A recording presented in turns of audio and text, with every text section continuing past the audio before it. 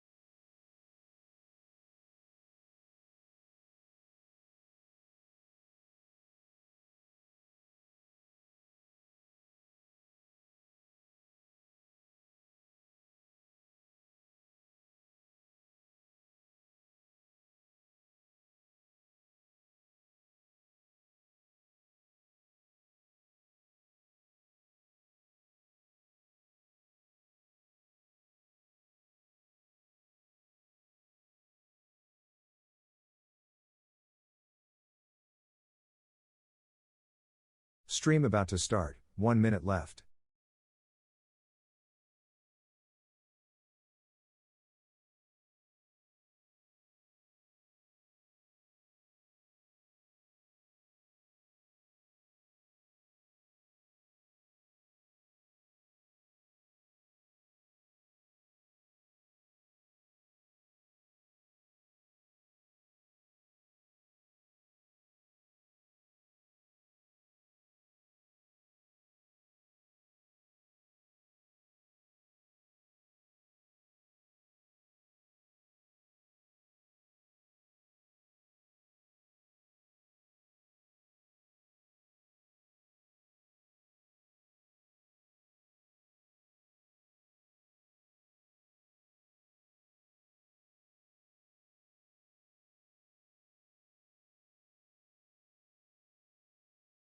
Customize it if you don't activate. I don't want to spend a license on a VM that, you know. But I changed the registry to make it dark. Let's see if we can set the background on this. I think so, right? We can do it somehow, at least.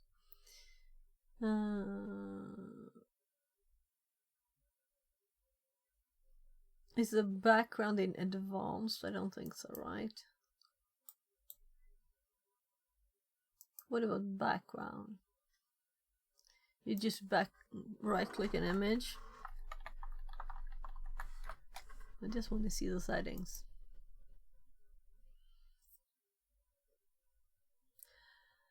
It's slow.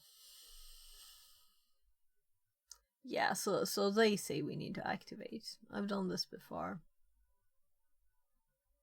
I wish I remembered. I did it on stream probably. It's not important. So this started. Let's open. So this is open. The chat server. And this is up.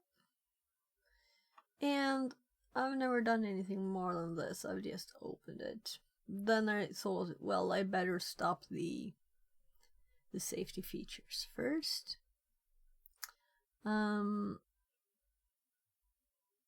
Also, this was running on port 9999, right? Do I dare to open more stuff? Yeah, we don't have Kali on. So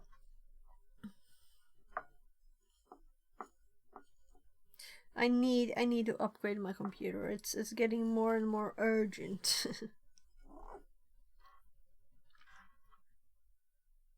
So last note. So this is what we get on port 99. Welcome to Brainstorm Chat Beta. Please enter your username. Write a message. And then we tried sending longer messages, and it crashed the machine. Then we had to reset it if we wanted to do it again on 3000. I'm just trying a few. So, but we didn't have any other access to this machine. We managed at last to get the files down by doing no passive with wget. And then we got the files. So that's how we got these files. The nmap of this machine is, well, 21 of 2p, of course, there. And then there is 3389, but we can't log in. We don't have any login information. But it is there. So we tried logging in with RDP, and it wants creds. That's what it wants.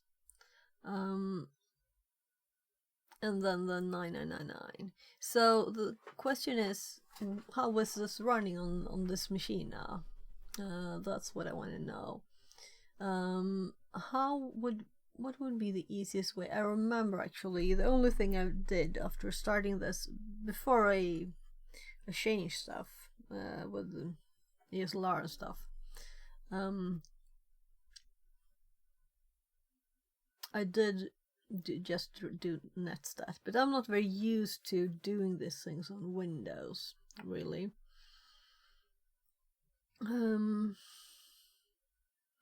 I would like my Kali machine to be up. This is, I have like a tiny Kali too. I used to have Ubuntu on my Windows machine. I don't have even that. So I've been like cleaning stuff, like preparing to reinstall it, but I haven't reinstalled it.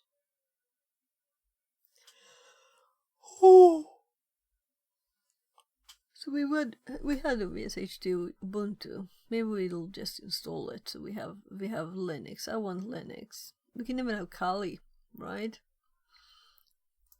So let's do another tab and hope nothing crashes. So we only have one VM, so it's probably okay. But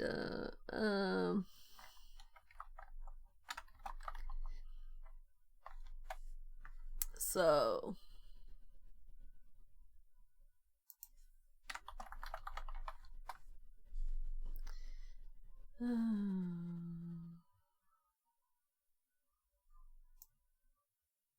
well, that seems like angled.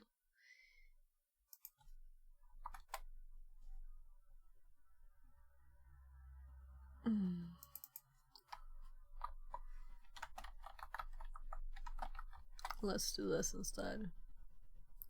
Yeah, I think you can do it from here too. Microsoft Store. So last time I did this was on that other VM. And the nested virtualization didn't really work. But now it's just on my normal machine, so I'm just installing it back. I used to have Ubuntu, but I like Kali.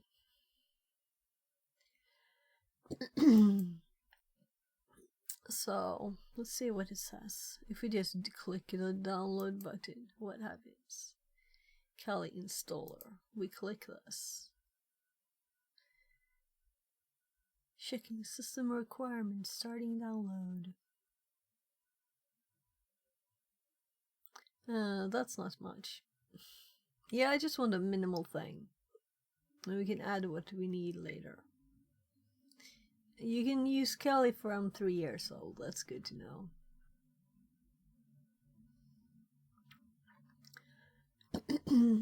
Yes, I haven't really used Debian. I had it installed like once. It's not been enabled.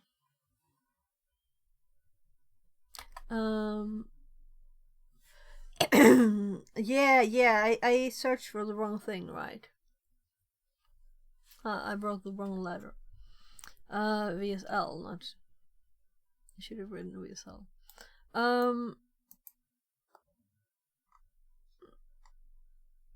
Let's check this out. Right, I made this giant before. Color Linux installer. Checking for updates. Yes, I've been messing around with this computer too much. Latest version is installed. Open. Installing, and it doesn't work. So yeah, I need to reinstall my machine.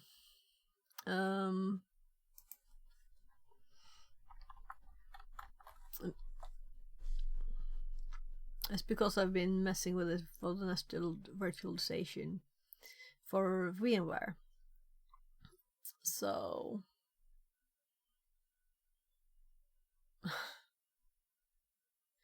Debian, yeah. So what about Debian? Let's try Debian this way.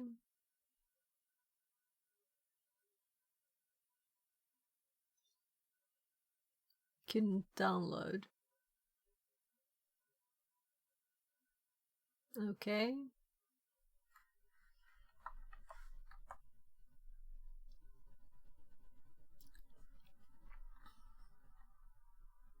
You're accessing sensitive information. What's the password? I have no idea. Apparently I knew. Or my fingers did.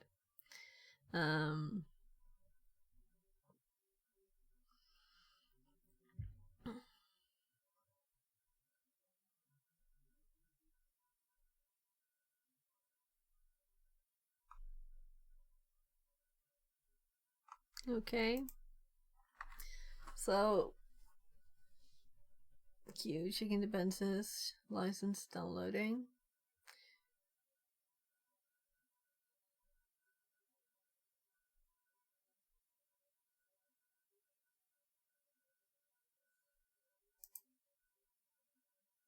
Yeah. So we'll keep getting this error because I've messed with the system, and I don't want to spend the time on backing it. And also, I think I might need those settings. But I want VSL. VSH is Windows Scripting Host, right? I was typing the wrong thing.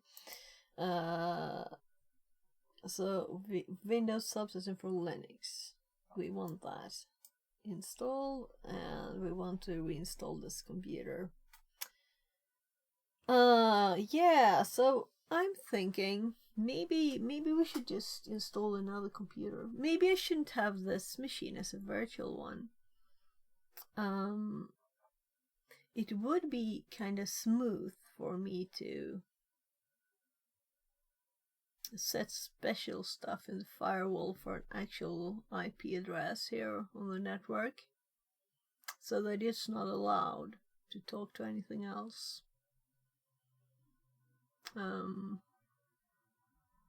So it can download stuff from the internet, but it can't like mess with internal stuff. I have to finish my food.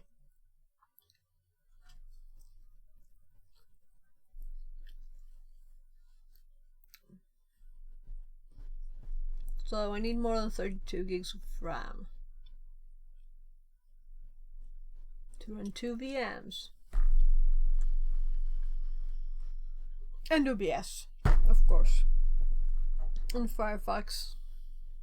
And Obsidian. And the TTS. And SAMI. And StreamerBot. At the same time. So it's too much.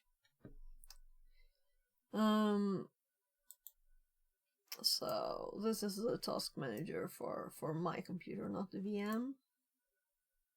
So we have, there's nothing here really we can shut down.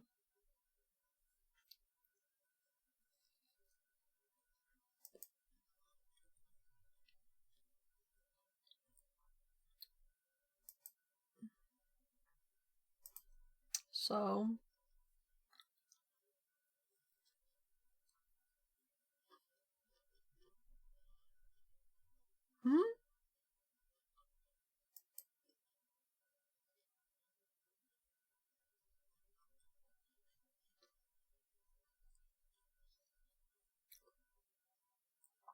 So what is D colon doing?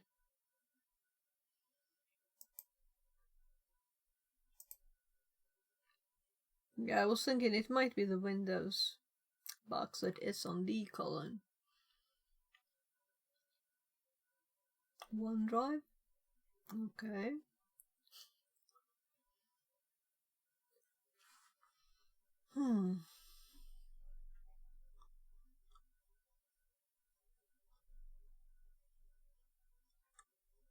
So why?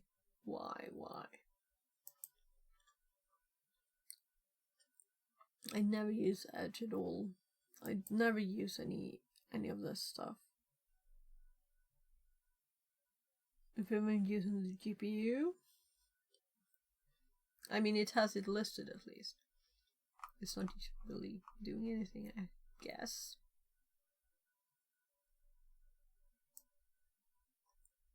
Yeah, and this is using it. Sammy is using the GPU too. No, I'm curious. Client server runtime process. In Chrome a tiny bit.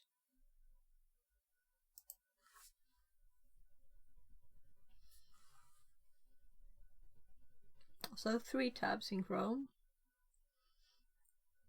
I have checked on the stream if it's up, and that's YouTube and Twitch, and then I have the TTS, which is the primary, and they all had like a tiny bit of memory.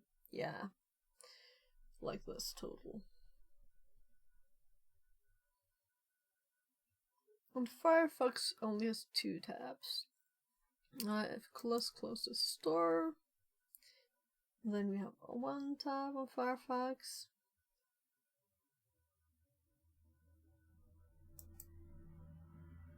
So let's just look into this.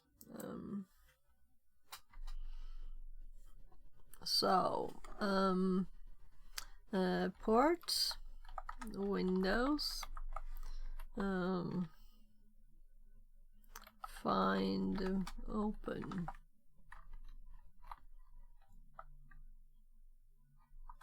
Windows 10. Yeah, so I did netstat. That didn't give me a much.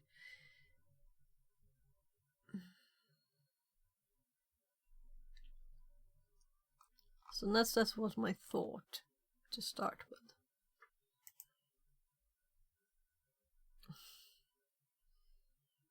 Different A's. At least I made some shortcuts here. So what did I do? Yeah, these are the settings there. So did I do anything here? No history. I think I run that set here, but it isn't saved. So let's actually do help and see if we can get something more. All connection and all listening parts. We just want the listening parts.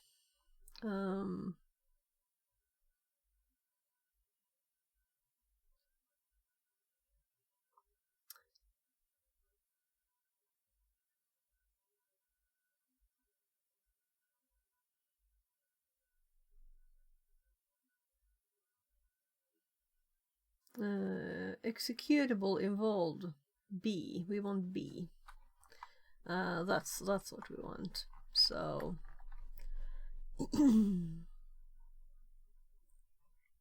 okay.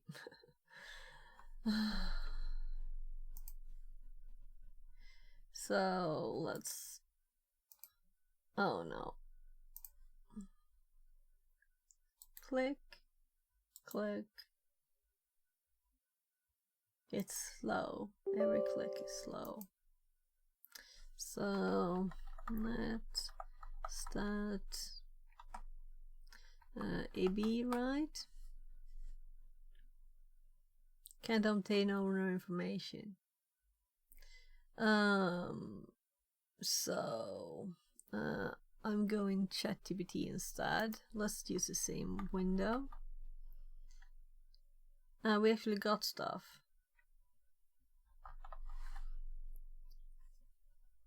So let's see if we got anything interesting. Is the size of text good enough? Oh, these are just UDP. So we know that it was listening on the other machine on the TCP port. I'm just reading the ports. Right. Yeah, so I'm a bit lost when I'm not on Kali, I feel. Like, oh, we could do Nmap. Oh, right, we don't have Nmap. So no Nmap. We have to install stuff. It's not there by default. It's annoying. Yeah, so let's go with ChatGPT.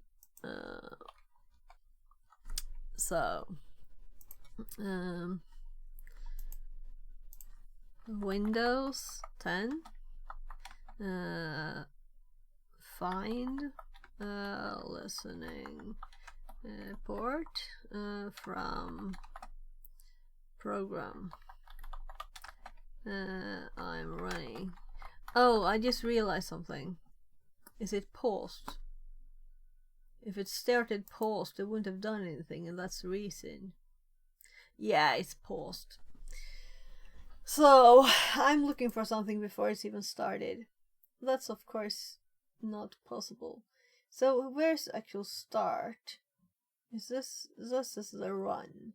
Why couldn't it have a play button?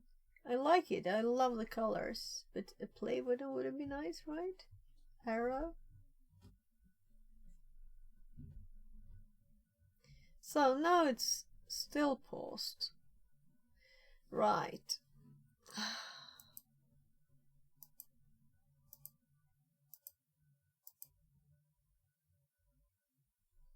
Yeah, allow access. Now it's doing stuff. DLL loaded.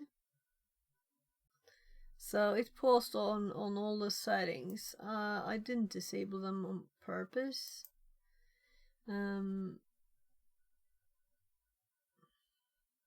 Now let's disable. There's enough of pulses automatic anyway.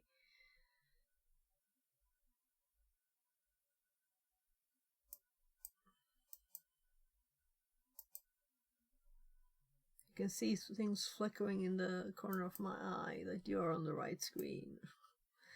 So I just disabled the ones there. But it will still pulse, I know that. So now we can actually, now what I run before feels like, am I stupid? Yeah, so now it's listening on 9999.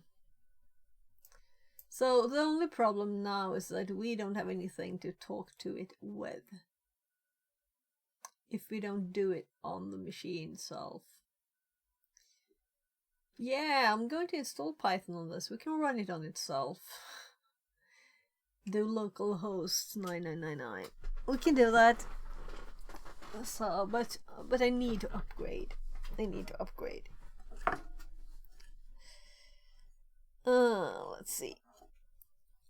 I just have the tiniest bit left of my food.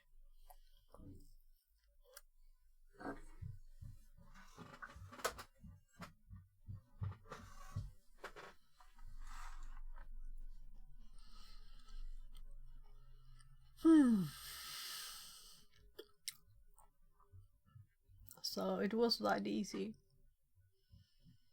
I was thinking maybe the port was not like set. Maybe it was.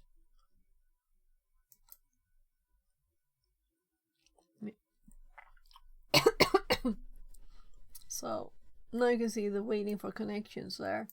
That's interesting. I've never seen this before. So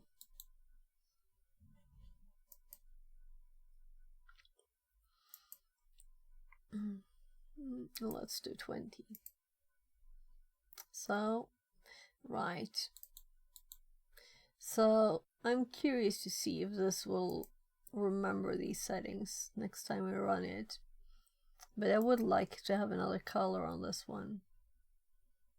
Let's do like purple or something. No?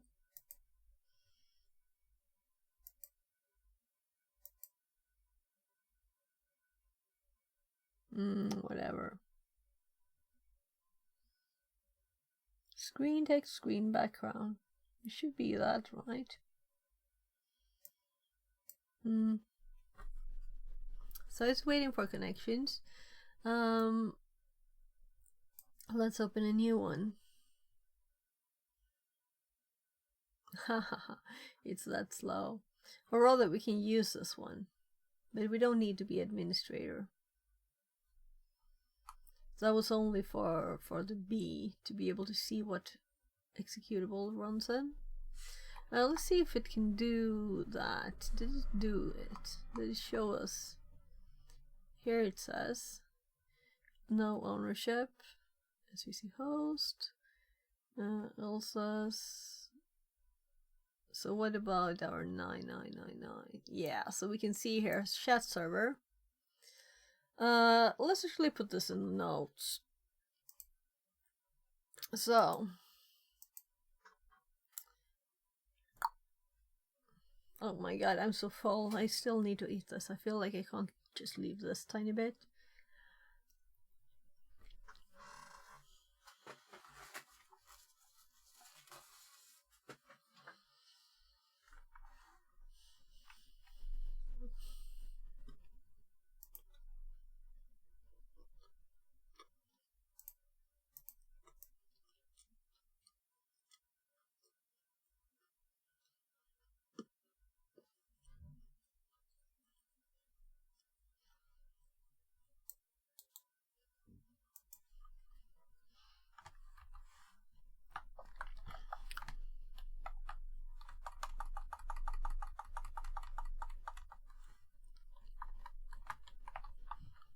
Yeah, so we're not saving all of this.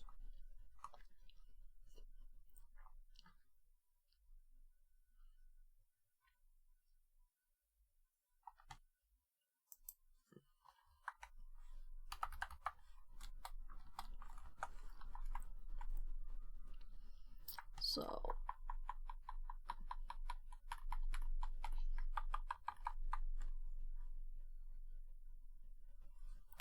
let's do there.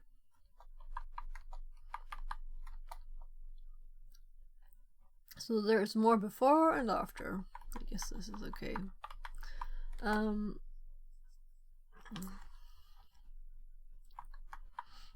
So we're installing it. It's installed in our Windows 10 VM. We start x64 DBG. No, 32. And open the, what's the executable called? Chat something? Chat server. The chat server .exe. We start it and run nstat to confirm the port.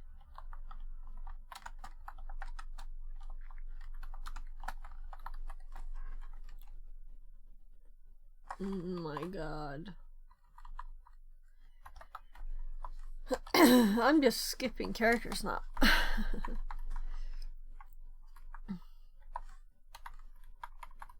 So let's we have to install Python now. Maybe indifferent says. Hello, what's the context? Chat server exploit or chat server is the payload? Chat server is a program running on the box we're doing. It's this one, Brainstorm. Reverse engineer a chat program and write a script to exploit a Windows machine. So we need to understand how chat server works. And we know there's a buffer overflow in it. We already tested that if we do 3,000 characters it crashes, 1,500 it doesn't. So that's, we just went some big steps up and crashed the machine Friday, I think it was we did. But I didn't have a Windows machine, so I had to install one now, so we'll see if it works for testing stuff. So welcome in, by the way. So this is a recently installed machine and we need to get Python on there. So let's do that.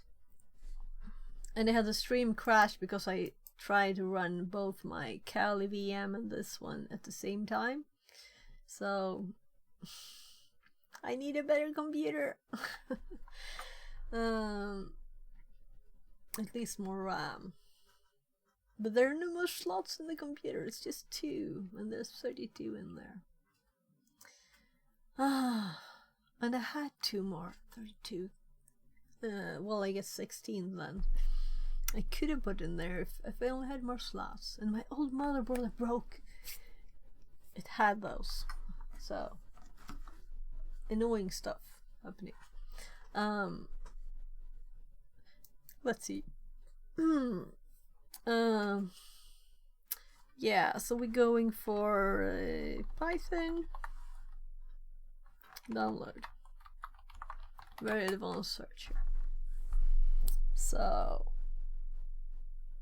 it releases for Windows. Stable. So this is what it's. This is a stable one. This is a stable.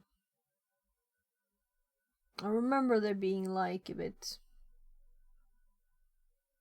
So are we actually on download now? No, that's quicker. So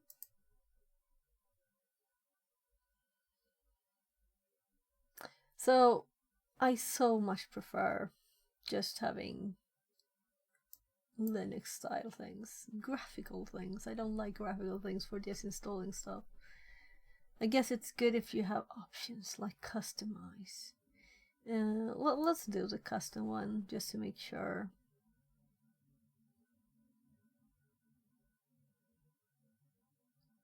for all users. There'll never be another one, I'm assuming, but you never know. Yeah, we want environment variables. That's really why I clicked this. Debugging symbols. So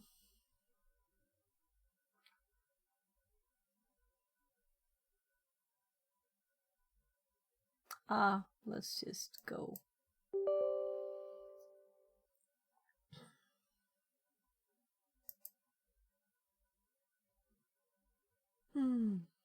So how are you today?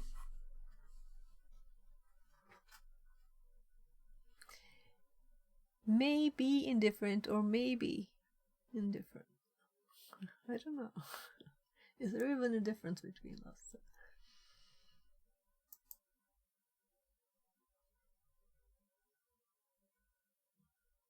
So a new home lab server then Smile BTW. Used. Server RAM is so much cheaper now Smile. This is just my PC, so it's no server. It's that I'm streaming on it and running several VMs. It's a bit heavy for 32 gigs. And apparently VMware, what crashed was one VMware VM and OBS and Chrome. I'm running the TTS on Chrome. So that's what crashed. It's not like stable. You should have said like, oh, I have a problem, not crash. And I'm really trying to make my OBS as stable as possible. And I can definitely not run Discord while streaming because it just crashes at once. Discord and OBS together, nah. So did I run this? I run this.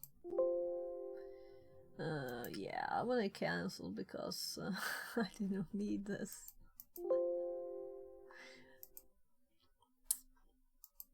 I already run it. So let's stop this one because we don't need administrator and Python should be available now. So Python should give us Python 3. Yeah.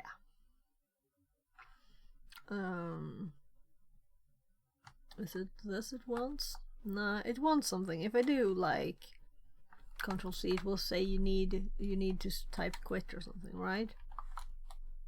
Yeah. And now I have to do this again just to do it.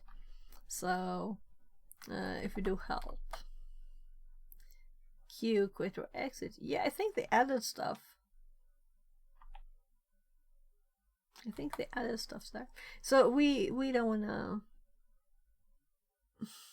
leaving help and returning. Okay. Yeah, so quit doesn't work. But quit doesn't work. So the logic of help having a queue and Python itself not having it. Well, there.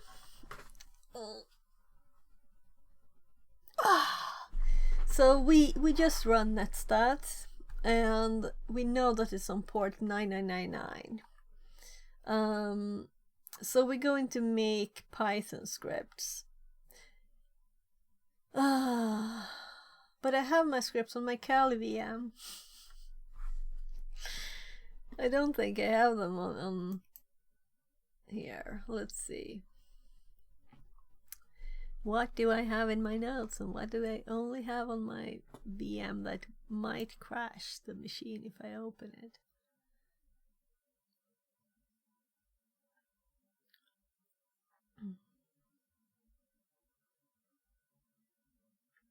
So these are old ones. I should have put the other ones here too. I'm actually going to do something very untested and see if we can pause this one. What happens if I do pause? Will it still take as much memory? So, my god, I'm just trying to right click and get the task manager. So let's see. Are we still at 40%? We're at 44 now. So let's see what happens if we do the other VM. Will I crash my machine again? I don't think the pausing does anything. So let's see here. Not close tab. I just want to stop the thing.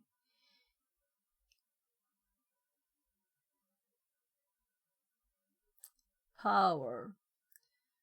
Suspend. This is what I want to do. There. So now we have no VMs running. And memory is down to 40. So it's not really happened a lot. It's slowly going down though. 38. So if we just wait a bit, we'll have more memory. This is a bit interesting. So you close something down and then you wait. 34? No, it's been there 34 for some time. No, 33. 32. So I don't want to have to restart stream. It's annoying with YouTube that you have to create a new stream there. Actually, I'm thinking of using a restream. Seems like a lot of people do. Then I wouldn't have to stream to 2 places myself. And that might take a bit of the load. Not just a tiny bit of the computer. So it seems to have leveled off there at 28. So let's start Kali and let's get our stuff and close it down again. So I just created a new directory in the home directory of Kali there. That's called buff, where I have these files and I didn't put them in my notes, so it's just Python scripts. So I thought I'd put them here, and we're also going to merge them with other scripts. So we're going up here again. So let's see, Windows, we were at 44. Let's see when Kali started. This is a good, nice comparison, right? So we could really have this like on the side here. We don't have to have that much of it showing. So 34 still. So if it was to start burp, for example, it would go like, wouldn't it? If we just use the command line. So the way that I can transfer files is to drag them, but it seems to only work from the desktop. And I'm not really comfortable using the GUI of Kali of Linux. I prefer the command line, but I will try. So at least it was easy to find the directory. So if I were to drag this directory to my Windows machine, will it work? And copy it. It did. So good. That's like all I wanted from this, I think. I know that sometimes Windows will complain about stuff, you know, like, oh, yeah, I don't know why it's like, I tried the other day to type like CD there by mistake. So we're at 35 still. Let's just start Firefox. It has lots of tabs. I just want to test the memory here.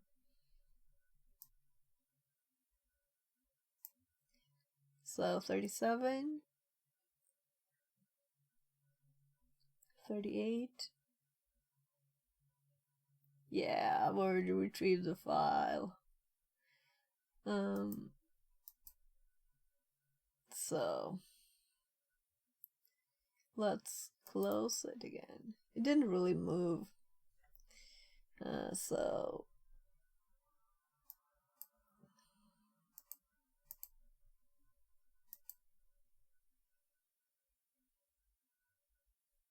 straight down. It just hopped down. No slow decrease there.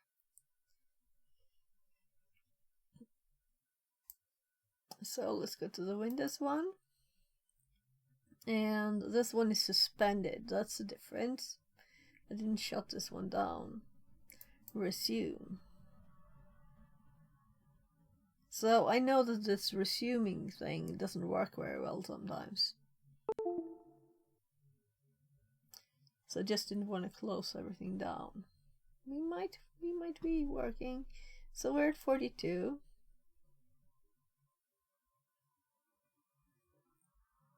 So should I have this up still?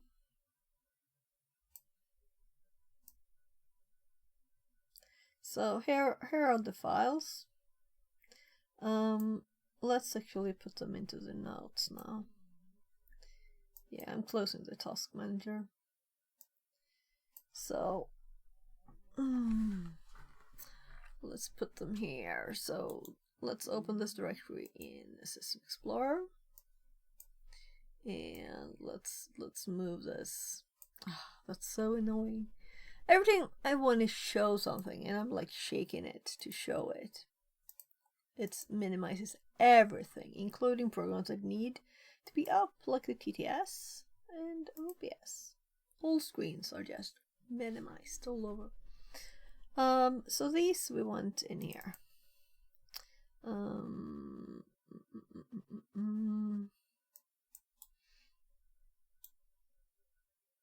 What? Okay, so it's called. Okay. Yeah. So let's just delete that directory. Yeah, my hard drives are not full.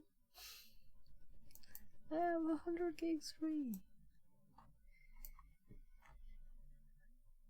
So, just to keep the names in my brain there, let's have this one up. So we should have them in here now. These are our examples while learning buffer overflow. So, why is it called exploit 10?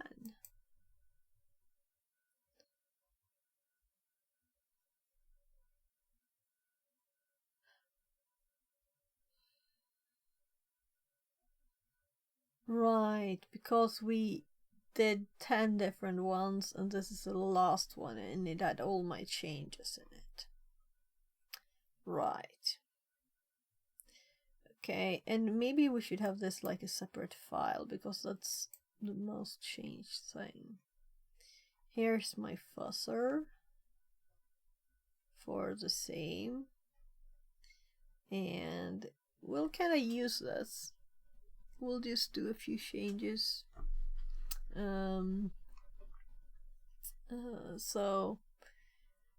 This one works, so you just send a command. That's overflow 10. It's a test program.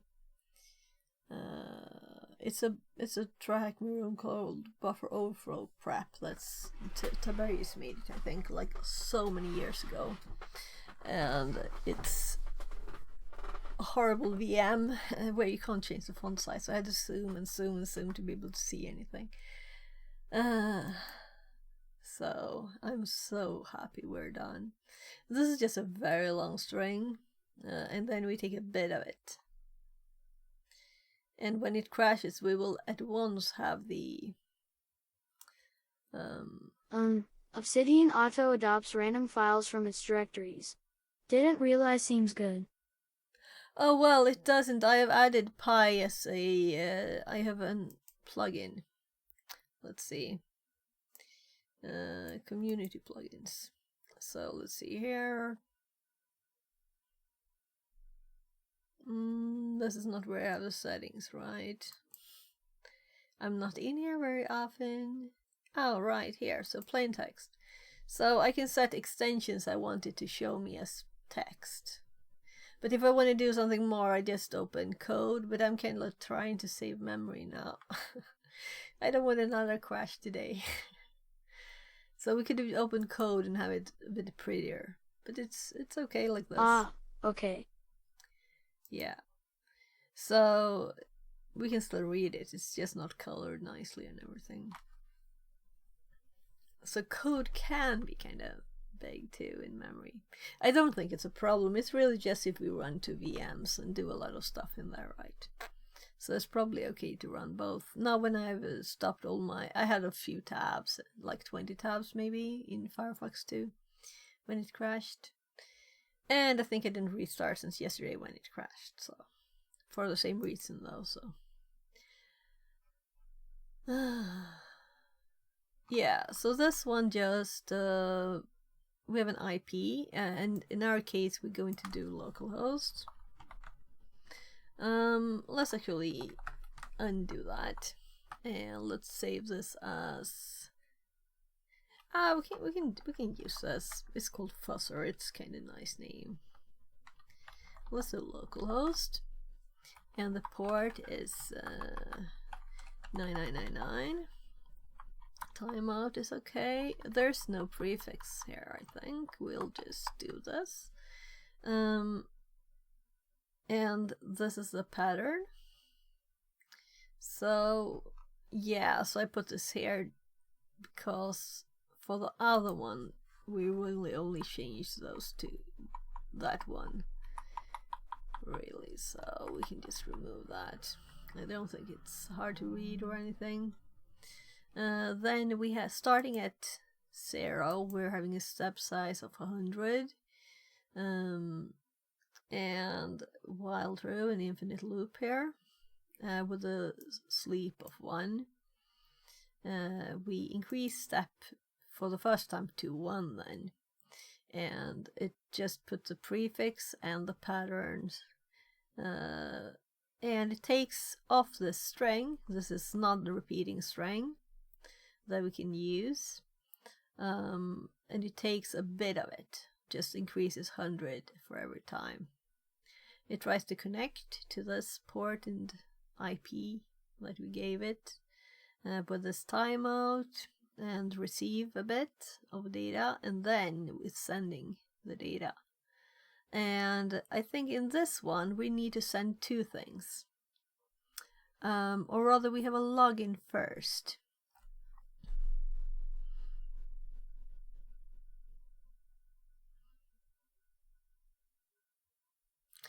Right, so we're going to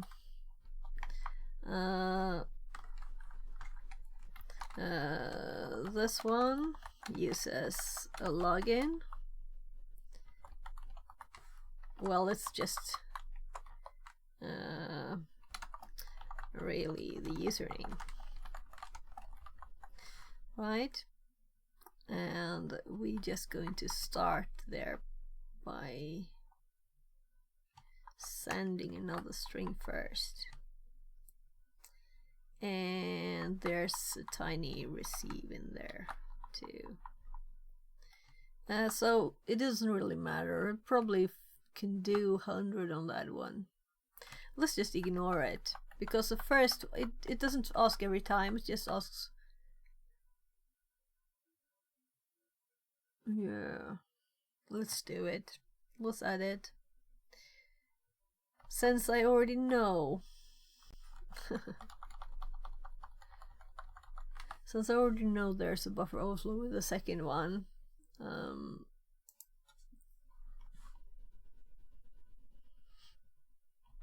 So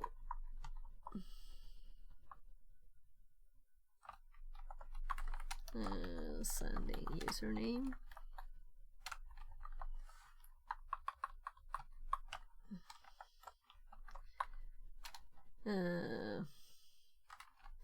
Well, it can be username. I don't care. So this is just a tiny part for this one that we add, and then the rest is the normal one. And this saves automatically. I don't know if you know that, but Obsidian saves automatically, so if you would want to go back to the old version, it's kind of hard. If you don't have undo's enough. I don't know how much undo's it is. You really shouldn't add code in this, I think. Yes, I'm kind of opening code now. What do you think? Should I dare to open it? Yeah. Can't go around being afraid of opening programs. Oh. So. Oh, wait. Let's actually do that a third time. So we just need public. We don't need the full Obsidian.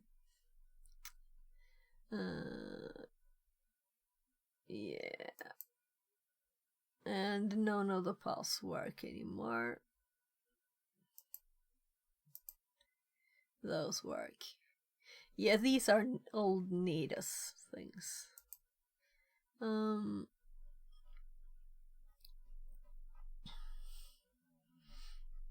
So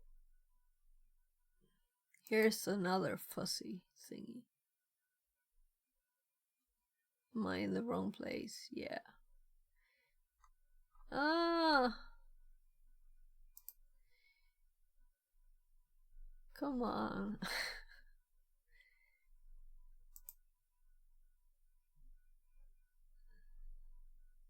Not programming.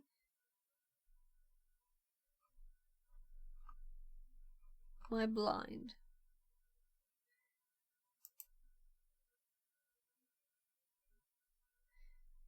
Here, tools and info. And then we have 27. And here we have the fuzzer one. And it looks much prettier when you don't have, when you have a, that it doesn't automatically break the lines, right? So I'm like thinking we'll copy this one actually. So can you just do this? Probably, right?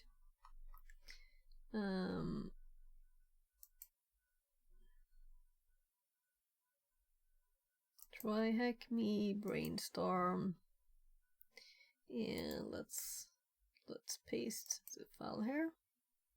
So we have a specific one. So let's just check it. I think we're finished. I don't really remember though.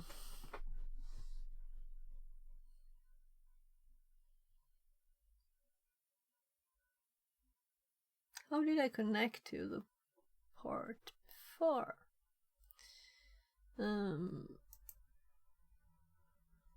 So let's hop back here and just quickly I'll remind myself. We can go port. So what did I do? I just did netcat, and we're on a Windows machine now. So we don't have netcat. And my netcat for Windows machines, this is a new machine, so I don't have netcat. So I'm just looking at this. So we're getting data, we're printing some data, we're getting some data, we're printing some data, and this is where we want to get some buffer overflow. And then we're getting some data, we're printing some data, we're getting some data. Right?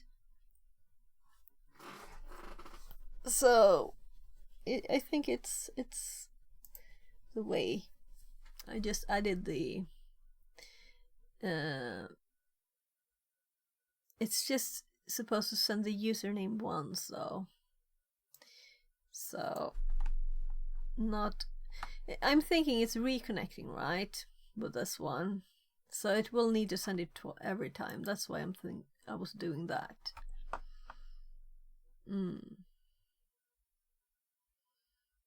So we're not using the same connection and sending several times. We could do that.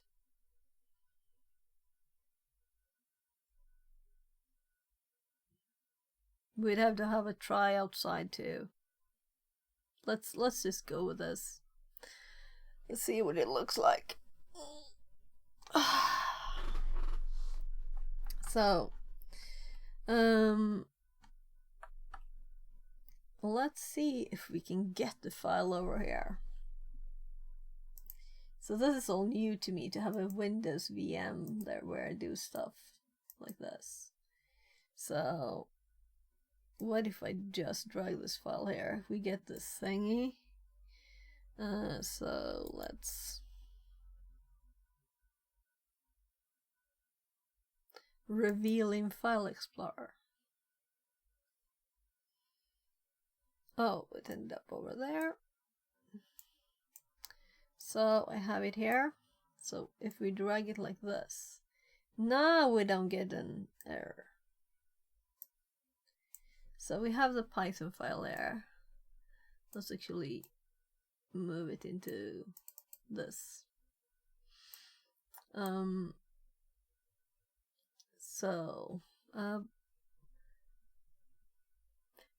thinking I'll move. We can edit the files. We don't have, and we're not going to install any code on this one. I'm thinking let's keep it as slim as possible for a Windows machine, right? So let's just do. We have this open already, right?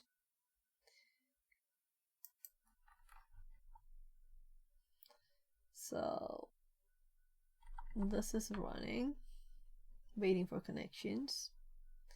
So if we run our Python script, just double checking that everything is up. This one is not paused. It is running. And we can have these two up like this. So we can see all of the things. I want to see the bottom there. And this one I want to, no, I don't want it to disappear because we'll have double. Yeah.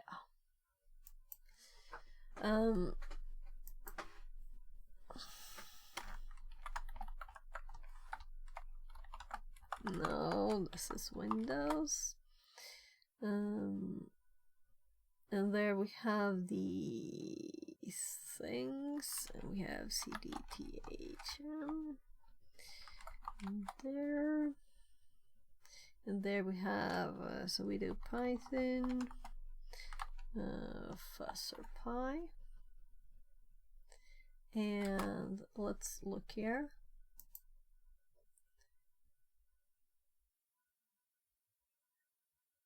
Yeah, so we're getting the purple, but only on the text. So I wanted to differentiate the windows.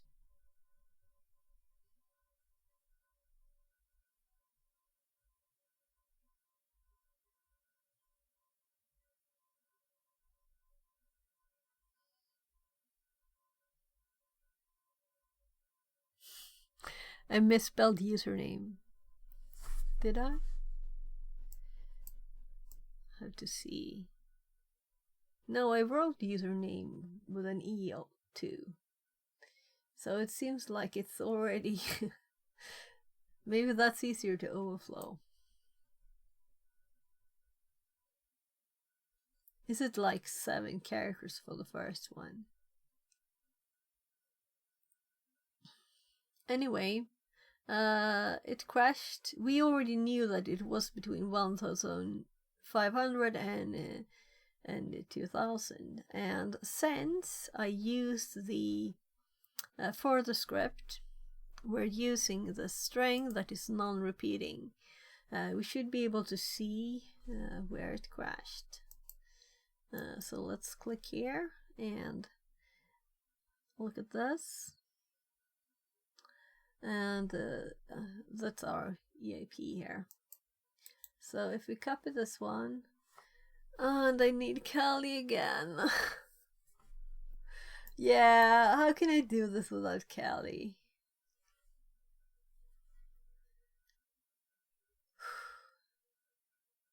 I know there is probably... I didn't install the plugin that can do that kind of thing because I was thinking, why would I ever, right?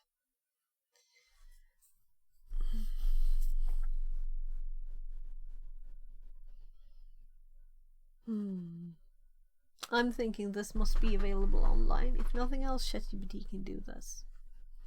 So,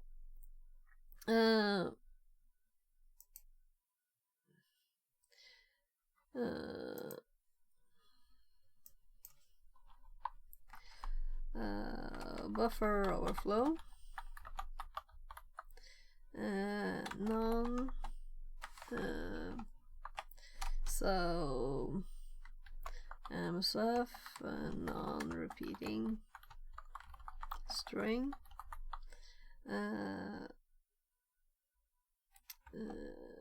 stops at EIP what pos. I think it will understand. Yeah.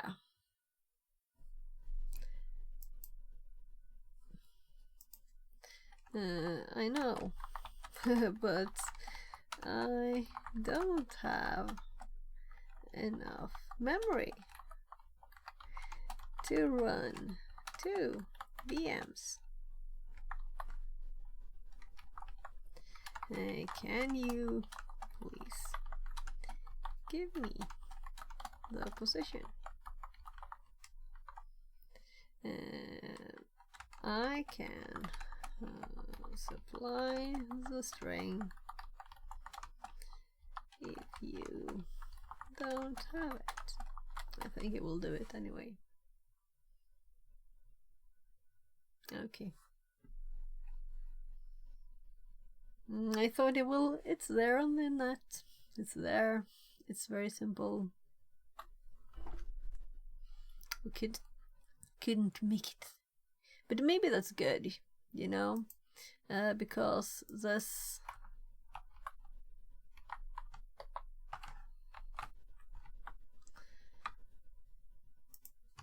is kind of a long thing.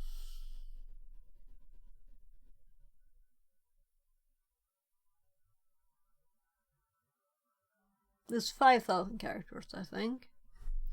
So what did it do? Analyzing.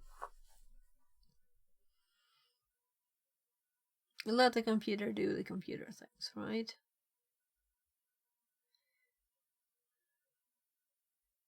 Yeah, and I really shouldn't have a string in there. I really should have the logic of it. So I should read the script that we're usually running and make my own in my fuzzer instead of having this long thing. It's a lot of characters. No, poor ChatGPT has to read all those characters. You know, it would have been instant in Kali.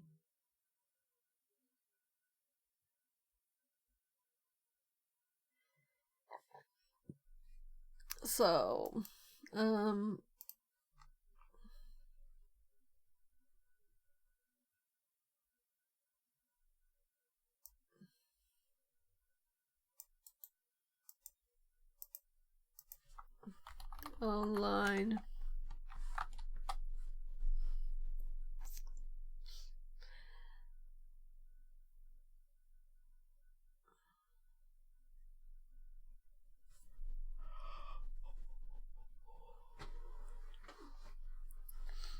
Yeah, so I'm thinking, this is a RB file, right?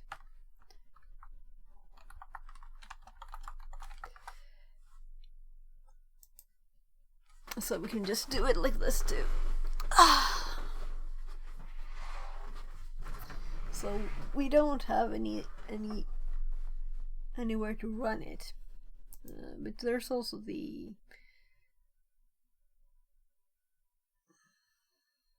I'm like blind, pattern, offset, and pattern create. And I really create that I wanted first. Let's see if it's done.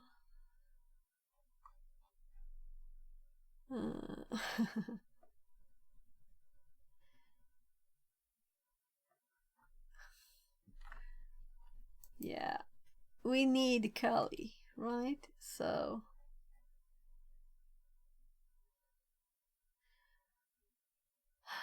yeah, this machine is kind of crap anyway.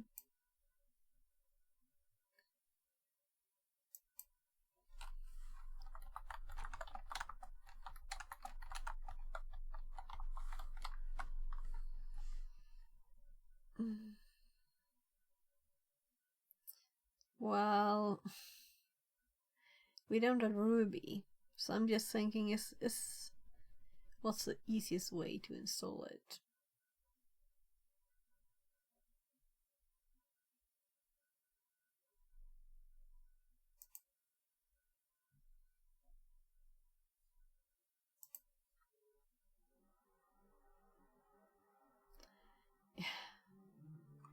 My goodness. You run it with Ruby. Yeah. Okay, let's just... Here I'm trying to save my poor computer, but I think it's kind of good to have it on this one too, right? So... you can use Ruby installer. And we really want to do this on this machine because we might want to do this again, you know. So let's... This is when we download Python. So easy way to install Ruby on Windows.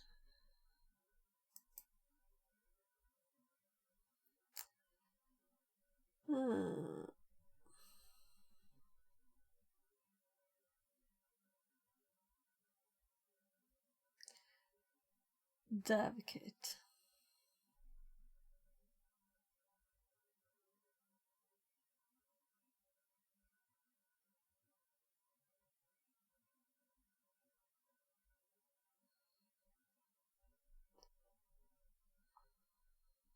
Yeah, let's just do this one. We don't need it, and it's an x64.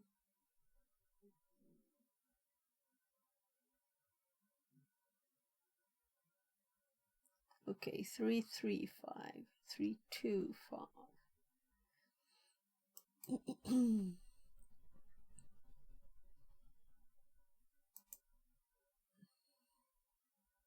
We'll have to make a new snapshot, install Python and Ruby. Like I ever used Ruby.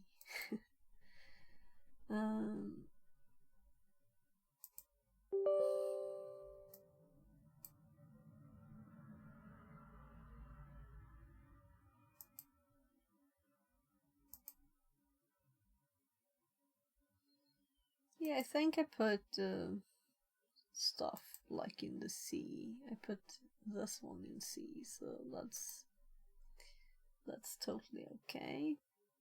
It's obvious that it's there and taking its room, you know, stuff.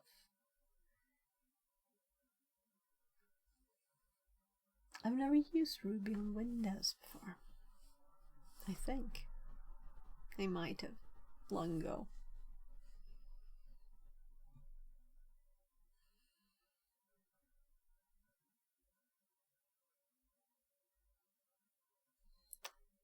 Now I'm curious, how old is Ruby?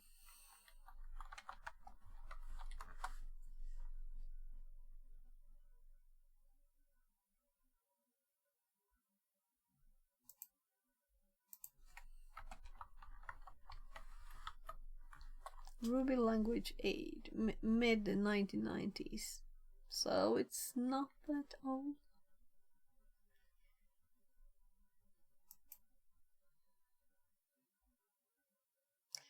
'93, released 1995. There.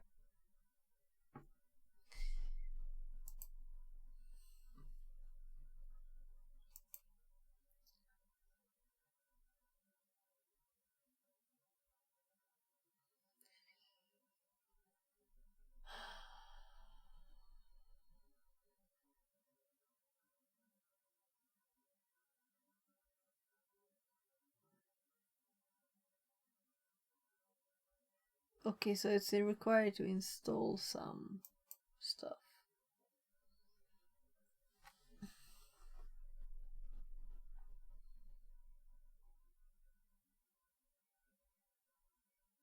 Yeah, let's do 3. So I just said I didn't want to deploy development stuff, and then yeah, it's not found because it doesn't exist. Download to installation fail. Okay.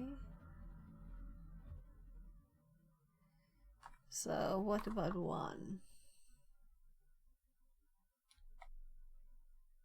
Yeah, so it doesn't find this one.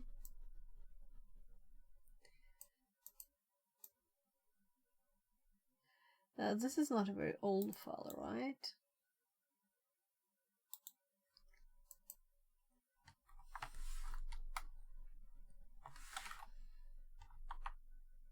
So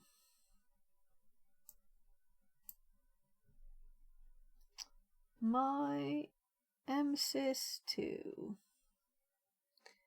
x86 64 2022. My god.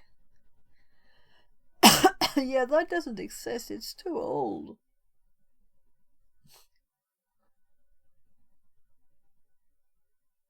It is old. If unsure, press enter.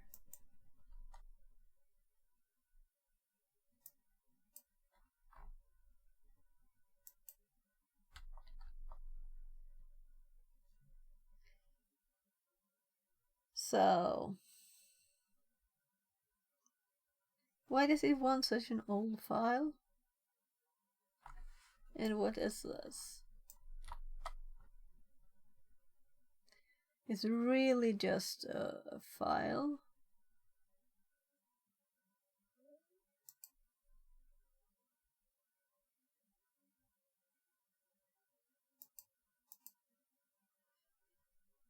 Well, let's just download the latest one in case something is a mess. So we have that file there too. So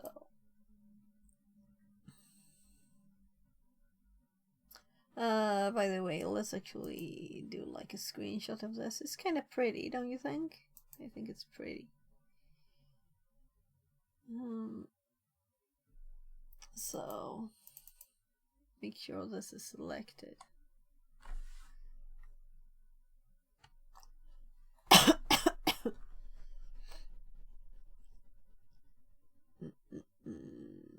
I'm just going to the notes.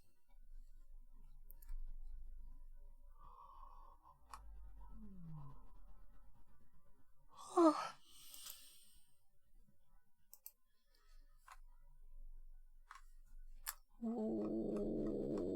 What? Oh, FTP. I was hopping around in the notes there. Let's actually do this stuff there.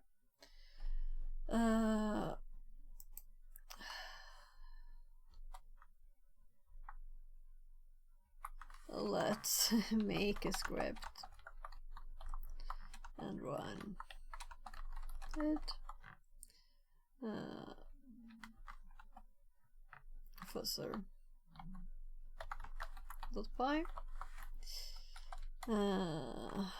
results.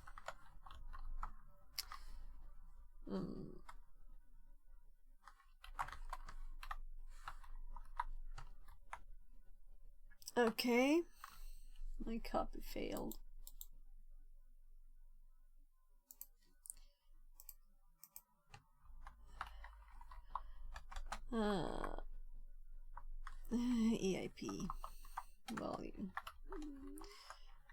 and I'm going to start Kelly too. This is enough messing about and spending time on nothing.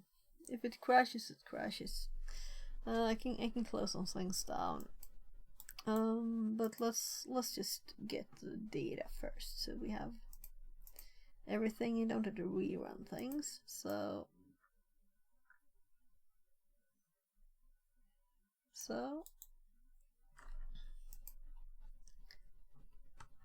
there we have the fuzzing. Let's do like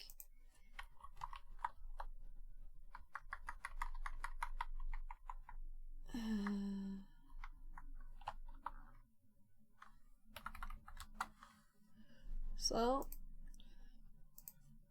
but we also have a server output, and it looks like this. So I'm very interested in that this has only user num here too. There. This is interesting. I've never done this before. The user num. Is it just 7 characters on this one until it's too much? We'll have to try it. We'll have to do the other one. I'm very curious now. Waiting for connections. Encountered. It's just disconnecting. So received client connection, and then why did it have this?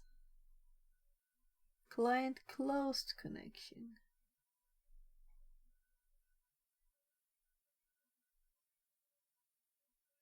Yes, we could do one thing in between, just to make it prettier, right? So if we do this and actually open this with idle, right? So idle is installed by default with Python. So we have an editor. It's just very bright light and not pretty. There's no dark mode in idle, right? I'm just going to Google this quickly, because I don't want to bright light my eyes if I don't have to. Idle Python dark mode. Right, so it can do it. You can shade the full theme. So open idle, click the options menu, configure.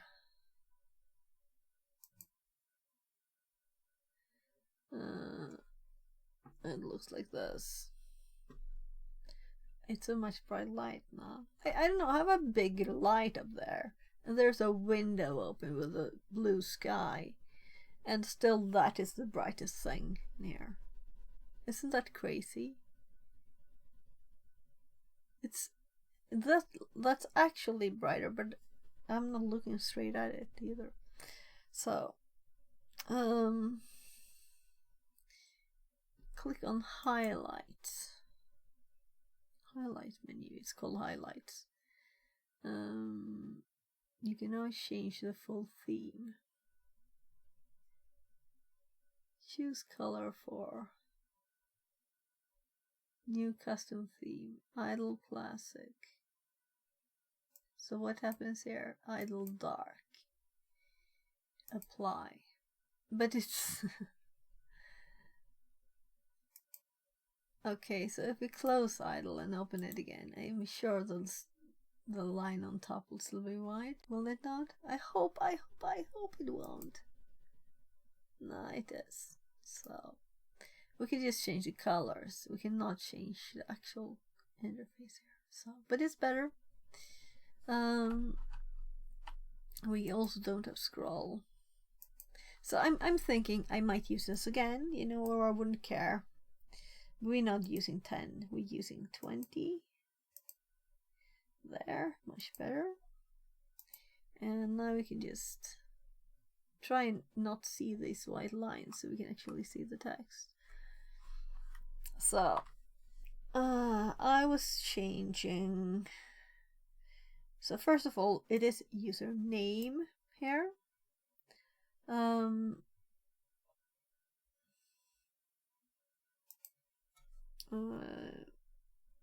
2, 3. I want to see. And yeah, what I really wanted to do was the other way around though. Let's do it the other way around. I'm going to change the step to 10. And I'm going to switch these two around. So let's do save as. Fusser uname. Let's do username. And then we're going to change this.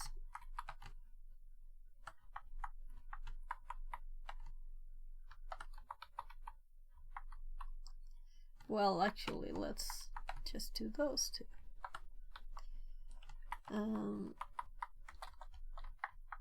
And then we're sending a message to.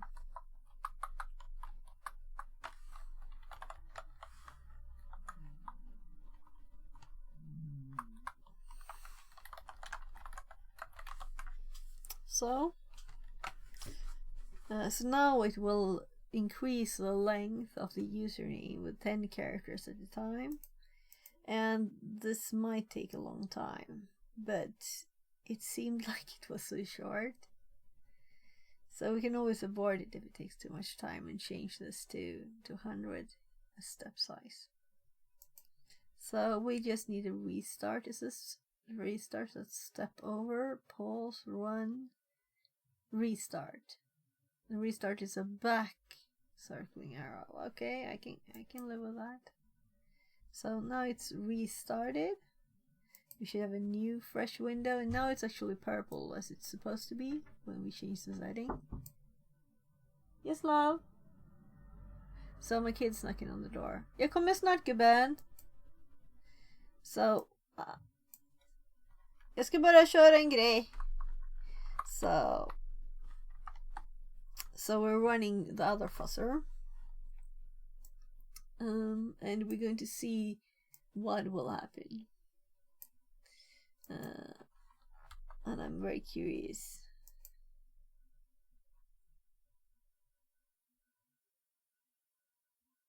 So there doesn't seem to be a buffer overflow error, is it? It seems it's just getting the short bit all the time. So I'll go check with my kid. This can run.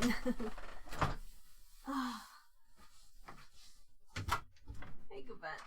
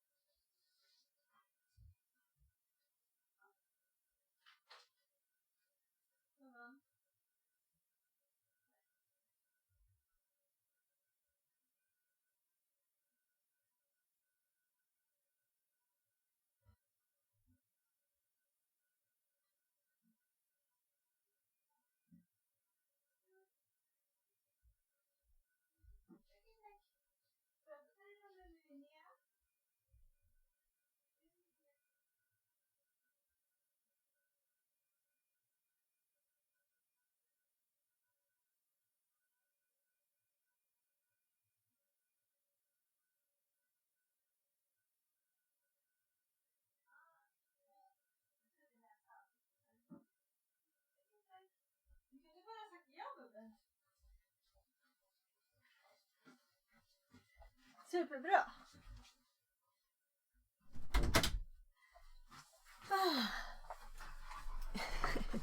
I kind of thought so.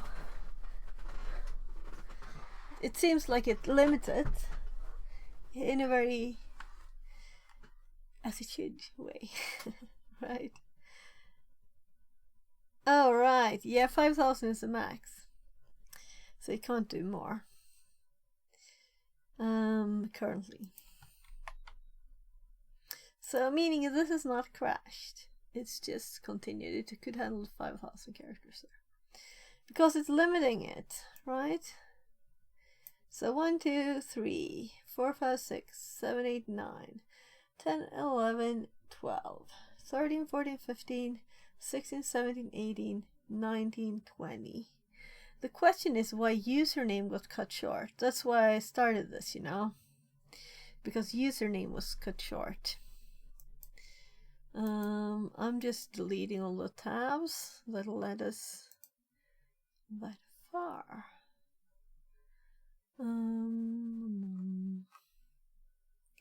So let's go back to the script.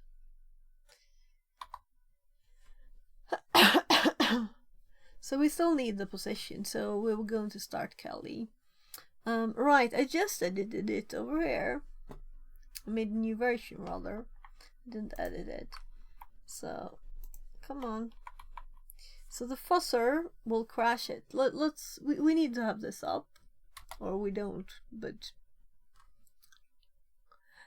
you could also make a fuzzer that fuzzes more detailed.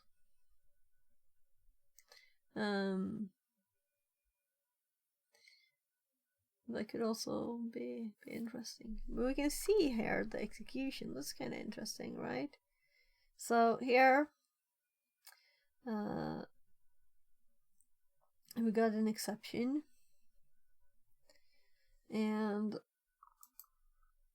come on, I just wanted to click there, and we can see we have the same number, of course. So if we were to do this,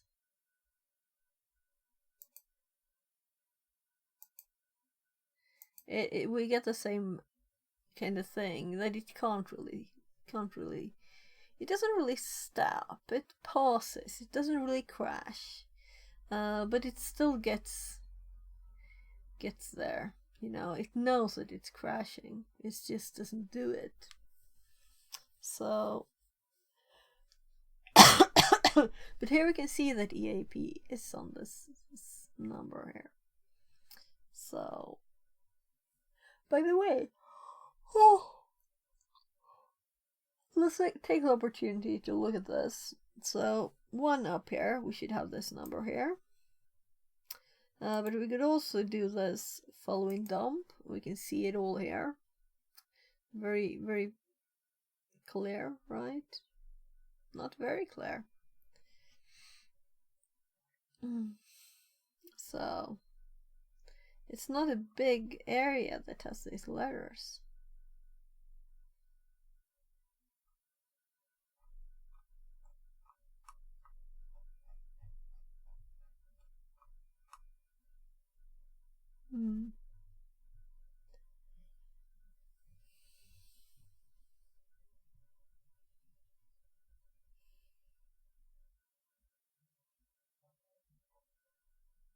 So 8CN, 9CO, 0CO, 1CO, 2CO.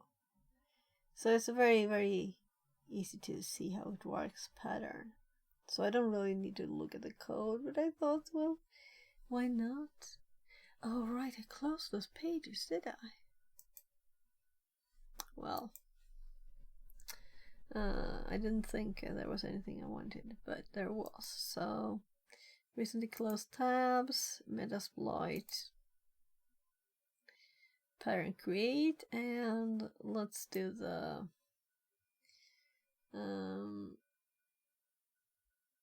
history, close tabs, there. So we have both.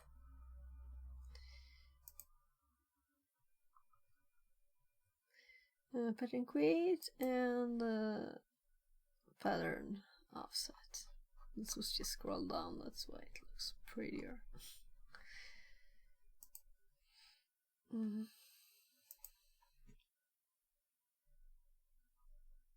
So much code for such a simple thing.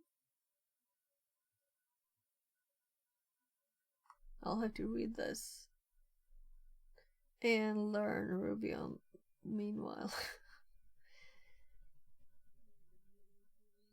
Begin. Yeah, I read other Metasploit stuff.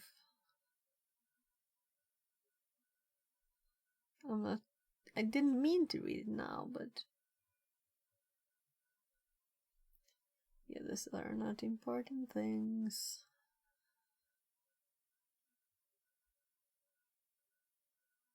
Banner.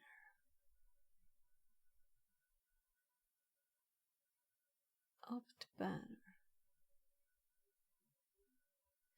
Alright, there are options.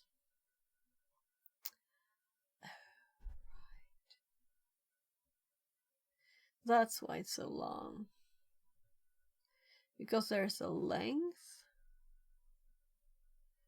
of course.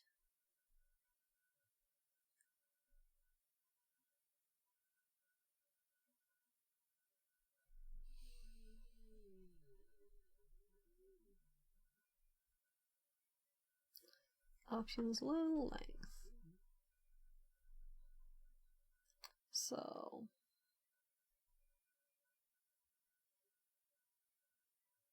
length is required if you didn't set the length. So yeah.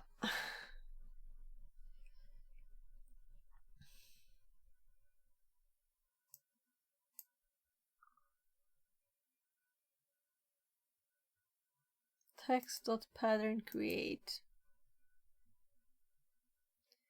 So this is just a function it already has. So it's not in here, the code for it. So that's not very surprising.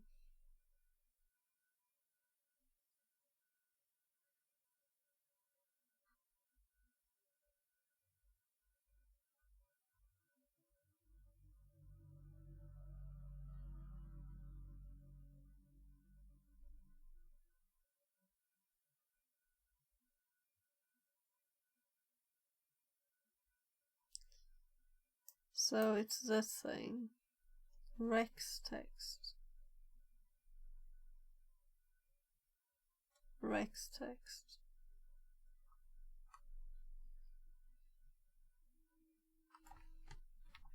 So how does that work?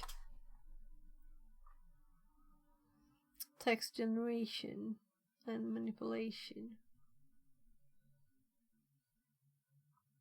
Your community gem lost.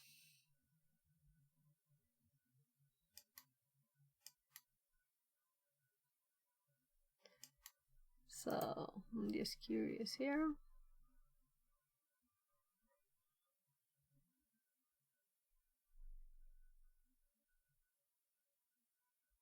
All for Metasploit hackers. So they made it, they're not using it only.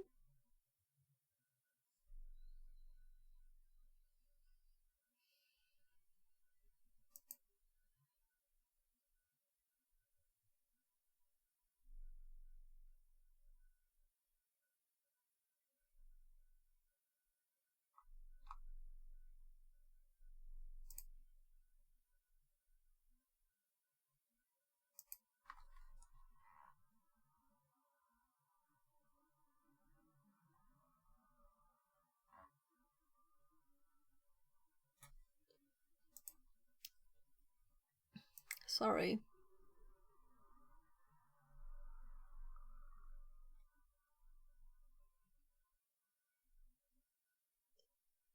So pattern create is what we're looking for.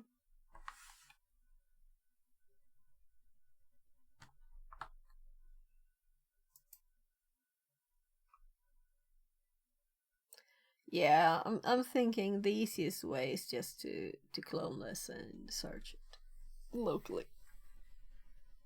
And look at it. I don't know what to search in this on here. Can you search for insides of a file? So I clicked this by mistake since it's just touch.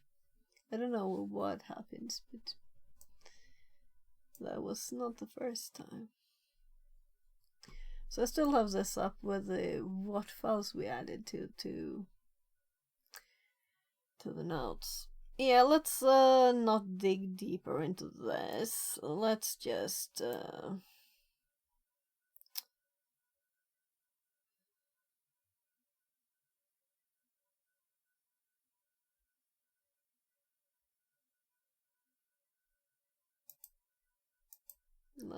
this one I'm leaving up. This one we can close. This one is connected to that one. So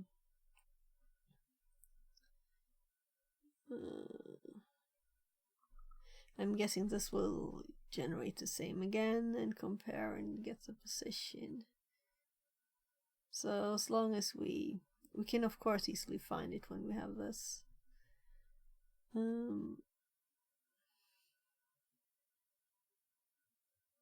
Or we can just see what it looks like. I just wanted to have the logic, not just guessing about what will happen later, you know?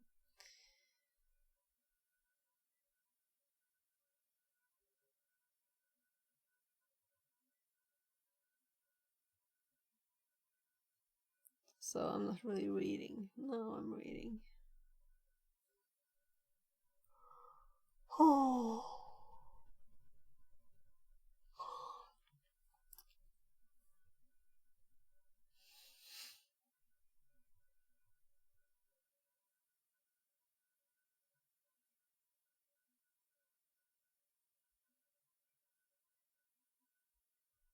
Yeah. Let's continue with actual thing. So we need to start the Kali machine. To minimize what I have running while we do that, let's close code. What else can we possibly stop?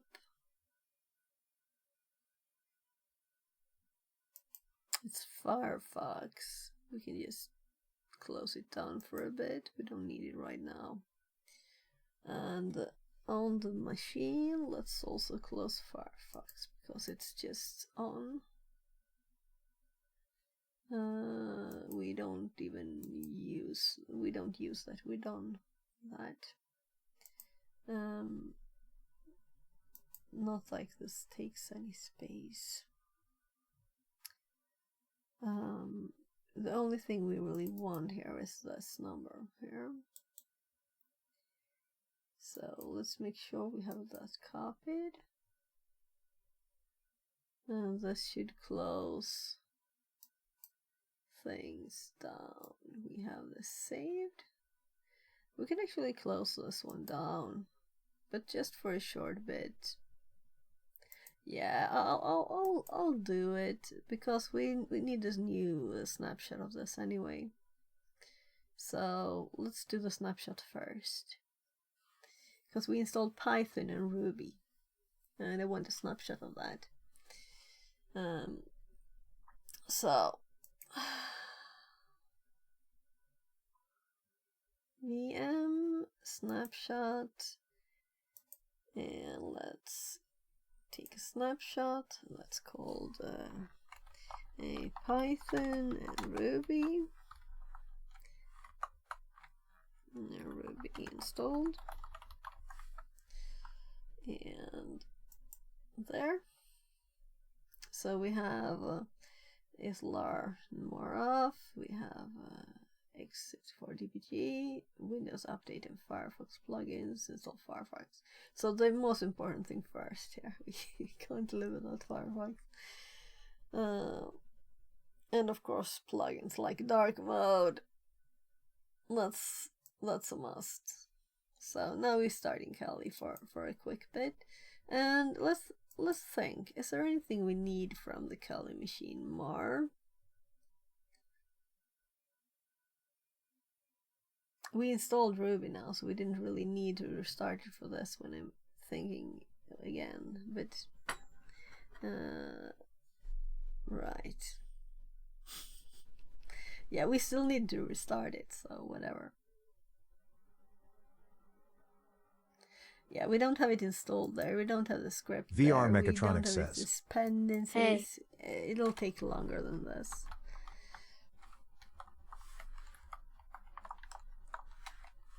So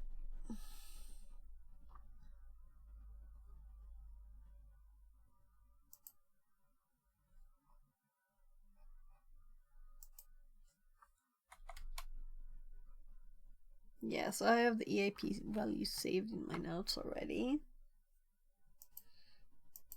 And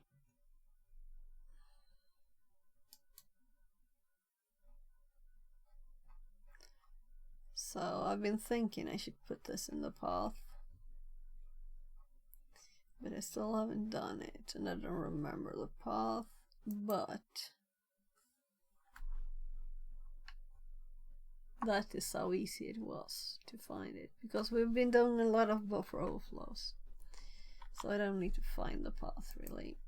It was just there. So let's just delete this and paste the new one. Now copying it again because I had it in my notes, and then we're pasting it again.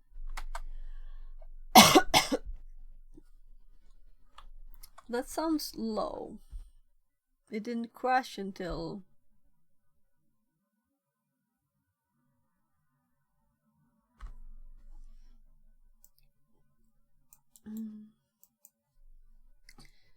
so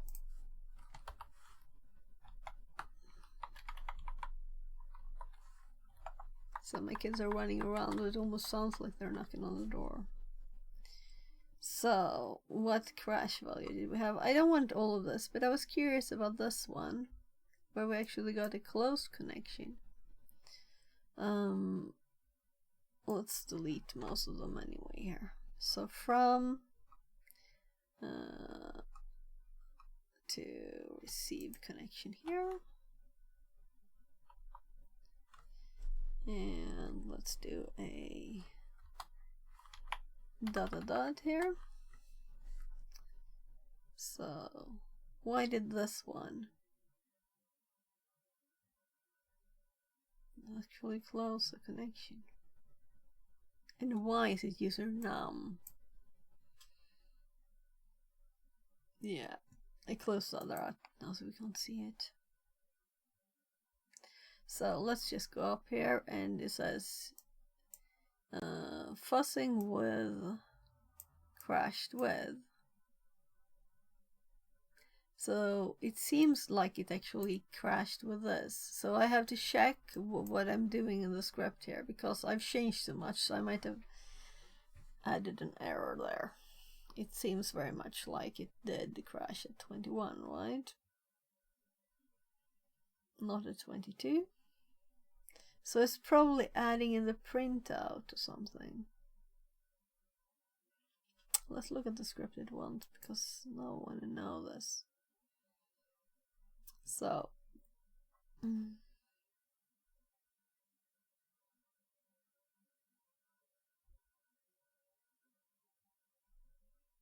fussing with,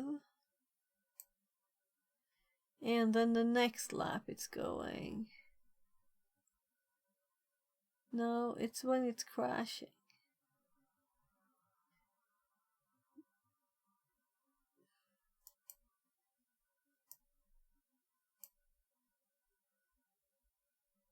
So if it doesn't receive this, it shouldn't crash though. It's just receiving a maximum 1024.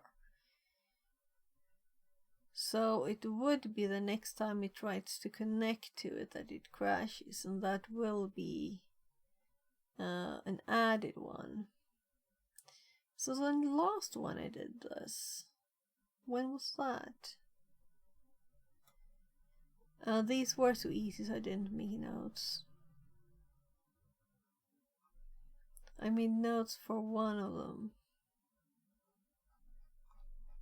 because they were also similar. Let's see. It was just a long repetition, this. There. Right, let's look at it in Obsidian. Why look there? So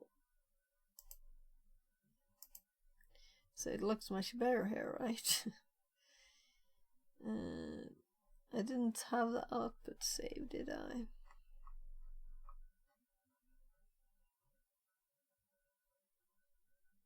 Yeah, and we tried with Mona just because.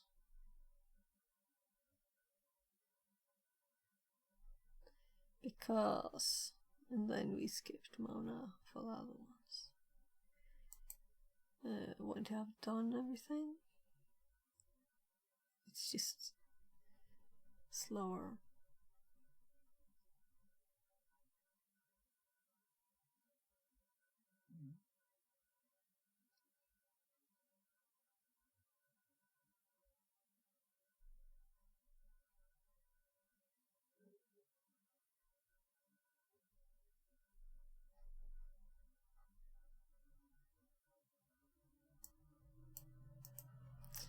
Oh, that's in there. That's all I did. Okay, that was not much notes. Whatever. It's in the stream.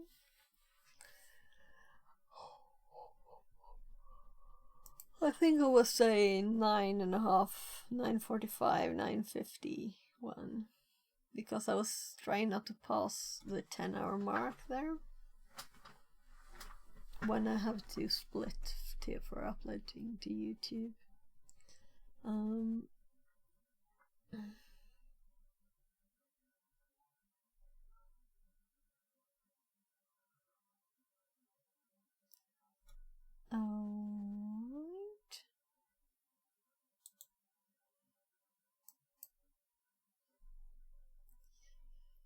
So,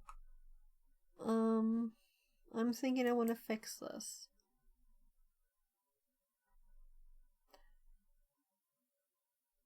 We just need to say fuzzing crashed.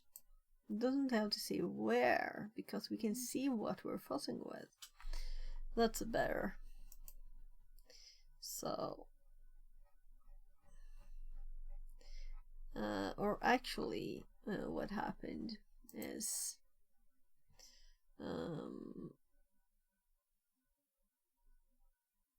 so let's delete things in the right order here. So the format is for this. There, fuzzing crashed. I can't connect to server because this is a networking thing, right? So if it had been another thing, yeah, we had one also where we could still send data, but we didn't. The backend didn't work, right? So the front and the backend was separate in one. Amazing. Hi. Yeah, Will you make more streams with? Yeah, I want to do the rest of the protostars too later. But let's do those as a repetition after like a few weeks, so that I'm sure I remember it instead of doing it all in one go. So we haven't done all of the protostar ones, protostar 2 ones. So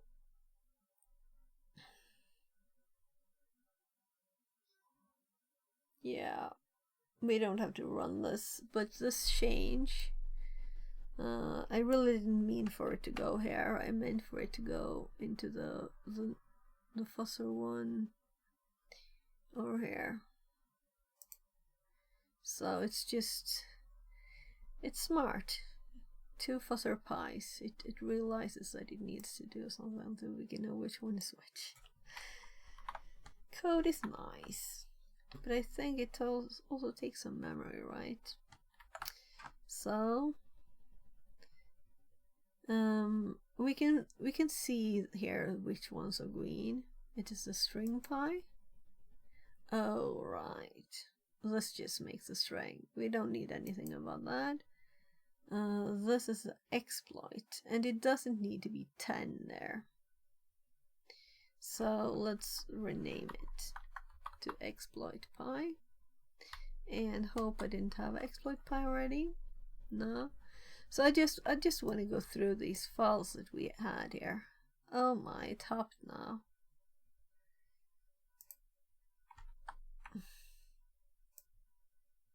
So fuzzer, string.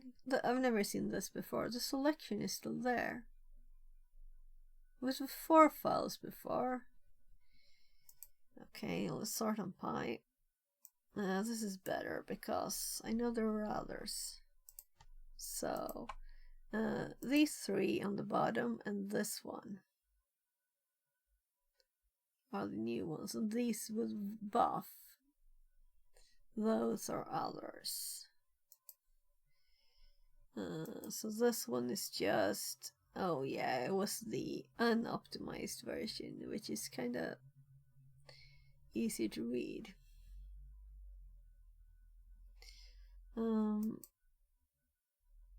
This is the exploit that we're going to look at next. So let's actually take a copy of it. So, and put it up here with the Brainstorm files. I should have right-clicked so I didn't have to like move around. But then we had buff. Did I close it down? Yeah. I meant to.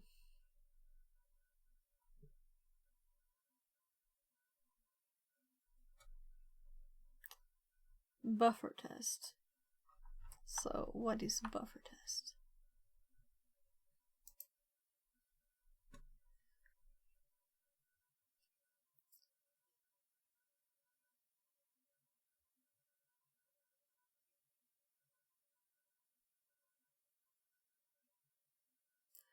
Oh, this is an older one. Let's close the fuzzers. We're done with that for this. This is really a kind of simple thing. I'm just wanting to make my tools for the next time better. That's what we're doing. So are we in the exploit I copied? I don't think so. So let's go to, yeah, this is the Brainstorm exploit. So let's go localhost. And then do 9999. And right, this is for checking bad characters. So we need to delete. We don't have bad characters yet. Null, I'm assuming. Then we're just doing all characters 00 to FF. We're printing. We're manually adding our bad characters.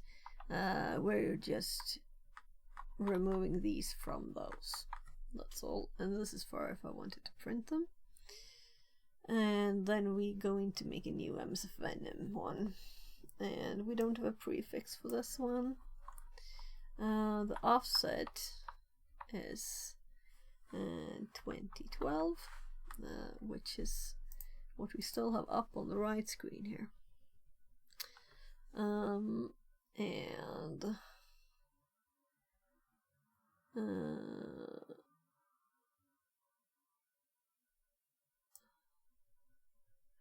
Well, so let's actually remove the address here.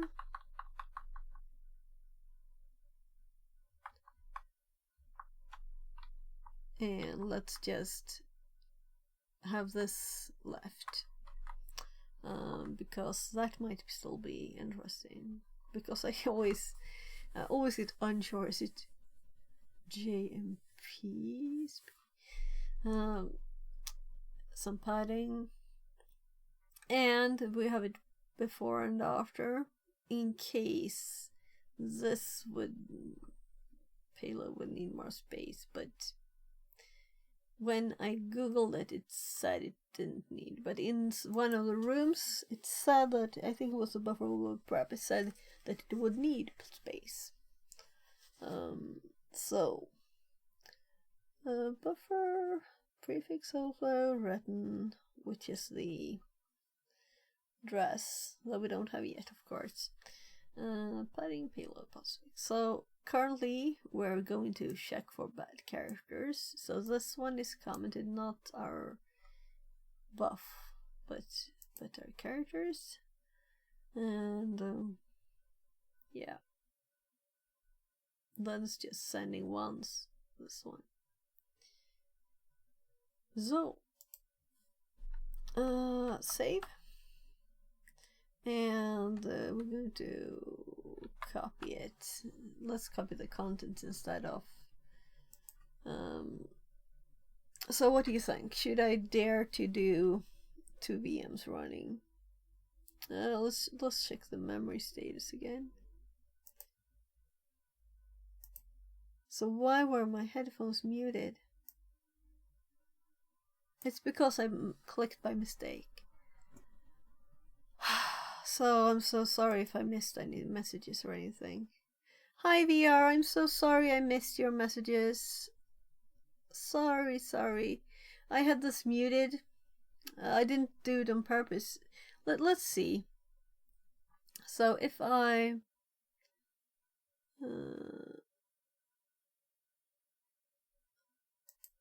yeah, I do Python all the time. I like Python. It just depends what we're doing, what we're using. We're not going to do Ruby at least, right? Except for converting it to Python. So I'm going to see here first. You can't see the screen, so let's hop over to that one, and let's see when I'm here if I click this.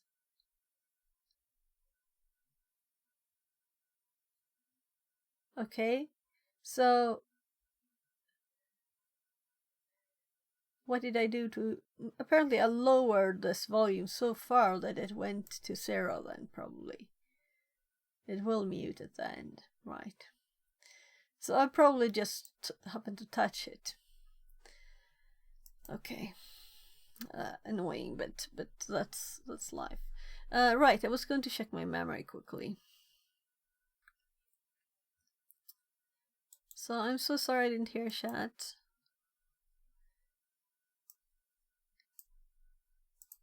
So let's see here. We're at 35. Yeah, so definitely 32. Is it 35 here? Oh, right, 32 gigs, not percent.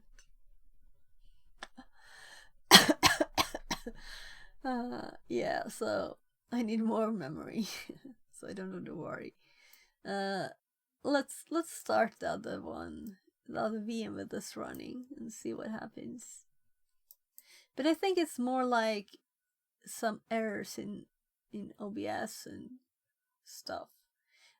It seems like things are overwriting each other's memory. Why would they crash? There's no reason to. It's not like memory is full, but they crash each other. That shouldn't be possible. Right? So let's start this. Low stuff, Windows 10. And memory should go kaboo. 39, 40, 41, 42.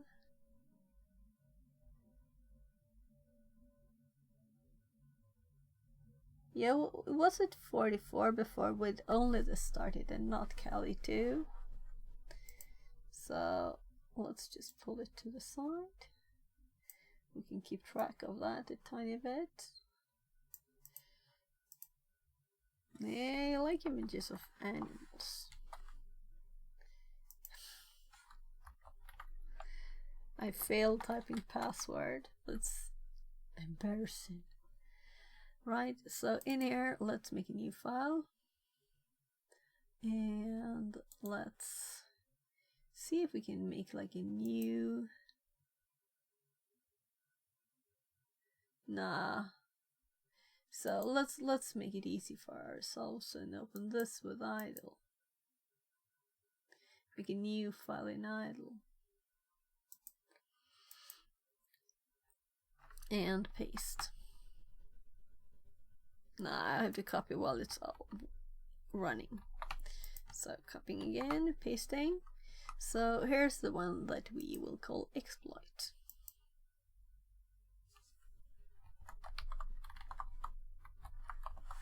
There.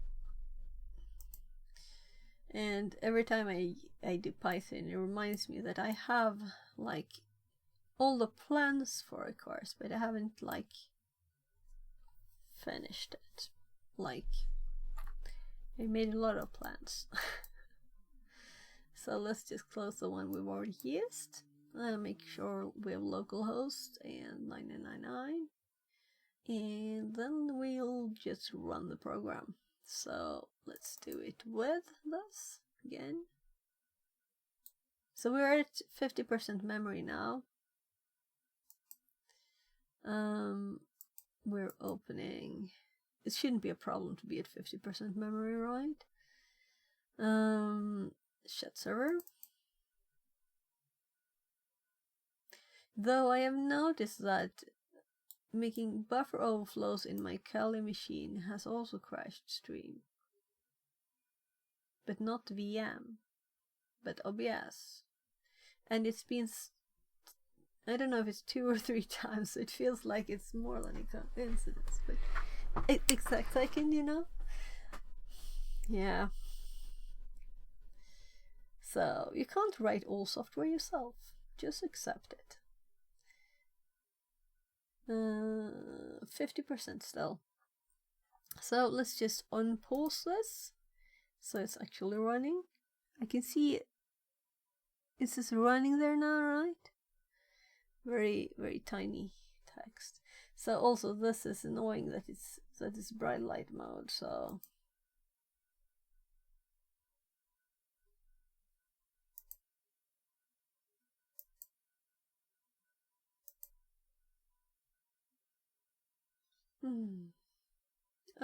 let's see, I'm in the wrong window probably.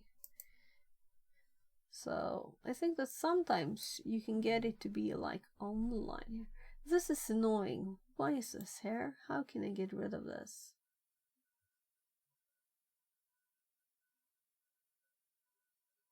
How can I get rid of this? Why is it there? Let's get rid of it.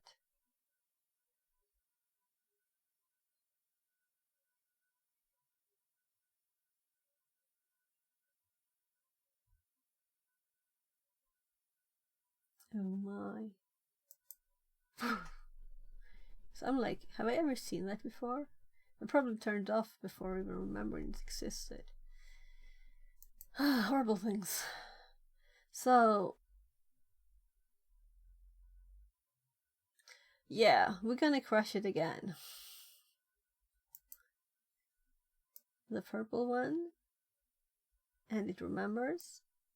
So this one is our chat server. And then we want to run the script and the normal one. So let's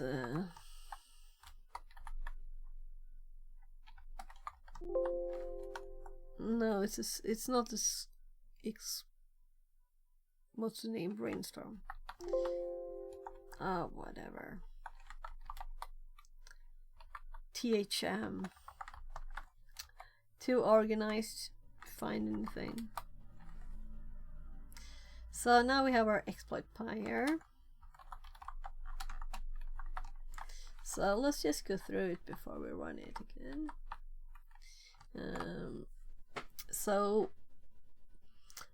This is just going to put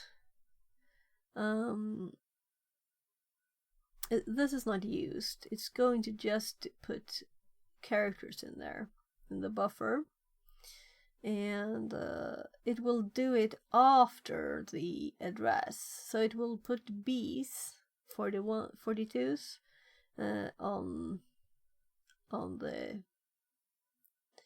All right. No. This is like. Yet putting it after, it's okay, it's the payload, it's not the overflow. Right. So a lot of A's, 4 B's, and a few knobs around that. Or just afterwards in this one. In the other one I had it before and after.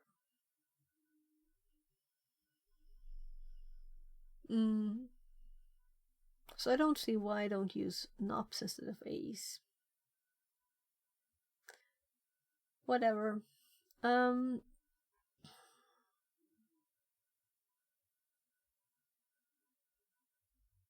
Yeah, it is before and after. I'm just stupid and didn't look. So as we have before the actual payload and after. But the payload now is the characters we will use, meaning all characters minus the bad characters here. So when we run this, it will remove just null for now, and it will put all the rest of them in there. So let's just see if it works as it should. So let's actually close it. And I'm curious about the memory usage again. By the way, I did have something I could close there. I have a printer driver running. A printer program. Oh gosh.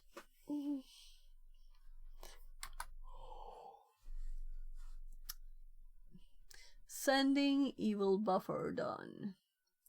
Encounter following WinSock error while starting server. Established connection was aborted by the software in your host machine. Running. So something happened.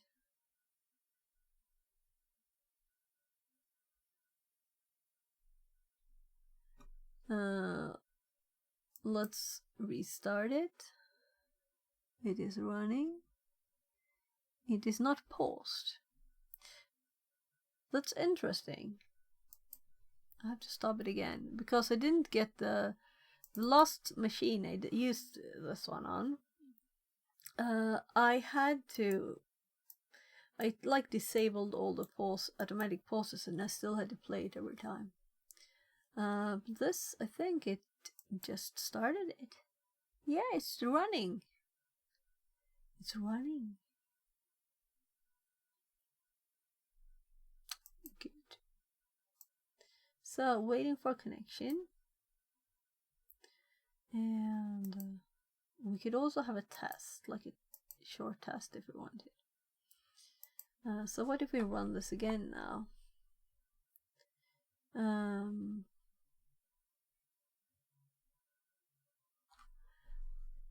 I just want to make sure I updated it.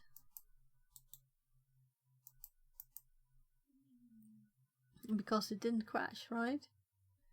So this is 2012. And then it adds these 255 characters because it's removing one afterwards. And this might not work, but this is the way we were taught in another room. Let's actually pull this up. Let's close it, I guess. And we run this again.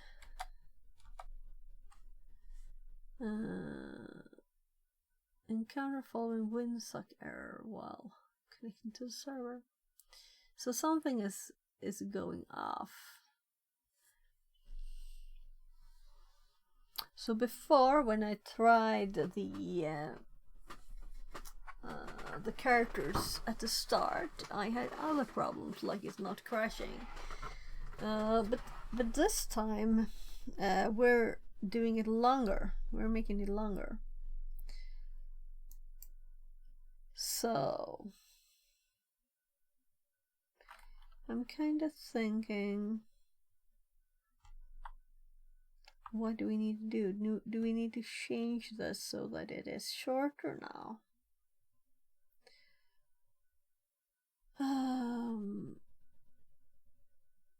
We do have our Kali machine up now, meaning we could actually talk to it from there, which is what I was thinking from the start, that I would run this. But I don't know what IP this has. Let's see what IP it has.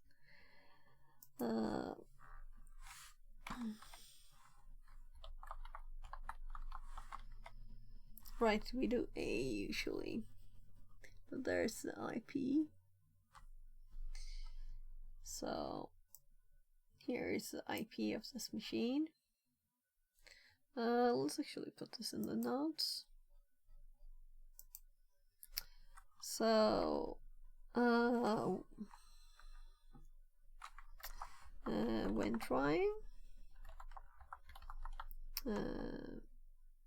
our exploit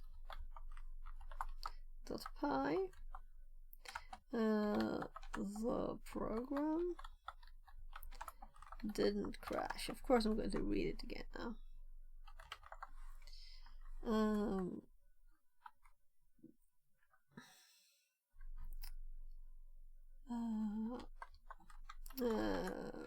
We are now running the Kali VM2. So let's run the Python script there instead from the same machine.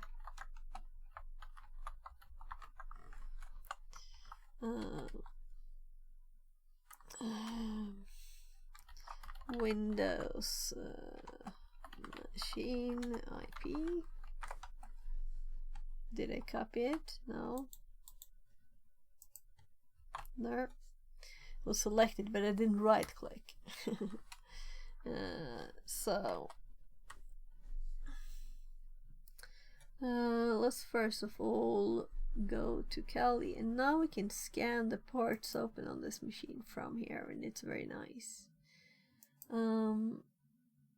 Yeah, let's keep the tab open, and let's do a nmap of what I should probably have already copied, right? So my nose is all, I couldn't breathe through my nose.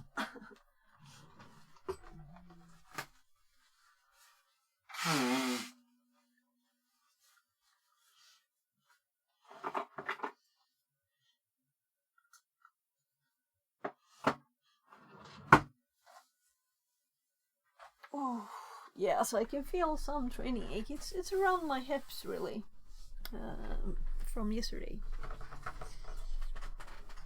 Good morning! Madam Fabulous says. Oh, GM. good morning. Maybe you have some buffer overflow tips here.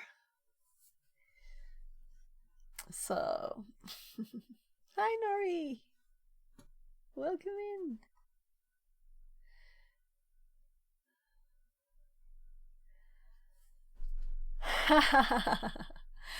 You're streaming, Cyber? Then I'll shout you out for sure. No, you do, Nori.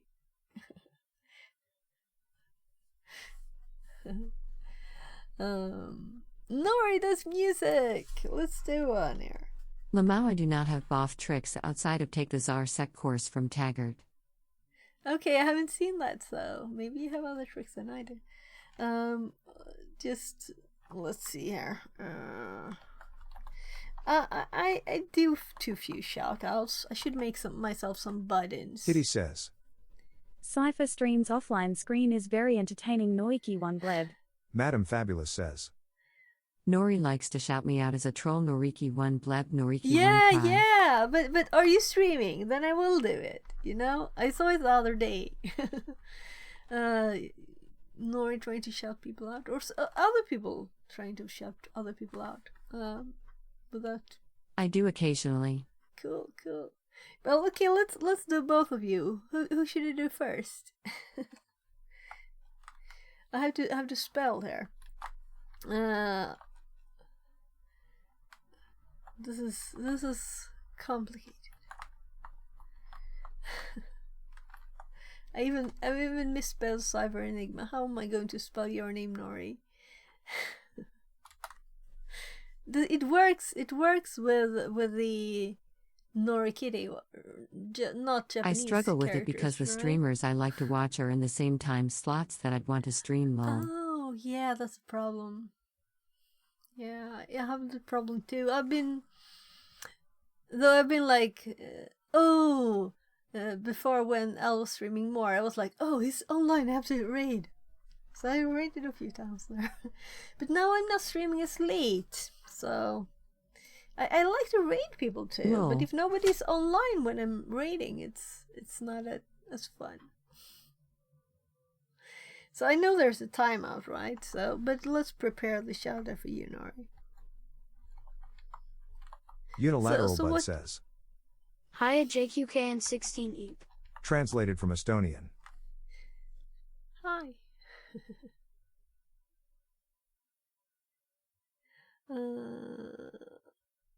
I have to make sure I get your spelling right there, Nori.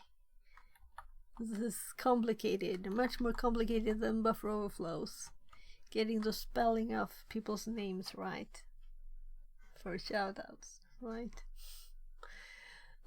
Yeah, so what we're doing right now, we're doing a box. Let's actually look at that page first. I don't even have my browser up though.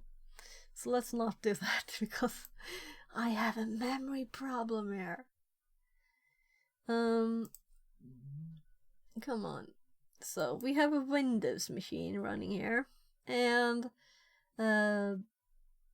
we have an exploit.py, and our let's confirm here that Madam Fabulous says. An out of bounds memory problem. Pride. Hey.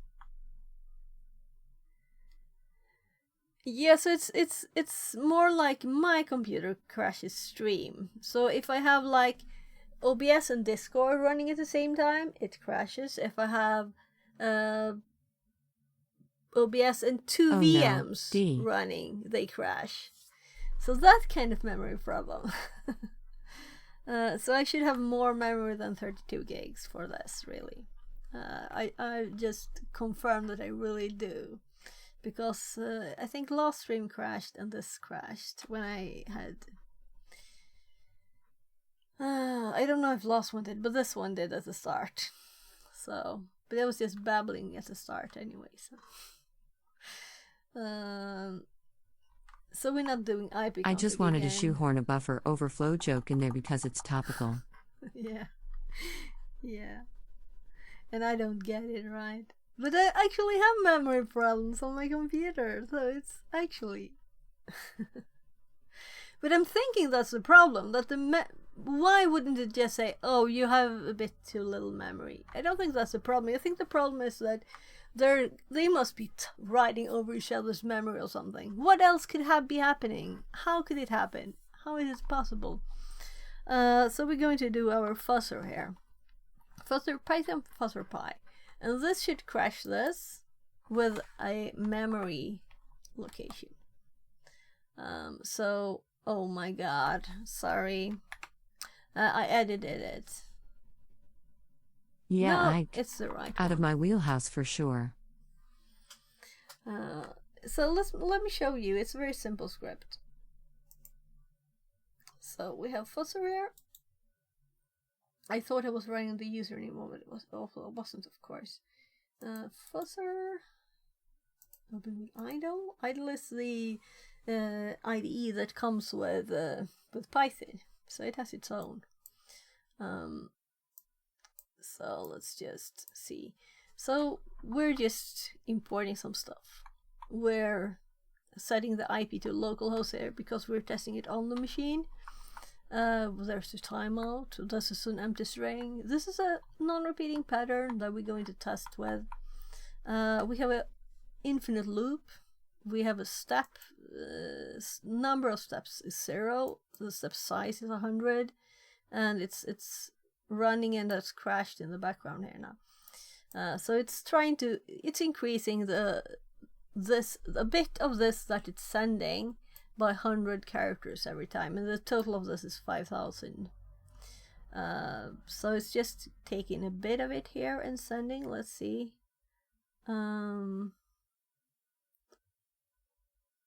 Yeah, here string. Here it's where it takes a bit of the pattern, the size being number of steps times the step size. Very, very simple. And here it increases the step to 1, and to 2, and to 3, and to 4. Very, very simple. Then it connects to TCP IP. Very easy. IP address and port. And it just receives the first stuff. So it gets that out of the way. And then it sends, and this one is the login first. So we send the username, just so get that out of the way. Then we send our data.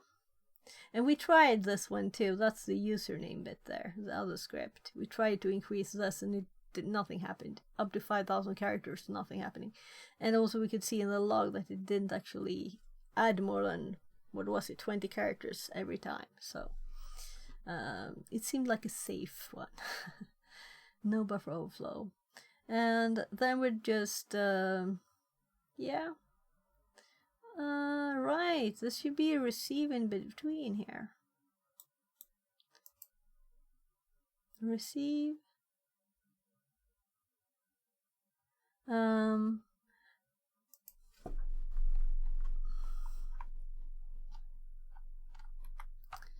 So this is supposed to be here.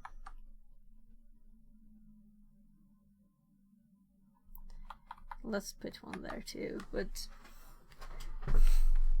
let's see this. I want a new line there.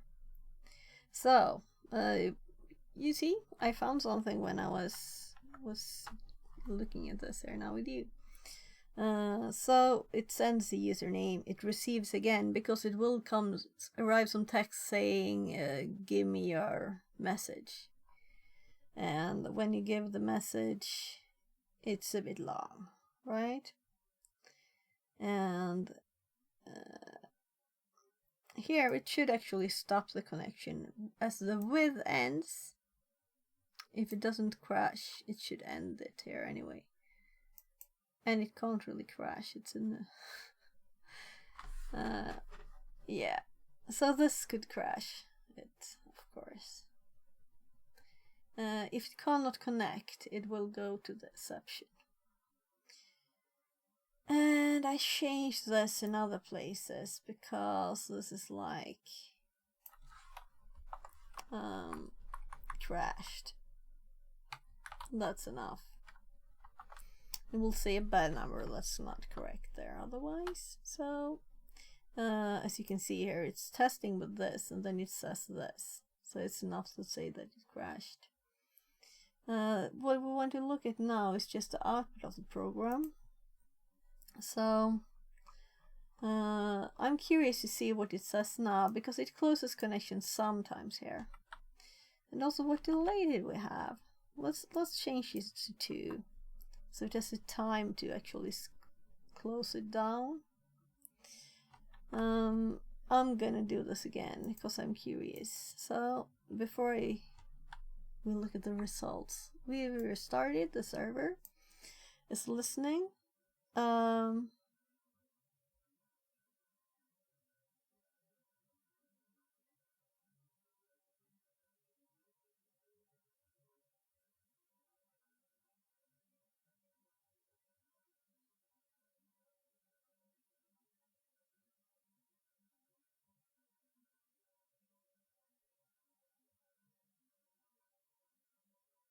What is this?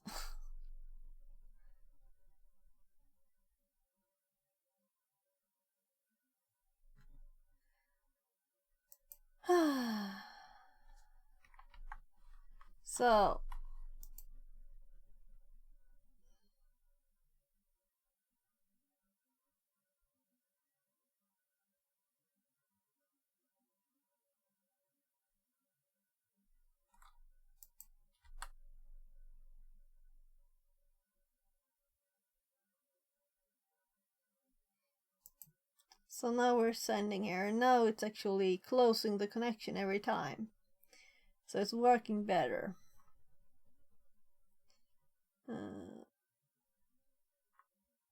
So we're not waiting really long enough still, probably. Some of them are forcibly closed.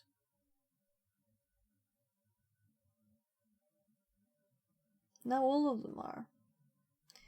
Okay, so maybe we have different things here. Now we just have fuzzing crashed here. Yeah.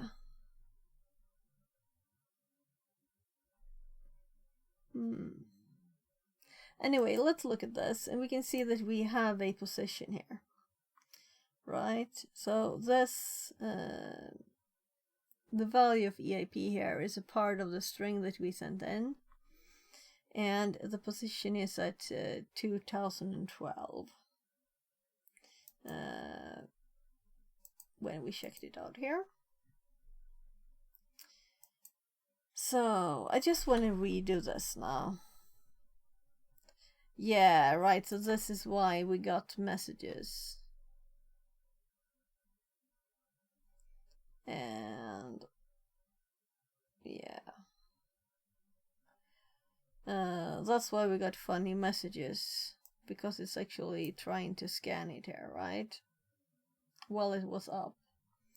It was scanning it. I was like, what's this? I should have known I was running Nmap still. I thought it finished though.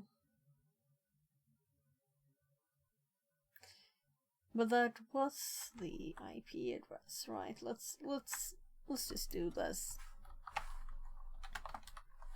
So confirming here, we have 133, and the other machine here, over here, it's 133 that it's sent from. So this is the Nmap. It's sending, yup, what this is.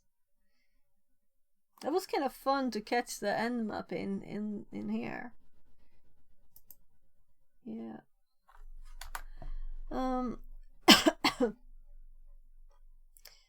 But let's just redo it. I want to redo it again because I'm learning things here, right? So let's actually do a 5-second delay. That's long. Is this seconds in Python or is it milliseconds? Milliseconds is no problem. We should have more than. It's probably milliseconds, right? We had 1. Why do we only have 1? Yeah, so this is saved. The program is running again. And let's rerun this. And let's see if the output looks prettier.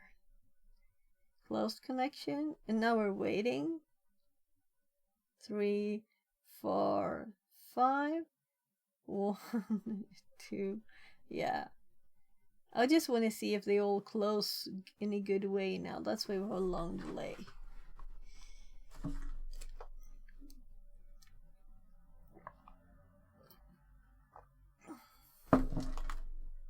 And also client closed connection kind of tells us the program is still running okay.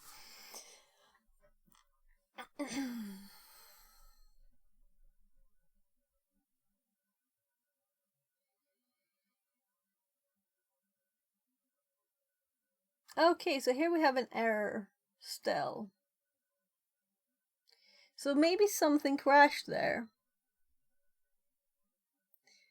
Maybe something crashed already there. So let's count. So we have 1, 2, 3. Oh yeah, let's just wait until it's done. Or I'll have to scroll forever. Count like 1, 2, 3, 4. Scroll.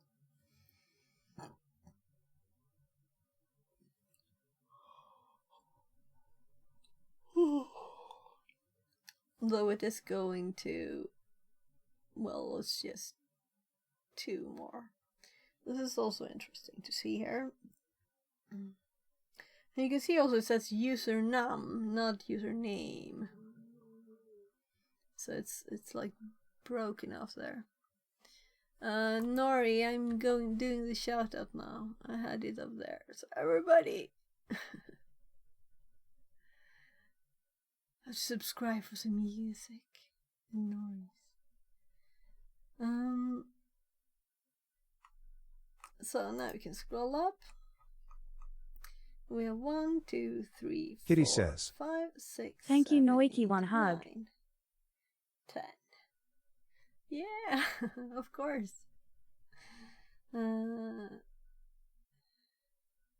So I haven't caught any of your streams, lady. You're usually very late my time, so it's hard to. It's only when I'm up when I shouldn't be up usually.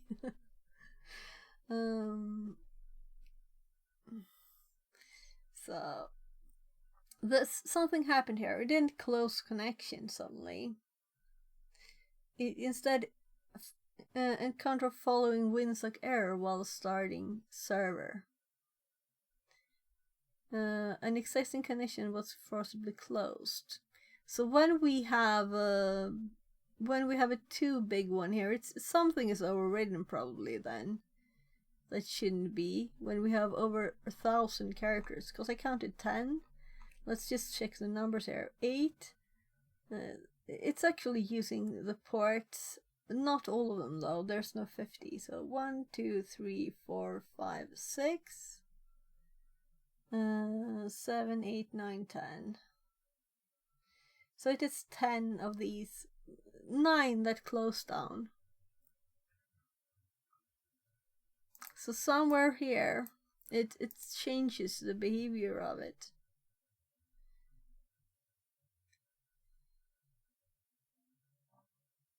And then it's just stopped working here. And it's got an exception access violation. And come on.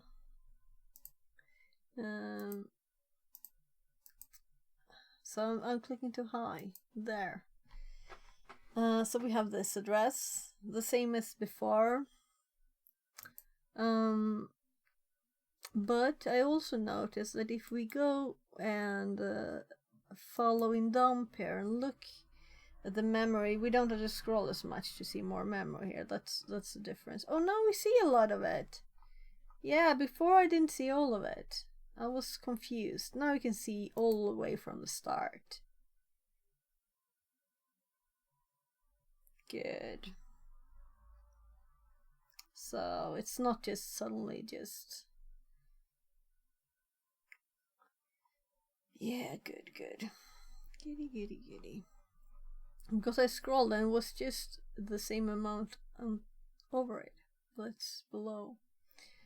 Yes, I'm thinking, why isn't it working with the exploit one, which is just to test bad characters? So we could put the bad characters in an earlier spot there. But it should work still, right? Maybe it just won't. So maybe in this one we'll have to put our code here. Maybe we can't use space afterwards because it doesn't work then. So let's actually send specifically. So we can change our script to start at at if I put 20 here, it will start at 21, right? And what has crashed it now is 21. So if we instead put 22 here, meaning 21 here, so it adds 1 before it does anything. So then it will start with something that we have never gotten to. Will it crash differently? I'm kind of thinking it will, and that we can't actually use that much space. And this number was already at 2012, and 2100 crashed it, so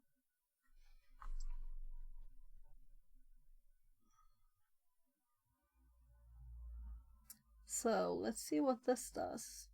So we have to restart it again. It is running, it is not pausing. The annoying thing with running is that I can't see it because it's gray on gray. The program is running again, and we're going to run the fuzzer, but we're going to first confirm that it's not 0 here now. Let's 0, let's start. So now when we run this, I saved it, it will be different. It will start, instead of 100, it will start at 22. So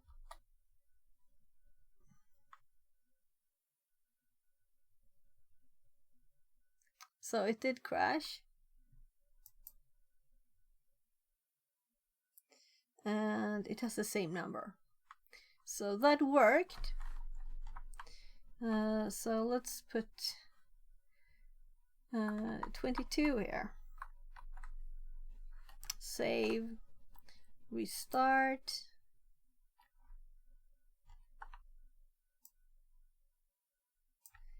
and run it again.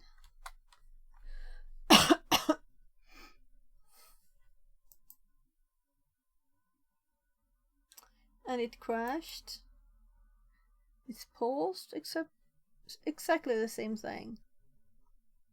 So why didn't our message get the same result? Yeah, I want to do this once more.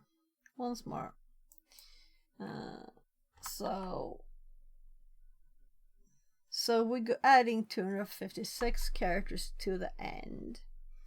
So it's actually more than 200 that we had now.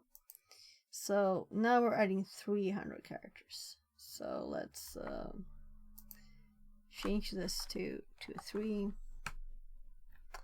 and let's run it.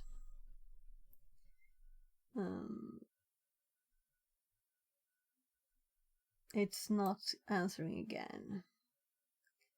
And we have the same address, or rather not address, but position. So what did I do? What is different? I'm very curious now. We'll have to look at this, the exploit one, and really look and see what's different. So first of all, let's run it, because you never know. You might just have messed up a bit and forgotten to run the right thing or whatever.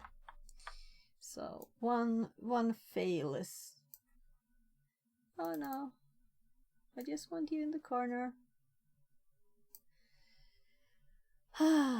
So now we're running exploit,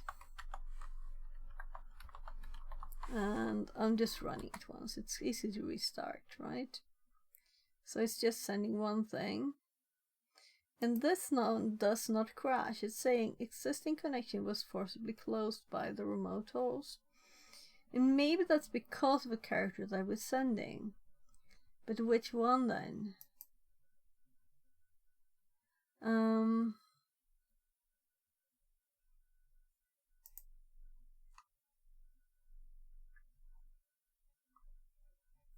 I can't go through all memory, you know.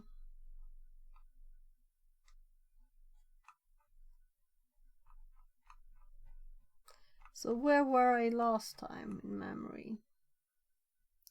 So I'm too lazy for that. So let's just rerun it and rerun the last one and see what it was, because I don't remember.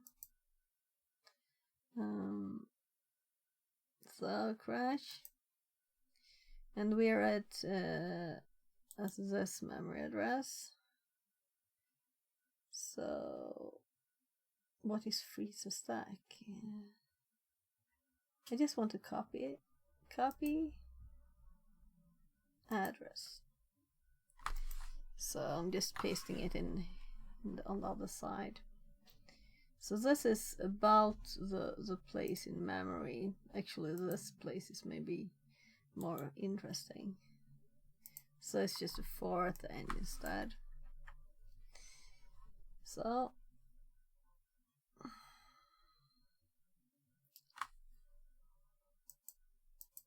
restart. There.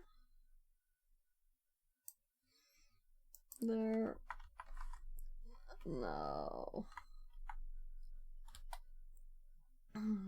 And this does not crash it, but what's in the memory spot I want to go to. So let's just, can I like use page down? Yeah. So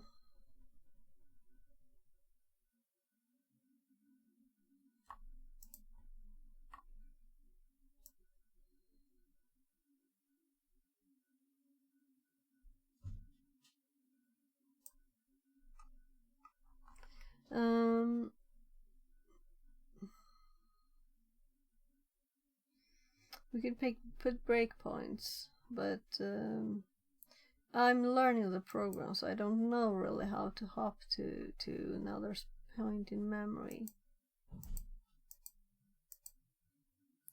So this is much closer to the point I want to be in, but it's still not in the list here.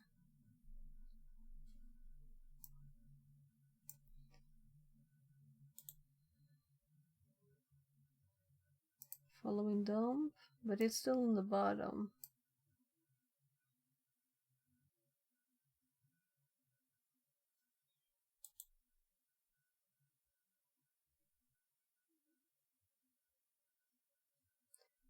So what about this? Yeah. So we're in a module here, I guess. Yeah, module, we're in ntdll dll. So I want to hop to another one, and I want to hop to another. Yeah, it says here too.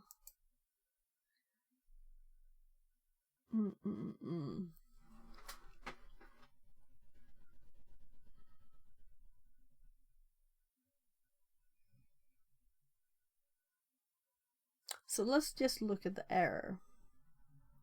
We can't see the error anymore, but is there possibly like somewhere I can read it? View log window.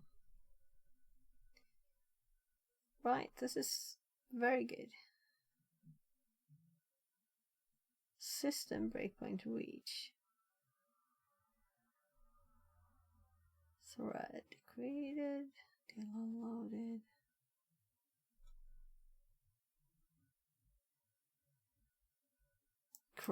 Created, and then exit.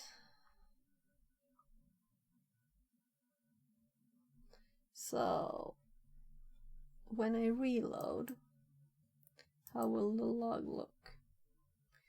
So let's close and start. I want a clean thing. How will the log look now? Good. So it is already running, right? No, because we didn't load anything. So it is running? Black on gray? No, this is where I want to click. So,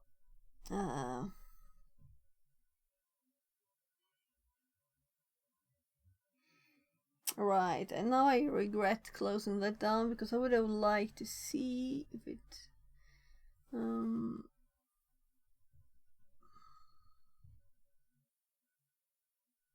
yeah. Process started. This thing here. 004. That looks very like decided, right? I'm gonna load at this address always.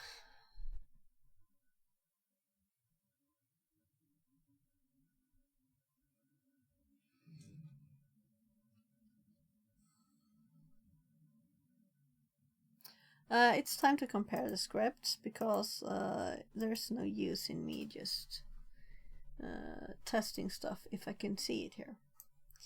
So it's much quicker to just, if we can see why one works and why one does not, in crashing it, right? So the only thing I can imagine is that the key is not accepted. One of the keys is so bad, of the bad characters, that it just aborts all of it. It just removes it all. So if I undo here, will it have undo? No. So let's put some common characters here that I've had problems with. So if we look in my notes on my buffer overflow, we get down to bad characters. We go up to bad characters here. So here's a few.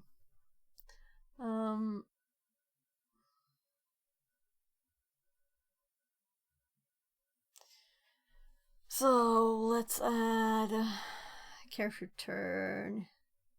It doesn't seem like they would be like just aborting the whole thing.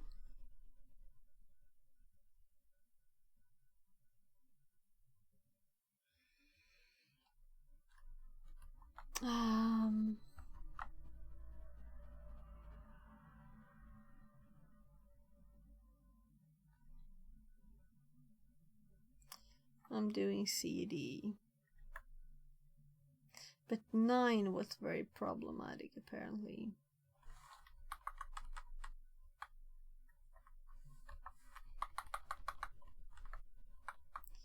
For a lot of the tests.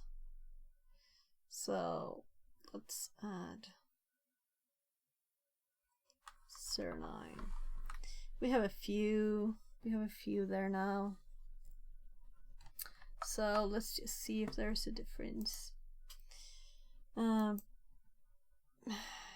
guess logic is a good way to go, right? And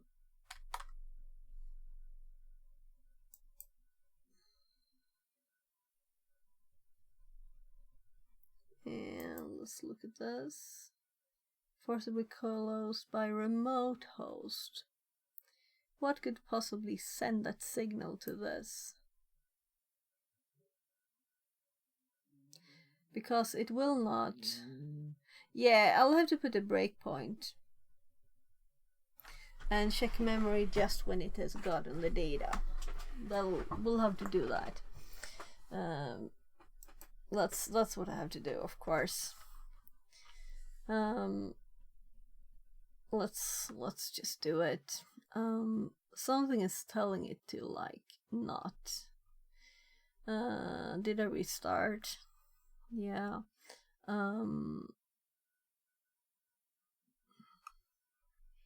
So where is the code? It was scrolling so much.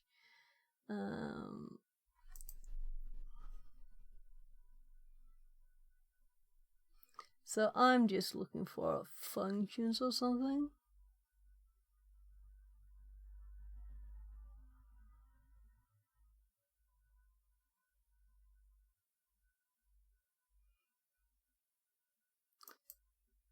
System breakpoints.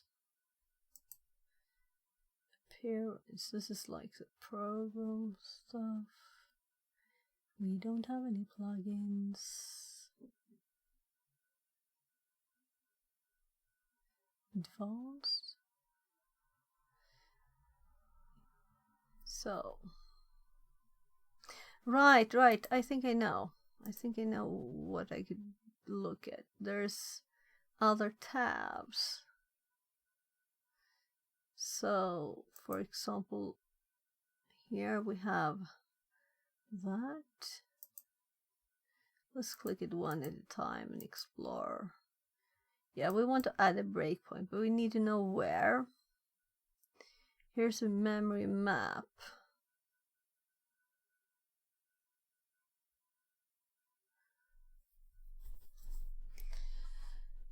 There's so many of everything. Yeah, that didn't tell me much. Main thread.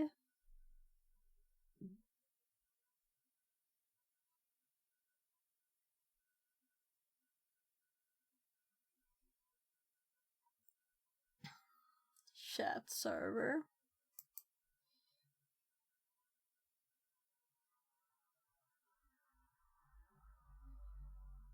So that's something. There's that. So we could go to this one at least. And yeah, so it's currently running. So let's actually, we want it stopped, and we want to do stuff before it starts.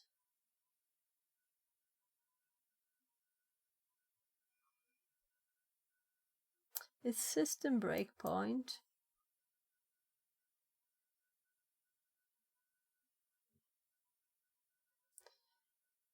I don't think I want like main, which is like impossible in this one, right? I want after, yeah, I want after it gets the data.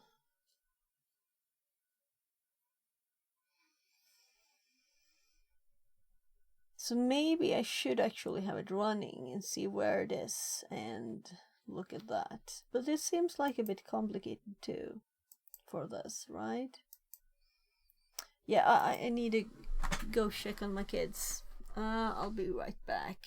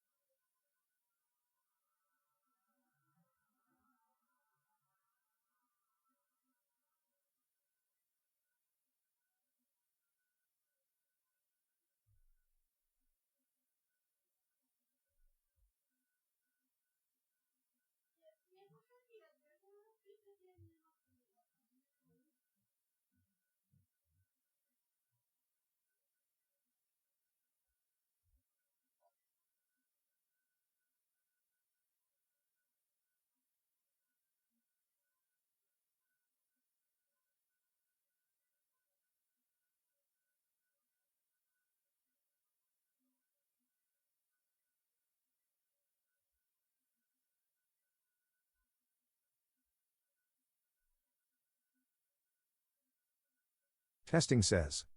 Cactus.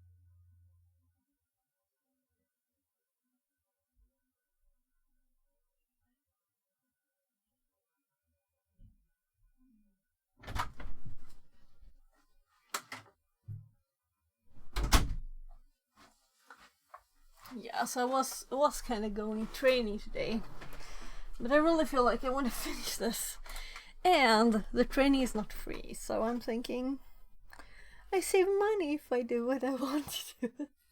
And it's not like I haven't been training. I was running yesterday, right? I have a training ache, so yeah. But it's the same time. It's a bit sad that I don't want to go there now, because I really wanted to go there like every day, really. Hi, Bit Spectre.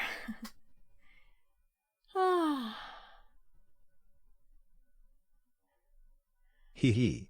Translated from Tagalog. Yeah. So I want to go train martial arts, but it is far to drive.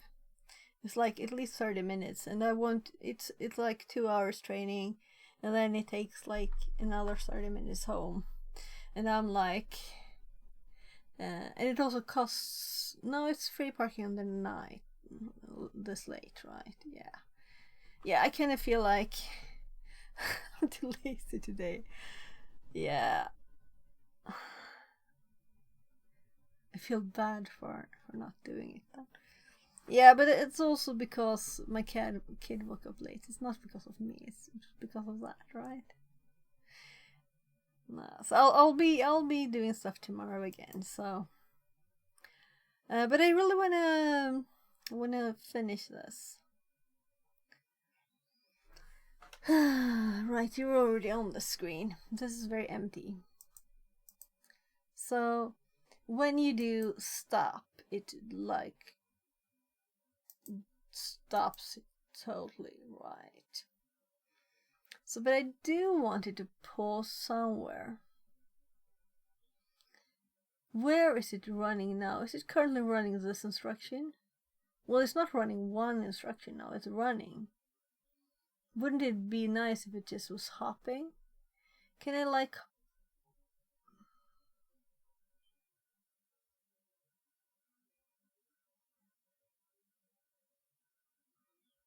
pause execution to debug it or stop? Yes, so pause.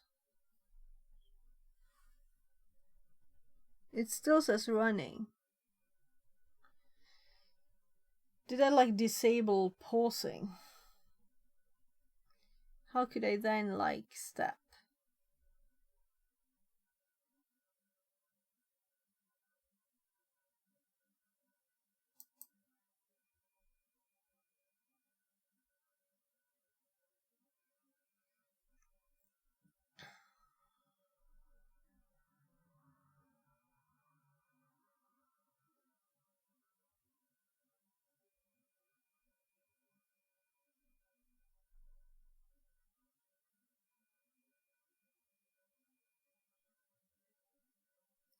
So this is not our program running.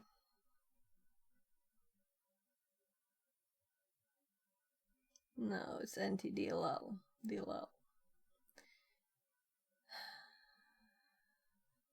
I want to do it in our program. Let's look this again. So the default was...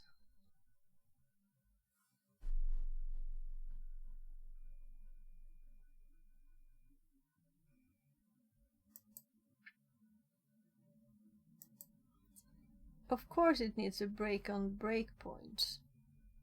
So I kind of disabled it all, did I? But this was disabled in the other one I was using. Yeah, so I think the ones that requires debuggy to restart are the ones that were there on default, by default. I'm kind of sure it was these two. But not this one though.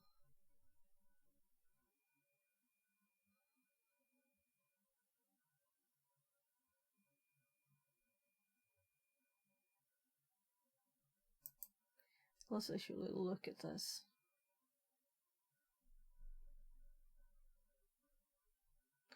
Disable ASLR. There's a check mark for it here.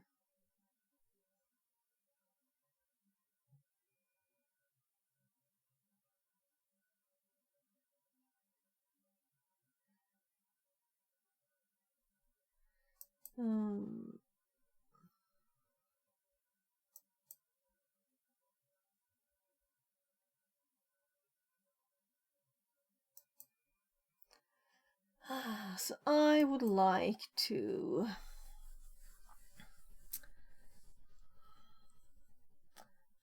stop exactly when we get data, receiving data. That's what I would like to pause on or breakpoint on. So I guess this is a debuggy restart, and now it's paused. System breakpoint. So now we're actually in still ntdll main thread.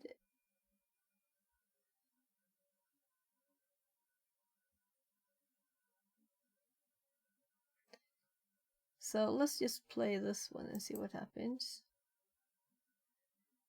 Now we're in sfunc DLL.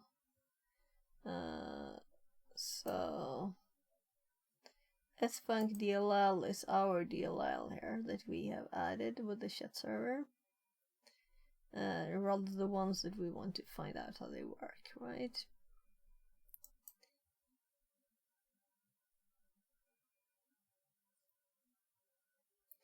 So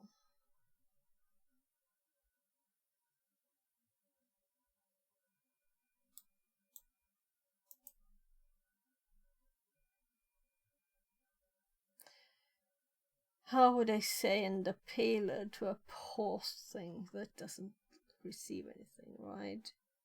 It's hardly listening when it's paused. Yeah. It must be when it has received something. So let's step one step further and see where we end up. We're still in sfunc. Essential func.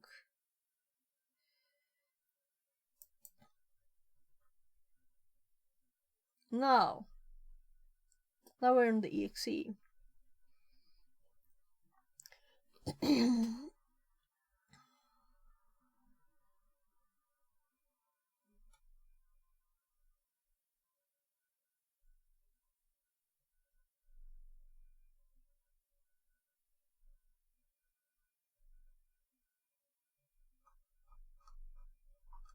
So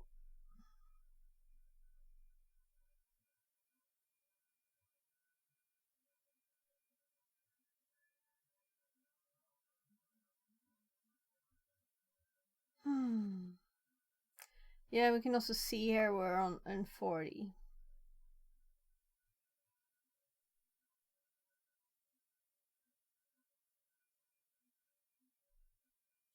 Here's the essential func one. So let's actually, if we look through this just quickly.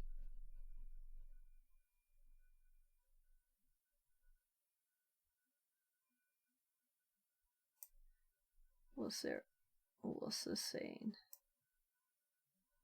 Address of entry point.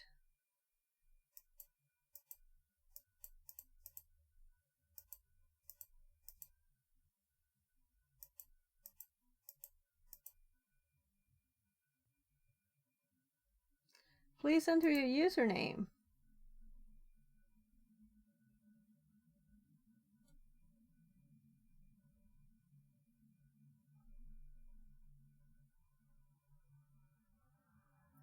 This is very early.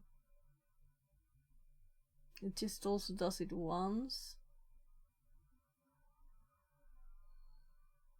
Write a message. This is probably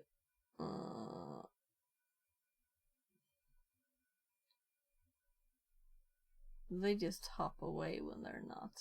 You can't see the end of them.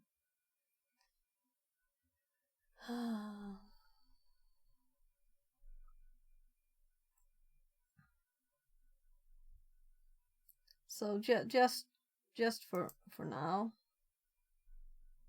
so I can find it easy. Yeah, so I thought so. There should be one before a loop, then there should be one in a loop. And here it says again, write a message. So that's how I would do it too. So that's a better one.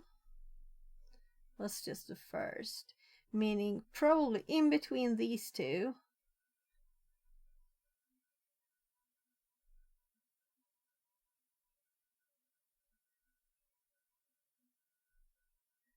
Time server, call chat server something. Time, local time, ask time.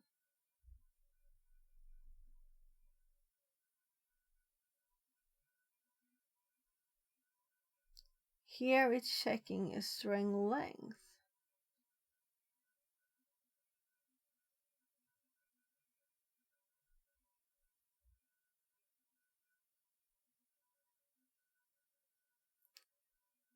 IPv6 to address to string. Okay. So let's look at what it looks like. Yeah, I don't have it there. So we have the output here, server output. It looks like this. Yeah, so here is where it prints the client username.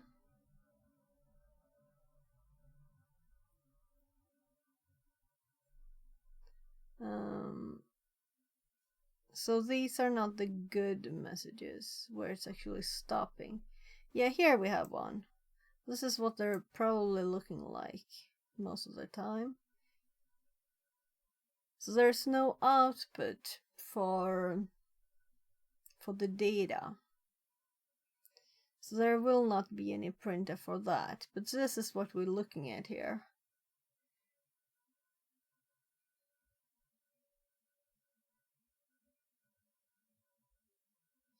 The write message. No, this is on the other side. This is here. Where do I have the write message? It is in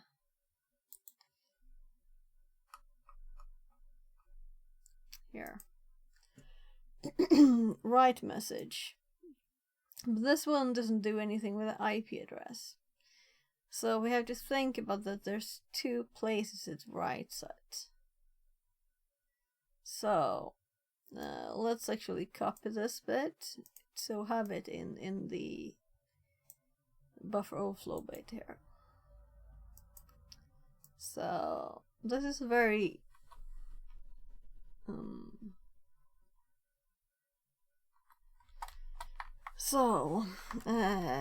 what it looks like from NC.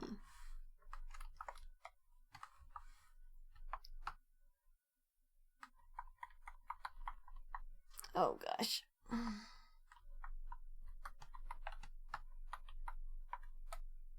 Yeah.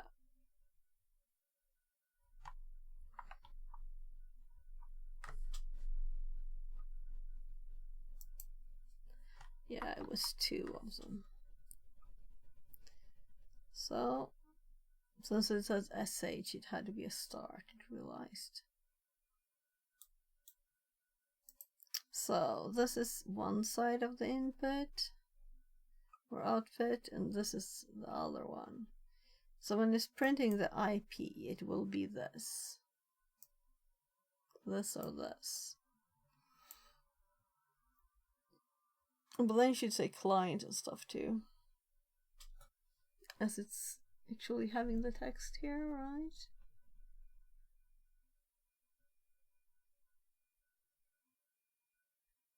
So address to string. Ask time.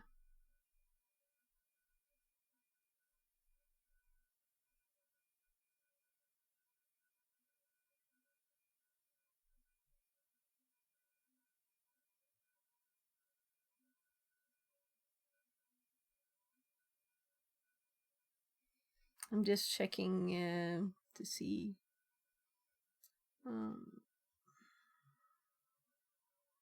And I'm assuming this will be the same. I should be able to drag this. Can't I? Oh, I have to click first. There. Yeah, so it's the same number there.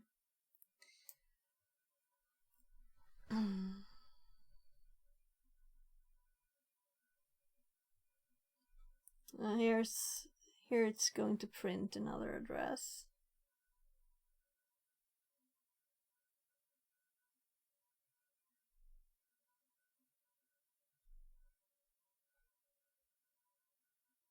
Here it's calling EAX. Yeah, I guess they want those in there. Here we have client. Yeah. The client, and here's the, so this is the client one, yeah. And here's the printf for that. And it's like after this. So this is the closest we have so far. Let's remove this one. No? What happened? Why is it still? I don't want it disabled, I want it removed.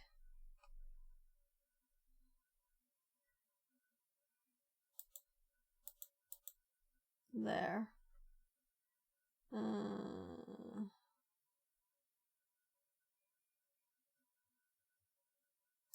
Control D.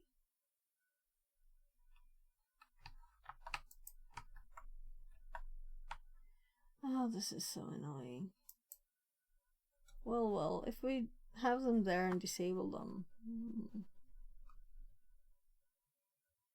So here it is printing the text to the server side, and that the client's username is something, and its IP address and port. And we are not sure that it hasn't already read the other data there. I don't think I added this one.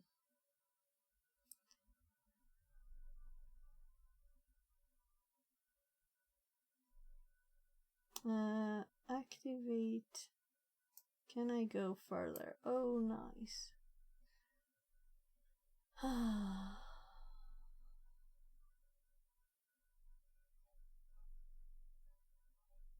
So, unsafe fast. Activation.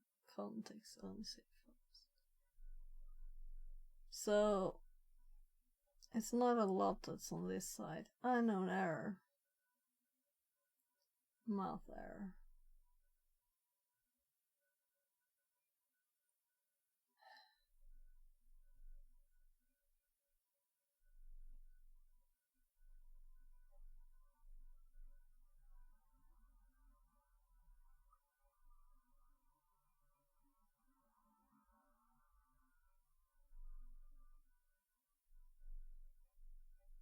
I'm just interested if we can see any other strings. So what we really want is really the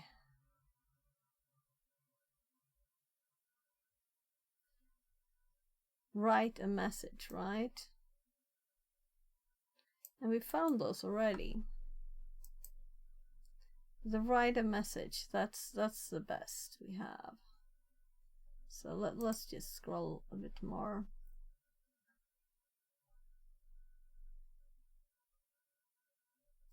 So I'm thinking it's writing the right, we can actually see that. So if we go down here and we look at this, well, the last thing it types is this, meaning it has not crashed yet, right? But what it does in the background with the big string, that makes it crash. I mean, it's like you're reading from from the stream or something.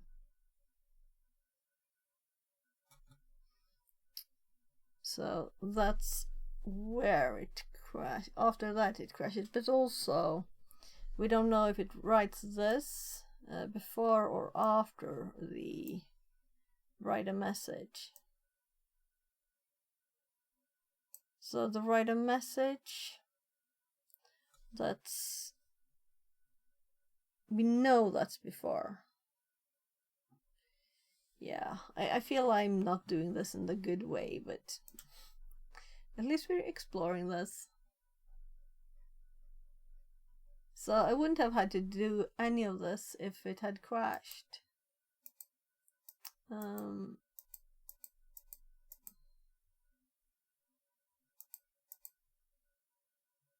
It's my bad character test, that's what we're on. Okay, this is interesting. It's just a lot of hops.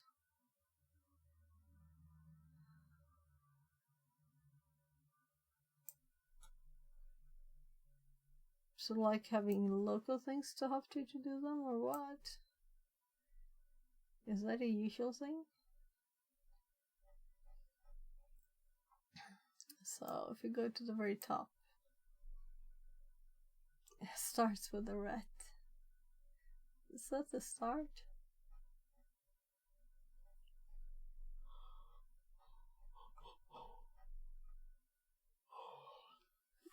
Entry point. Oh, here's the port number.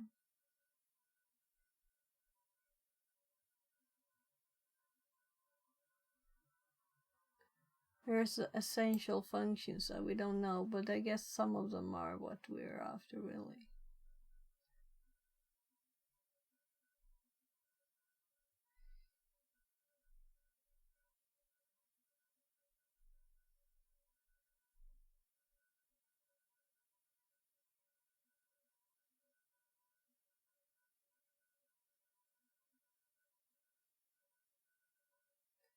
So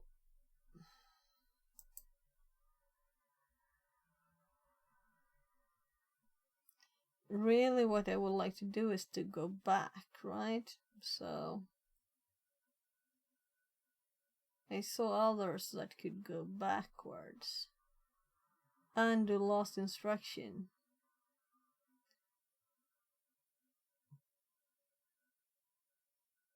Execute or return postal exception. Step over. And run until. So undo lost instructions. How many times can you do that? Can you go back from the crash? Oh, let's just run again here. So I have breakpoints on. We'll see if we end up there. So we're in it. Shut server. In shut server. And we're running.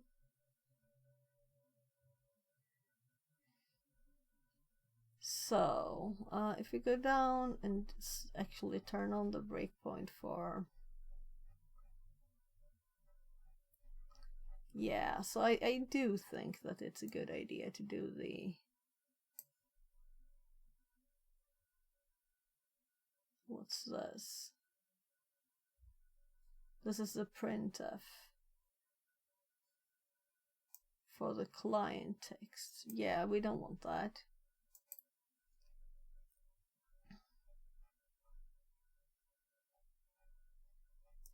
It was first, it was before this, right?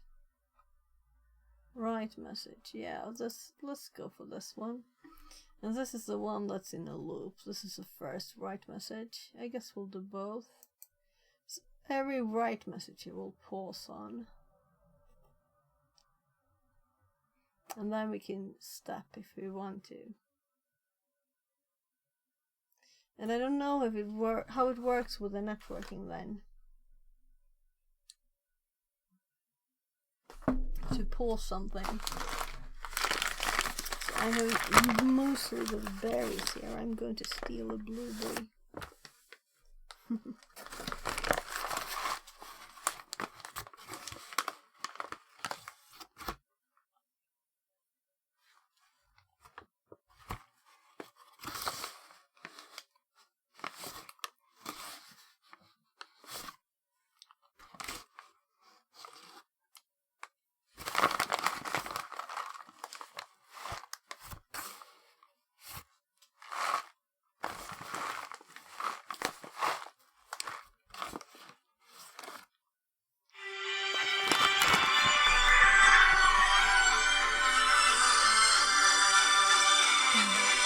So it's my mom.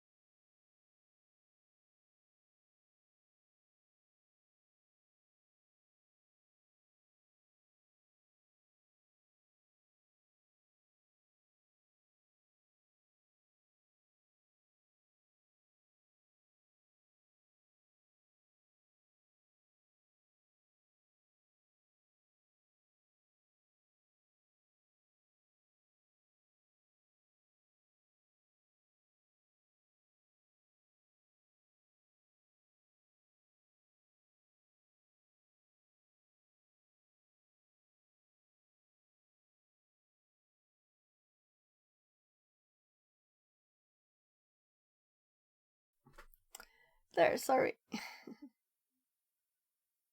So I ordered food for my mom, and apparently some of the food was Madam old. Fabulous says. Aha, I was like, why is she muted? D. Yeah, so I didn't order the food now. I ordered it the other day, and it arrived yesterday, I think. So you order it the day before it arrives. Anyway, so I asked her to take a picture because, you know, I want to see it myself too that the date is bad, you know. I know I have to send the image to the company I ordered from. Anyway, it's very nice that you can just order food from the store and get it delivered like that. So that's nice. But they do make mistakes sometimes. So I ordered last year, maybe, or even maybe the year before, also these Halloween pumpkins for my kids, you know, and they were rotten when they arrived. It was like, okay, and now it's too late to go and buy anything. So yeah. Yeah, this is a bit like we're getting somewhere though, right? We're getting somewhere. So I ate some cereal or some mostly for a break. So write a message. That's what we get here, and then we write the message that is the actual overflow. So it should be kind of close, but it can also be very, very long because it's waiting there somewhere in some way. And I don't know exactly what is happening.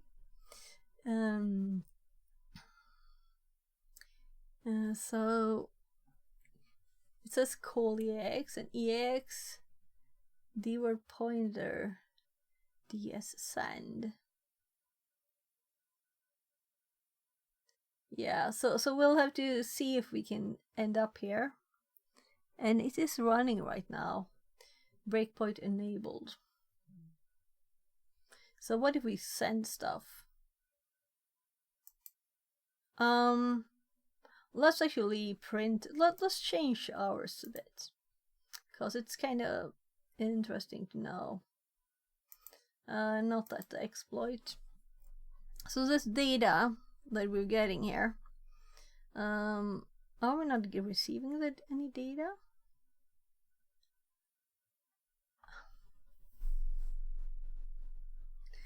Why is it not crashing? Because I'm trying to overflow the one that's not sensitive for buffer overflow.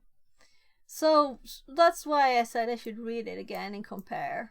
And if I had, I would have remembered that I added this because it actually asked for the name first, right?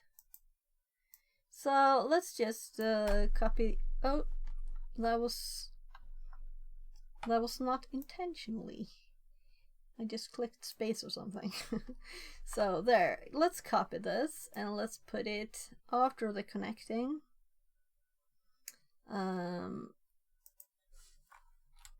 So, my god, that's so stupid. So we probably don't have to look into this closer. But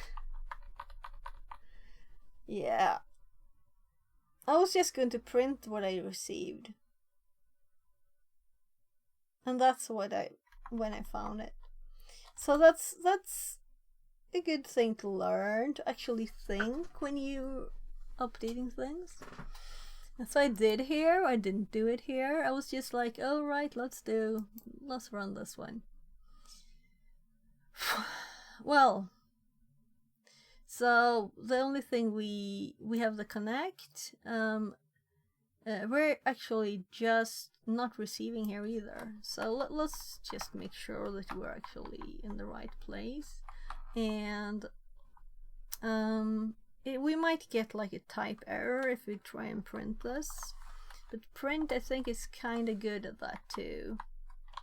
So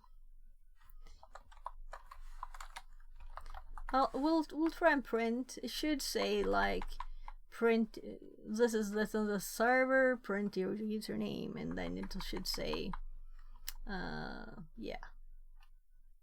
So Let's also call this username 123, right? So I want to know why it cut it off here when it's sending it, showing it. Maybe it's just because they were like lazy or something. Buggy code is what I'm thinking. Like I was doing now. This was buggy code. So it's already running. It's going to probably stop. We should probably ignore all the breakpoints and just see if it works. Yeah, and we see here it says welcome to Brainstorm chat. Send username. Please enter username max characters. Sending evil buffer. So we didn't. I thought I added some output there. Sending username.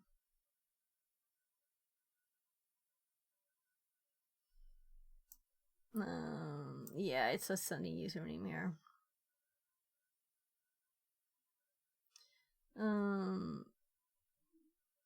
But it does that before.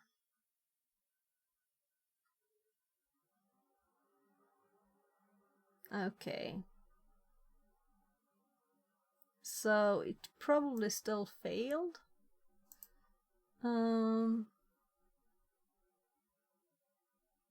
But it paused now, right? So let's disable the breakpoints.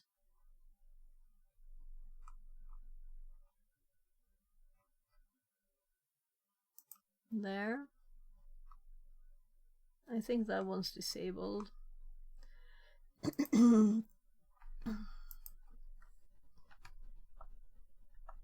I don't understand those. What's the difference? Oh, because this is where we're actually at. Right, because this is an active breakpoint. It's not just... Even if we disable it, we're still here. So... Yeah.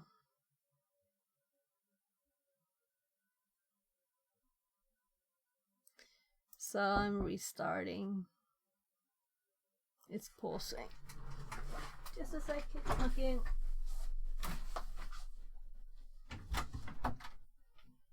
Yes. Yes, love. Jag kom precis på något som problem. Jag pratade med mamma länge.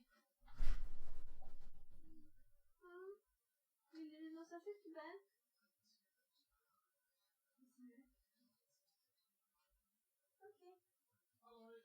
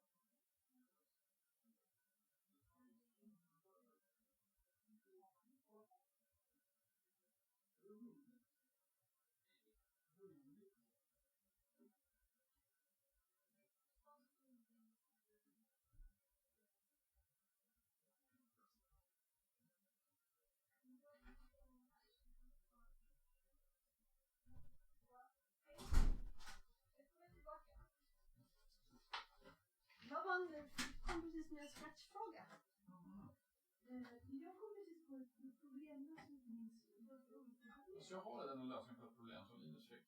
Jag hämtar packningen till diskmaskinen.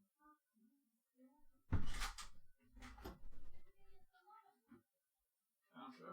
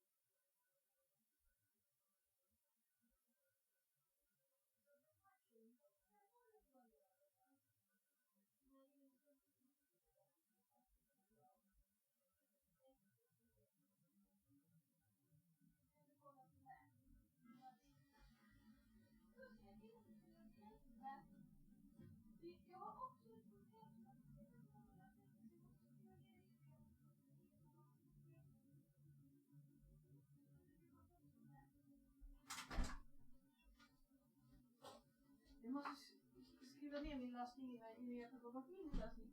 Jag vill gärna ha lite mer hjälp för det. Jag behöver göra lite mat och grejer. Ja, vi bara kika in till honom. Jag kanske kom på mig det jag hjälpte. Han får komma till mig igen. Det är helt lugnt. So my kid is doing Scratch. And he needed some help. I'm happy. My kids are coding. So, how would he know if the person is holding the mouse down long enough for the monster to disappear? So we'll see. I don't know Scratch. So you're very limited. You only have the options that are. So I'm thinking, let's restart this, because then it will forget all the debugging things, right? And we can just run it again. And all right, also, let's actually do this, because it said it needed to restart debuggy. So let's, before we open it, do that. So let's shut server again. It's running. It is running, not just paused. It is over here. There. And we have our script we're going to run here. And it is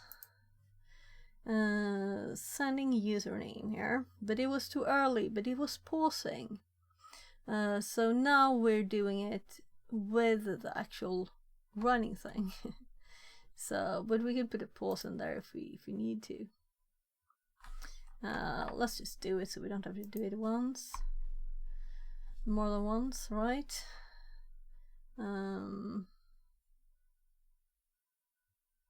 Yeah, so in the loop one, I'm just copying this. We're not going to have 5 though. So after we have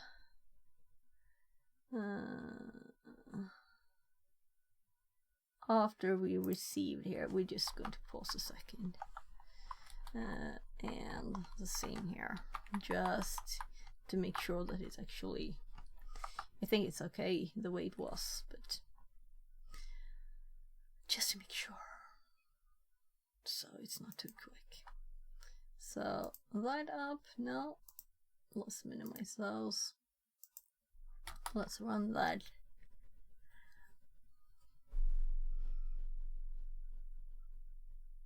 It could not connect. This is annoying. So waiting for connections. Got a connection. Encounter following winds like error star and server. Connection was forcibly closed by remote host. Let's remove the sleeps again.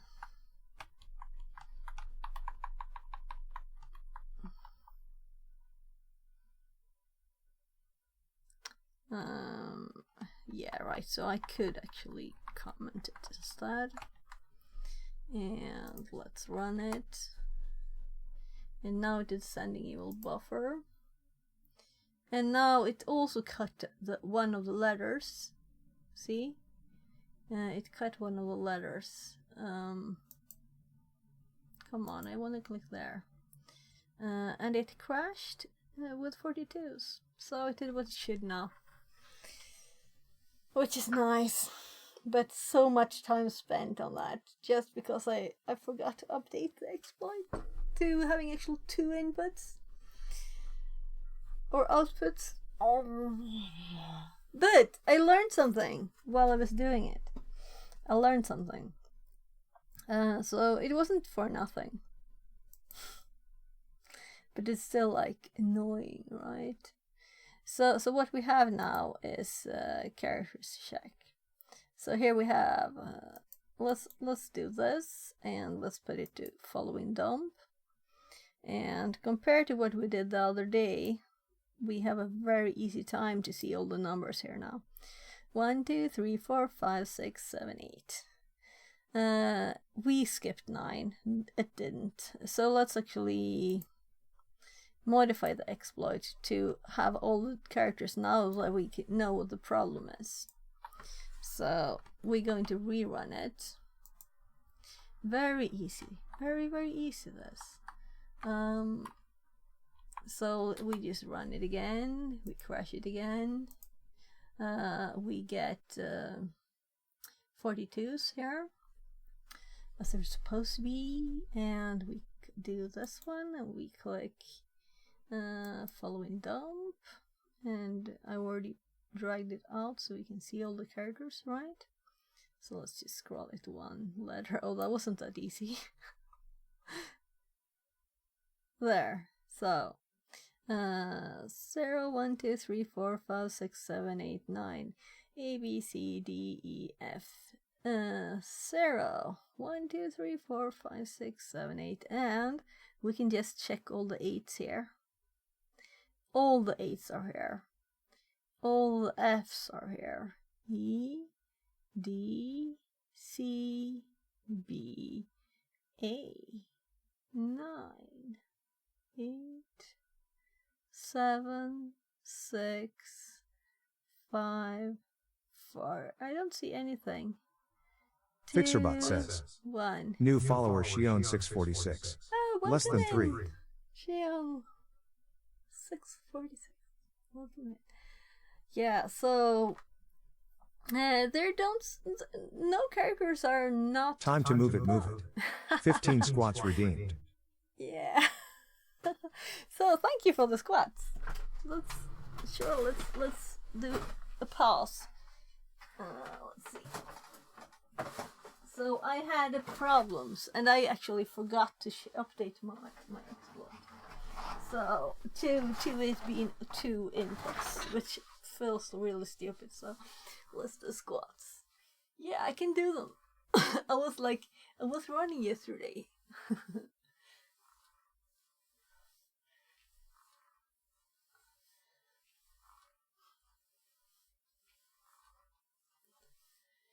Eight, 9, 10, 11, 12, 13, 14, 15. There. Yeah, you have to get your body moving to get your brain moving, right? A little out of breath. I need to train more.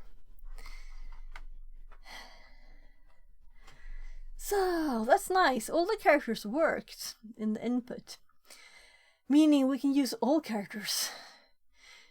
So I almost have to try null now, since all the characters worked. Can we just have null in here too? So let's just remove all the bad characters and just run it again. Let's delete the sleep line since it doesn't not necessary. So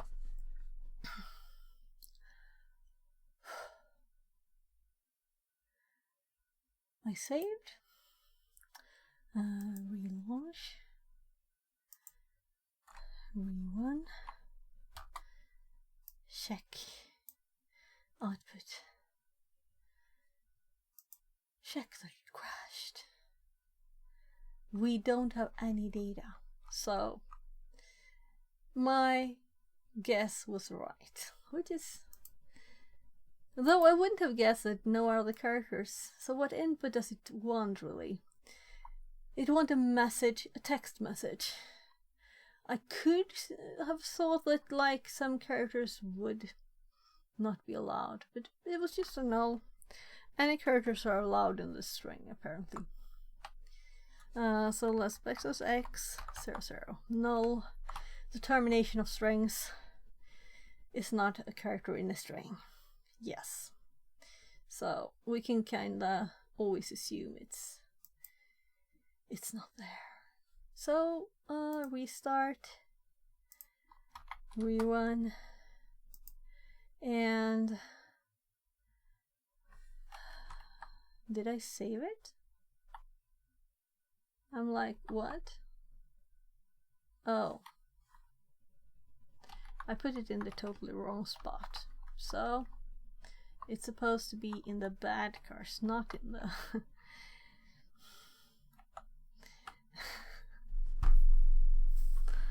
Did you see where I added it?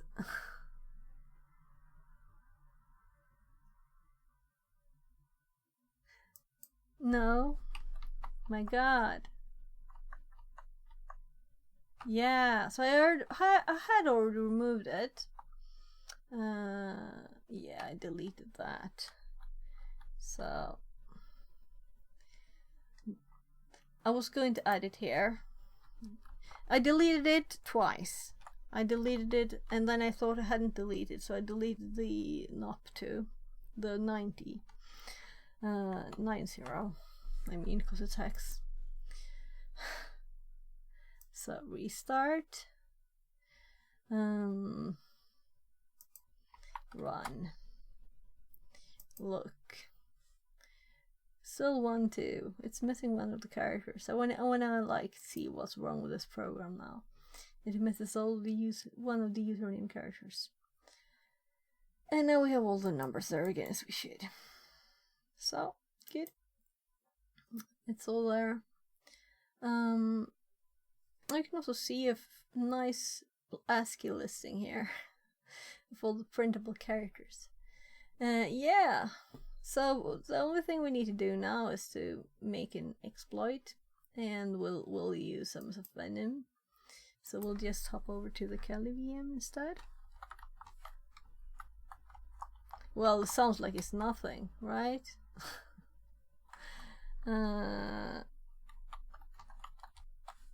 We can use this one.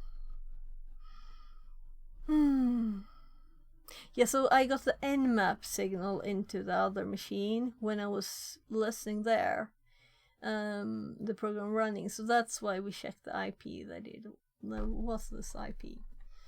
Because it's kind of odd to get other stuff there, you know. So you can also look at what Nmap actually does that way, right? Make a program that just records stuff. So this is what we've done so far with this one.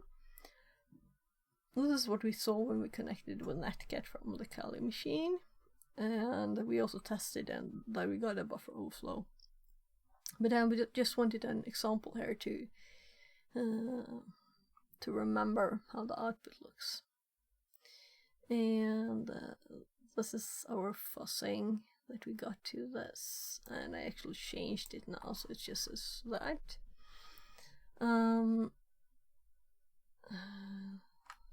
So this is the log on the server side without the E in username. Now without the 3 when I added 1 to 3 at the end. We have the value, the position rather, here.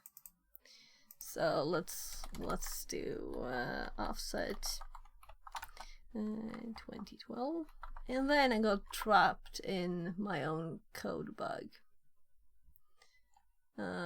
Yeah, it didn't crash. It did crash when I made it correctly, meaning 2 inputs. So we're just going to skip that. There, that was just an address that I was going to look in memory what it was there.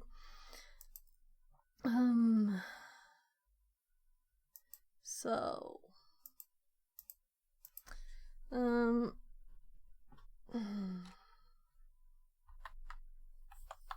right, we need to do one thing more.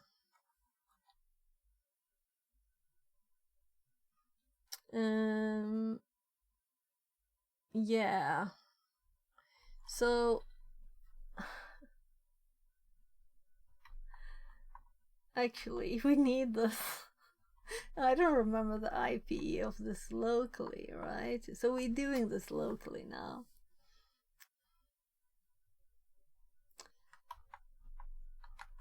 Yeah, we didn't actually run it. So sf venom, and this time we're only limited to null.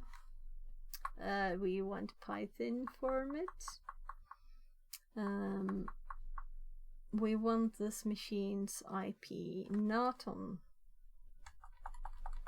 TryHackMe or Haxabox or something. We want it on this network, so that's why we have it here.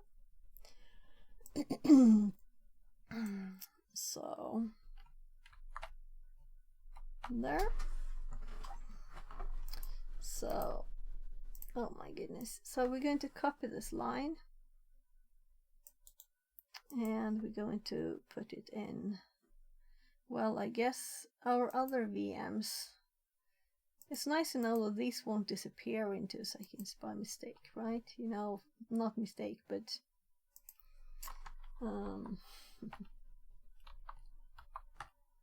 machine resetting. This is my own VM. So, so this, I was thinking of doing 2, but since they're called buff, both of them, I think I won't. I think I will just do one, test it, and then do the other. So we need to replace this bit too.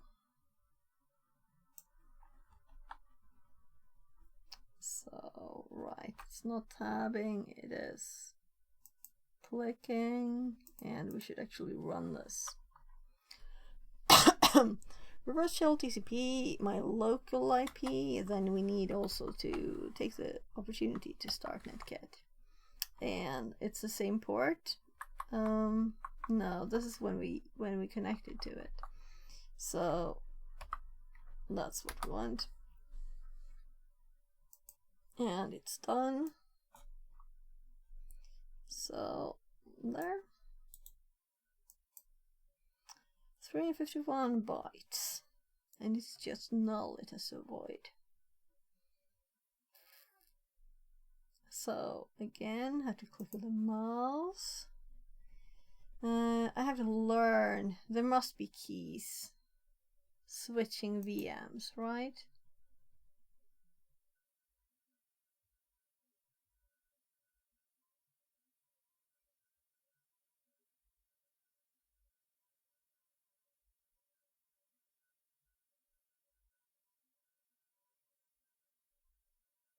Maybe there's not.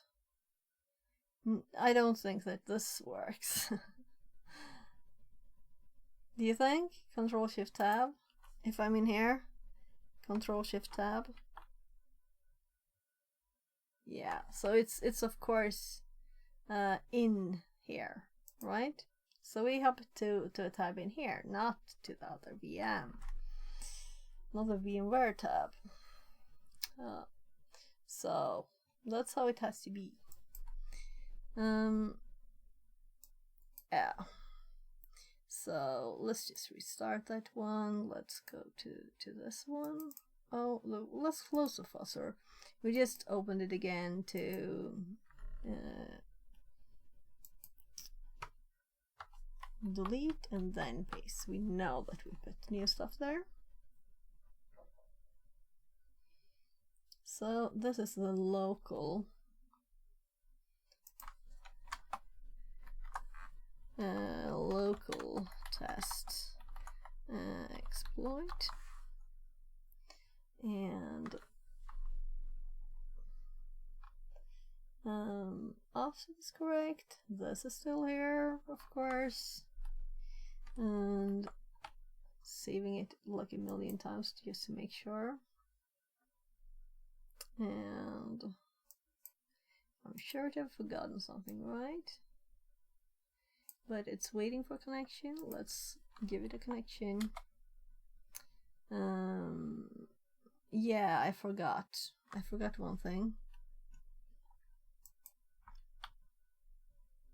Oh, I happened to click that. So we want to go here, and we want to actually change here for it not just to test for characters, but to use the buffer payload. Otherwise it won't work. So there is actually one step more. We need the address too. But we saw a lot of JMP, ESP there just in the code, so we could just take any of them, right? I saw a lot of them when I was scrolling,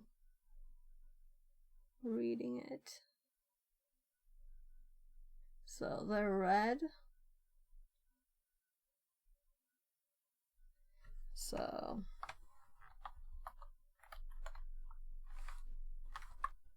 I did press space.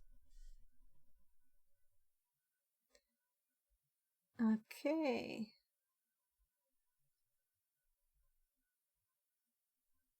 Why did it do that?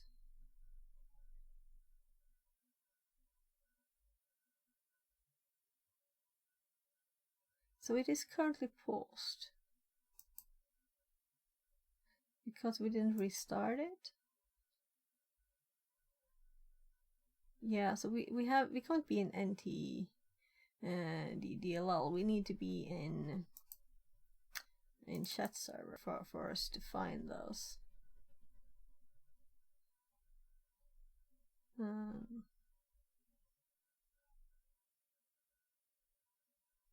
Now I could Control F again, I guess, but they were here. I saw lots of them.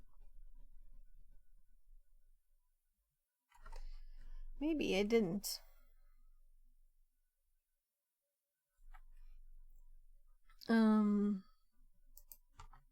Where were I? No, I'm out of this again. I was just hopping here again. So JMP ESP needs to be placed here. We're going to write the address like here. And let's search again. Maybe I didn't see them. Yeah, it's possible. So let's remember how you do this in this, right? So let's actually look here too.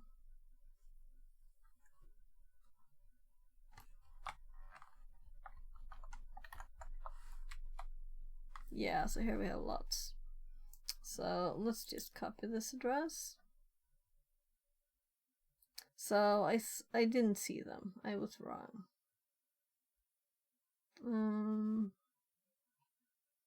I just want to copy. Copy address. There. So let's hop over here and paste. And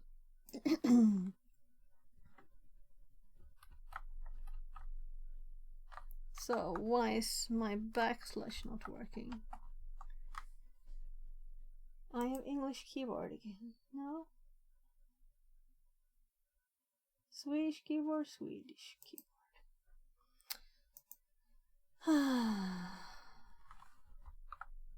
Oh, I must have missed the key. So, well, we could start here. We're at the back, so let's start at the back.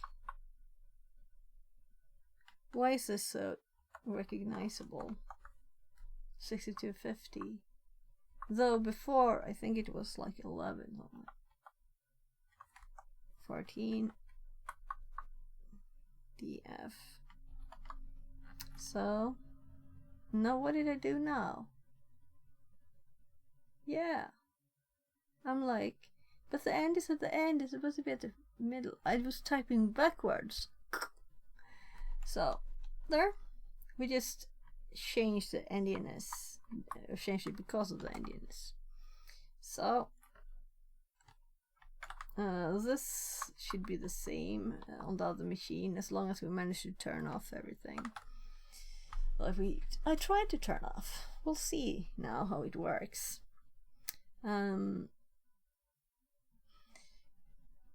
Yeah, 4 hours and 27 minutes. How did that happen? Right, I forgot to put the listen. Power run out of this.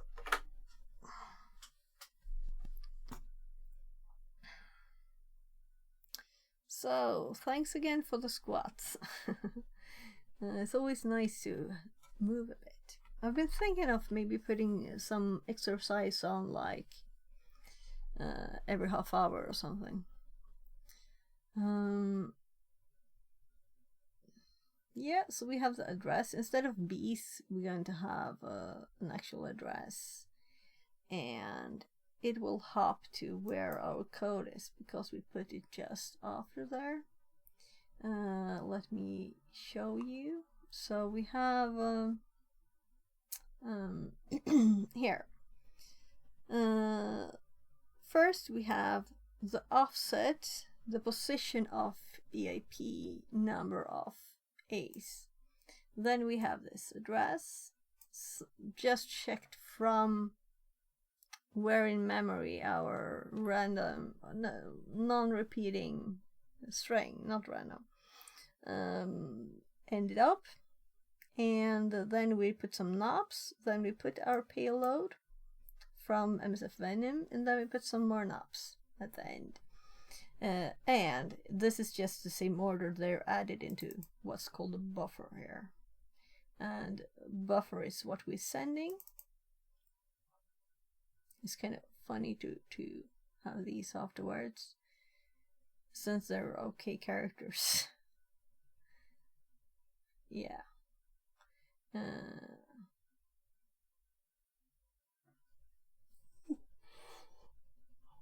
Oh, and this one, and this one. So, this is already running. This is updated. And these are in the right order. Here's the payload.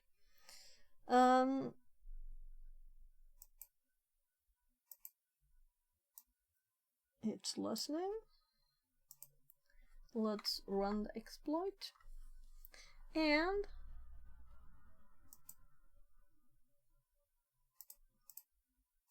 this is listening. So we can't have this up at the same time, but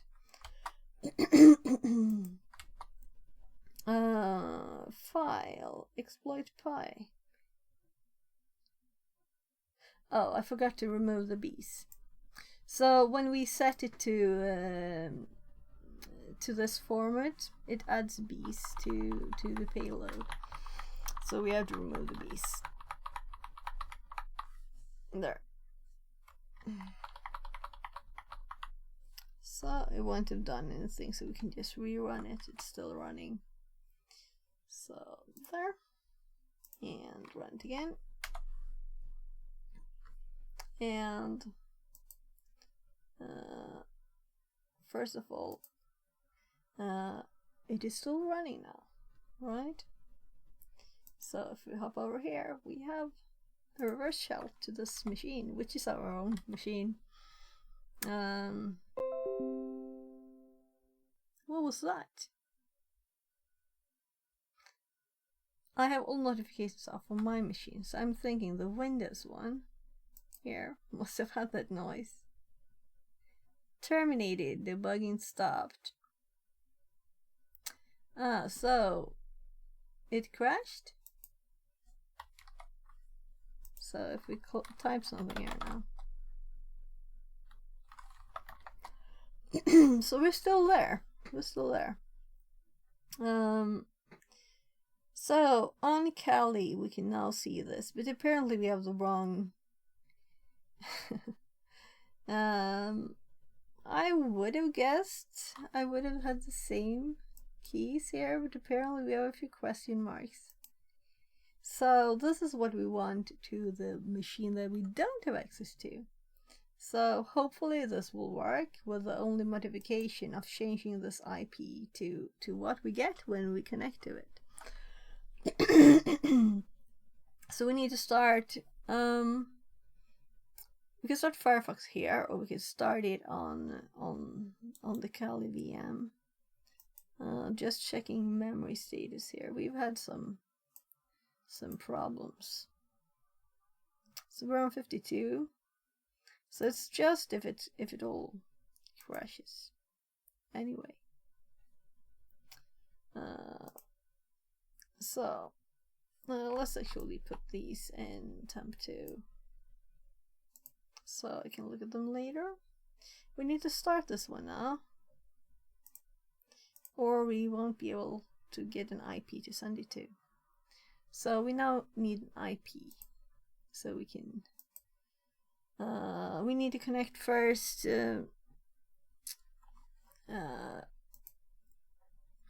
So first of all, what IP do we have when we are on the, oh gosh, yeah. So I always use fourth desktop for just connecting the VPN, and then I do everything on one, probably. I should probably use more of them, right? So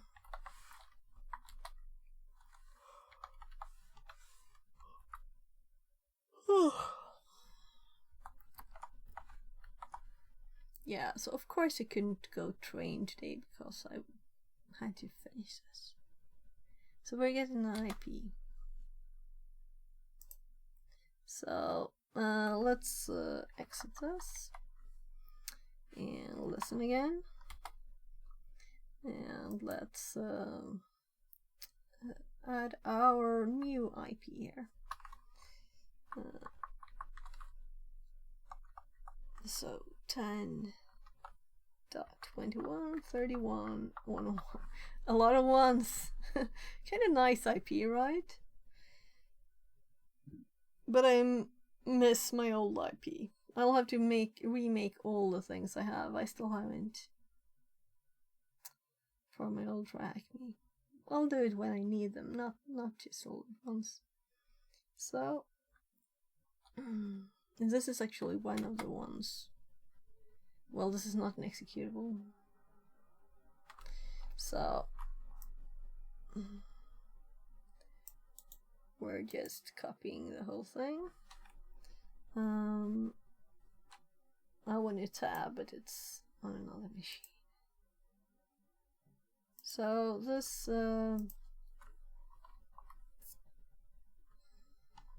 can we do multi-line commenting in this?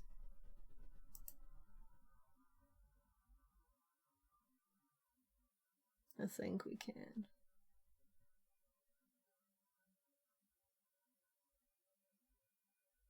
Comment out.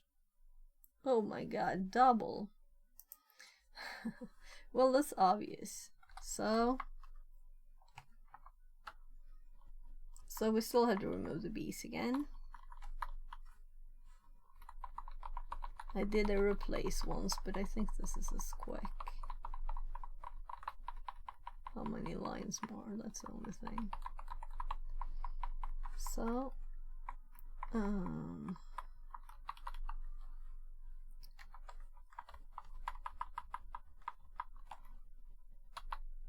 there. So now this has our external IP address, and we could still send it from this machine. So if this doesn't work, then I think I failed to turn something off.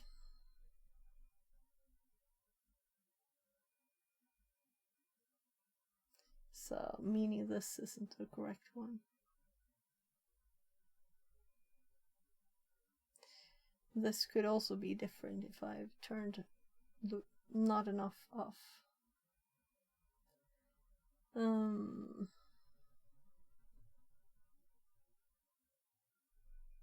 So the only thing different is instead of a restart button, we have to reset the machine now if we break it. So let's actually check an extra time.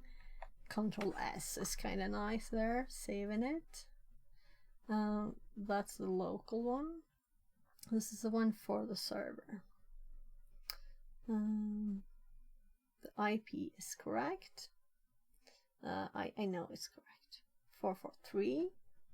Let's confirm that we are listening. And it is 443. And the IP is correct. And I'm like, where is this thing? I can't scroll right now. I could. I had to click somewhere. We hope that this is correct. It worked just now, so it should work again. So I'm actually running it from here.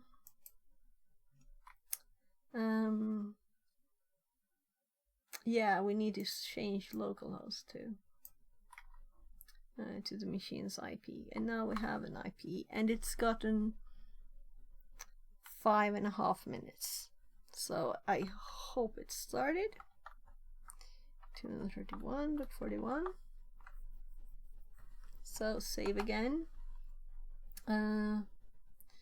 So here it is.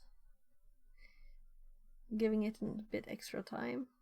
So we have we found this one. Let's read what it says before we do anything more. I haven't read. I think I read this a bit, maybe. Read the description.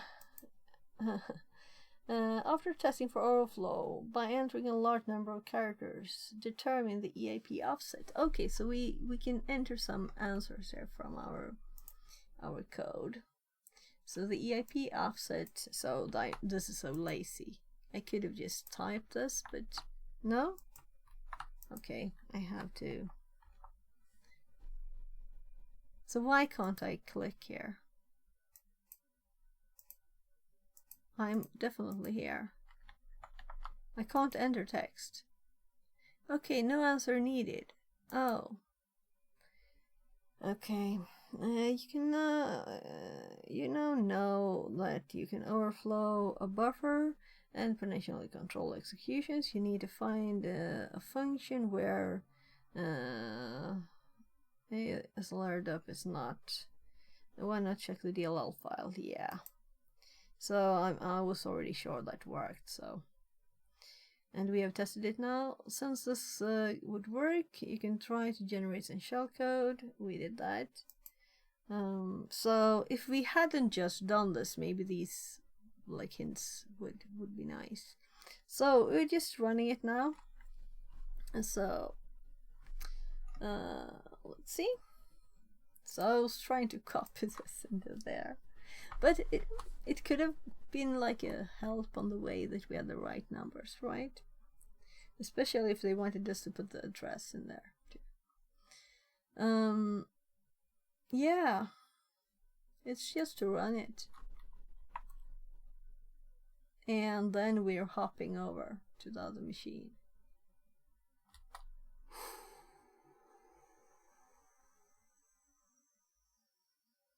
That's much slower. Maybe we need a delay here. Listening.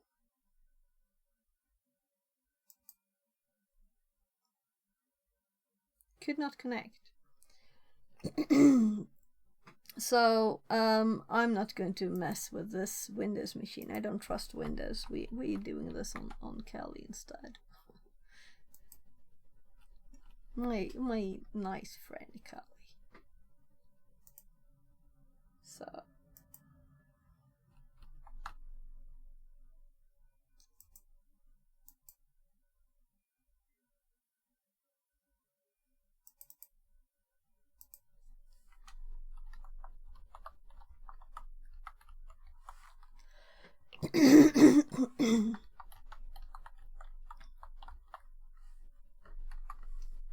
Brainstorm exploit.py,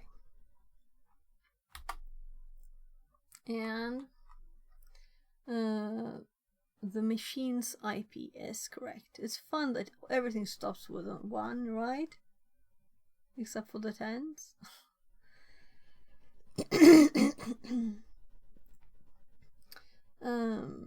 So we didn't get any reply from it. It said, I know it was slow, so I did an nmap on our machine here. Let's do one of it again, and I know it is slow, so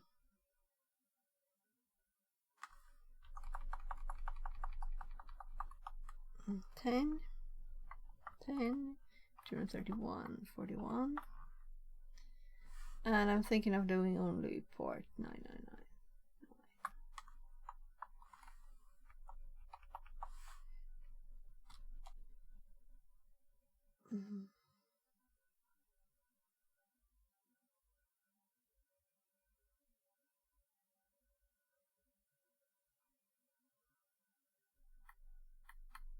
This is too slow.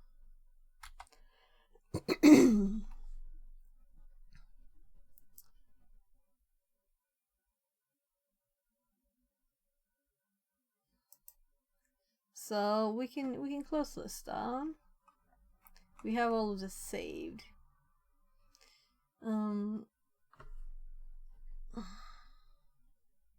There's no reason to have this up. If we would need to redo a new one, we could do that. So yeah. I'm actually restarting it. Just we might have messed it up. So let's exit from that. We have it in the notes already. This one is running. Oh right, this is such a mess. I'll actually abort that one too, because I don't like having it in the same place. I don't want to keep hopping over there by mistake.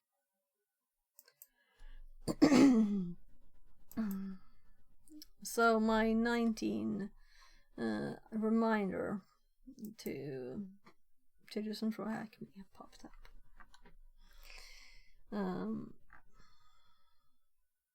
I don't know why I have that still, but maybe it's not like I'm doing any streak or anything, but it's nice to be reminded to study, I guess.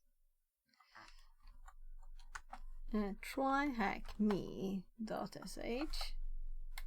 Nothing else.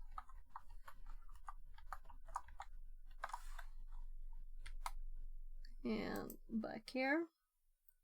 And this time we're going to first just ping it.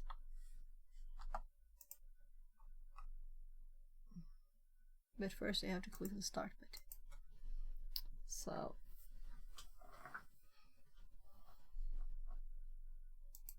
I know that it was right, it didn't reply to ping. I think it said it didn't reply to ping. Yeah. No ping.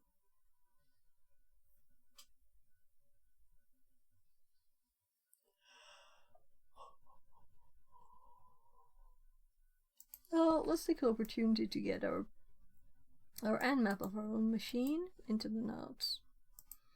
So on lab machine.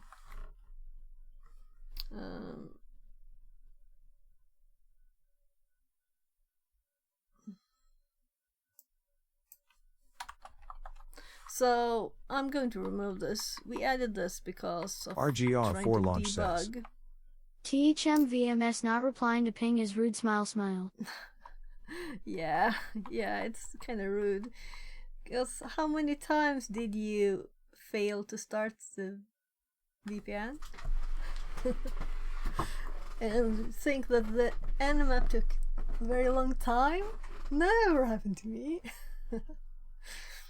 At all, ever. At least 2-3 times, I'm sure.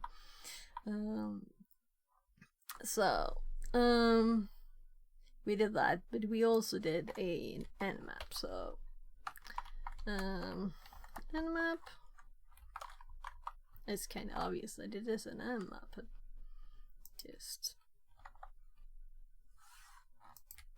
right. So we have it here, but this is the machines. This is the local machine. Let's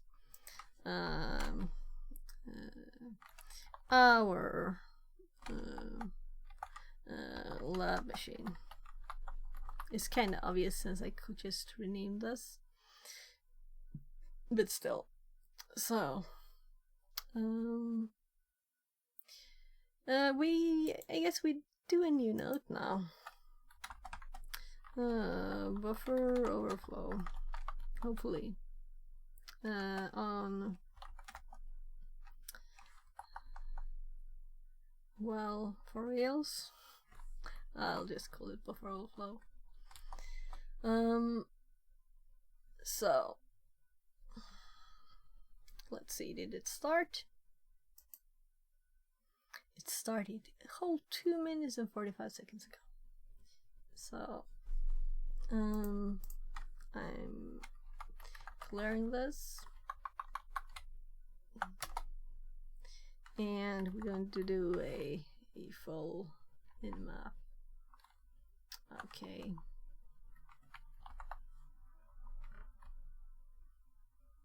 Because why not? I want to see that it behaves like the old one. It took some time, but it was mostly because of the FTP times out. It can't do passive, and it was like a bit hard to get the files from there. It was the first time I found a new trick. It's good. So it has been 3 minutes. So let's give it 15 more seconds and I'm clicking. And then I'm going to so this is the test machine that it worked fine. Yeah, yeah, so let's actually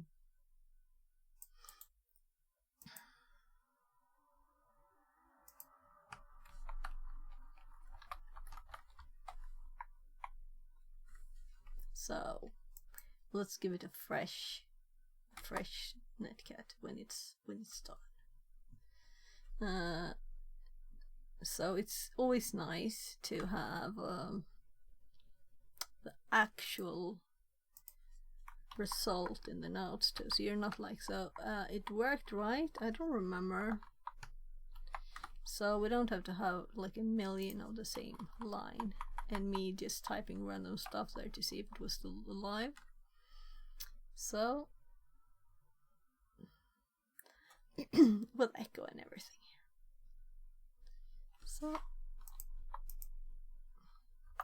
So welcome in RGR4 launch.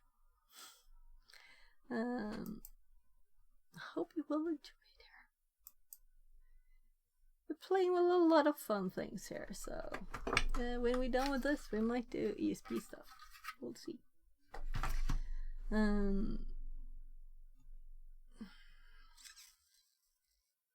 So we don't have anything on Nmap yet, so I'm thinking this kind of didn't get anything after. Yeah, so we got the download files information. Then we got buffer overflow on test machine. And we need to update the script here to be the actual one that we're currently using. So right, I have it in mousepad. So there. And we did set up a whole VM. The Windows VM is set up for this, so it's new, fresh. That was a bit fun. I did put double comments on this. This is idles comments.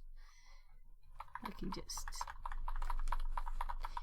spend some time here while I'm not doing anything else, right?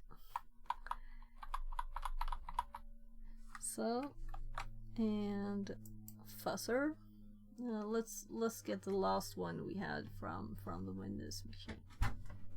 Fixerbot says, Streamar du eller? new follower Yes. Anachu, my baby girl. För jag skulle behöva Less than 3. Jag måste göra min mat. Okej. Men säg till Lavon att komma till mig nästa gång bara.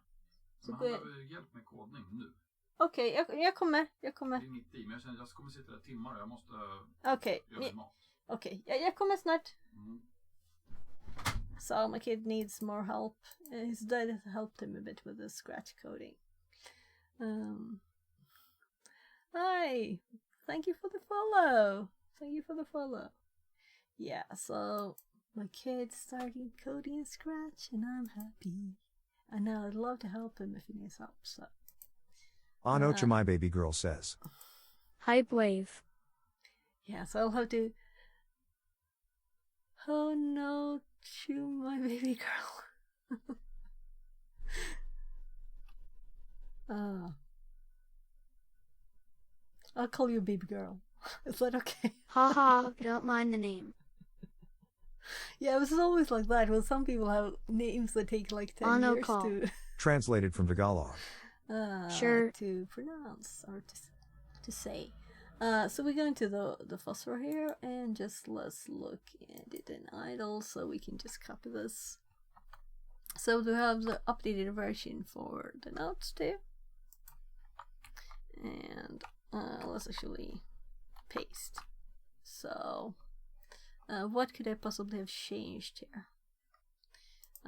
I think I managed to paste. And we actually have them open here too. So we can close this. We're not going to use this now. It was just it's easier to read code and write code than this. So how will it go? The machine should have started now, and hopefully we'll have a result from Nmap. And hopefully we'll get that row.txt. Fingers crossed that I managed to disable the things when I was testing it in the Windows. This is a new Windows VM that I just did, like, what was it, Friday we did this last. So yeah, let's not be too crazy there. Yeah, so it's still going, the nmap, and it is because the FTP times out. And I guess it goes in order, right? So 21 is kind of early, so I don't think enter will help. So let's just give it its time. So it has been almost 10 minutes since the machine started. Oh, there it is. I was just going to show you more of the notes. So here we have the timeout of FTP. It works as it did before. And then we have 3389, but we don't have any password or anything, so we can't really. We tested quickly RDP. And this thing clicks. I don't know why the right one doesn't work as well as the other one. Then this is the 999, the one we were playing with here. So we have the welcome message, and it's answering currently. So if we now send our Python here using this machine, right?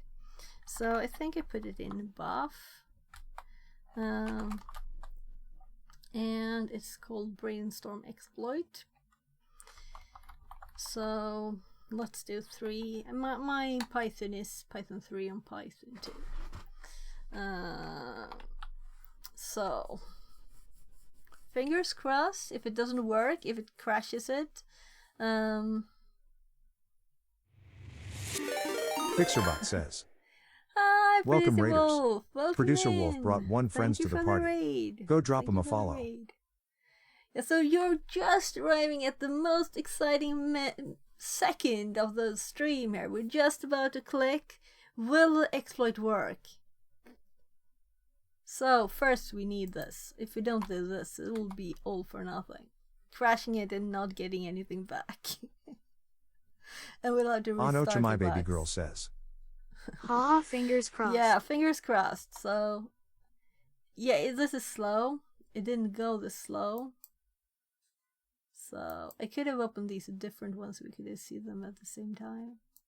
Yeah, I don't think it'll work. I think it just... I should give it more time. Yeah, so what I have disabled in my Windows machine, there's one thing more we can do to test there while we wait for this. If it will ever happen, anything, you know. This is so great when I was selected. So the thing to test is to run this without having this in the debugger. So if we close that and we run the same exploit, but actually not, because this is now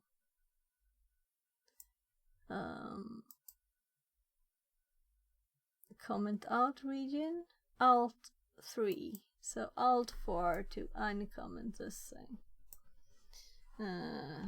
That's odd, but it's idle. So now we have the local exploit for this machine.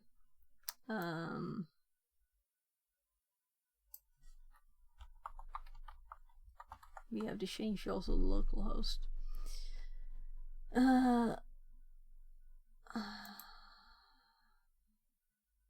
I'm just going to check the other one. So first of all, I did change here. It doesn't say localhost because it will be trying to connect to localhost, but it would die. The connection would die. Yeah, so it has the IP here, but it's an old IP. Of course, but that's good. That's great. We didn't kill the bugs. So how about actually updating the IP first? But I do want to do the other thing too. So I'm curious why we don't get the could not connect one. That's what I'm thinking. It's just waiting forever. Right? So it shouldn't wait forever. Yeah, we got could not connect finally. So now we run it again. We should get output here. We should get output. So I did save it, I think.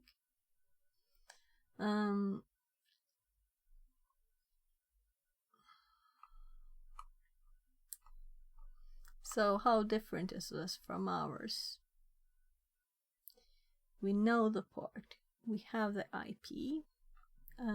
We are using the remote with this IP version of the exploit. We are using the correct offset, I hope. Fixerbot says. New follower Sikoi. Thank you for Less than 3. And then we have hopefully the correct address here. Yeah, that's kind of it. So when it runs here, it's trying to connect. I get some data. I'll print sending username here before it sends. And this is just because it has 2 inputs. And we'll receive the other message and print it too, print the messages. So nothing. So the timeout for this. Oh, we didn't set a timeout. Oh, right. So we should have set a timeout. This is why it's so slow. That's annoying. Yeah. Okay, I know why it's slow now. So I don't know what the default timeout is, but... Oh. It worked. It was just crazy slow. So... Oh gosh, I always dare System32. So...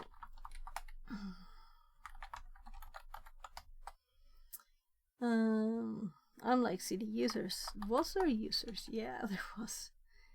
Drake? Do you think it's here? Usually in the desktop, right? So let's type root.txt. So it worked. Maybe it's a good thing we didn't have that timeout there, because it wouldn't have worked. Why was it so slow though? So with our tests with the local machine, it was quick.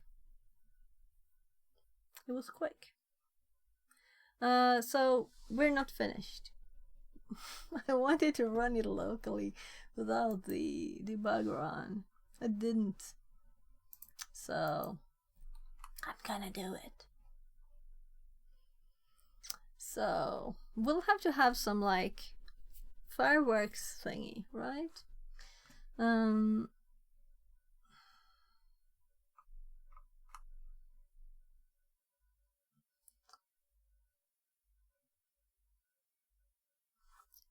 Yeah, so let's just save it, close it. Anocha my baby girl says. Party popper. Translated from German. Yeah, exactly. So we're running it here now on this Madam machine. Fabulous says. If you get rude and there aren't fireworks, I'd ask for a refund. Yeah. So we need to listen again with on the same port we're connected. But we know this was correct, so let's just get this to the notes. Oh gosh. Seems only fair with how much time you've put into it, D? Yeah. But I went off on a I missed there's 2 inputs when I was doing the exploit, and I was like, why? Yeah, so I'm not getting all this. That's enough. So let's copy, and I'm just gonna paste this in the notes here. So let's hop over. You can see what boring things I'm doing. Let's just let's get rid of this.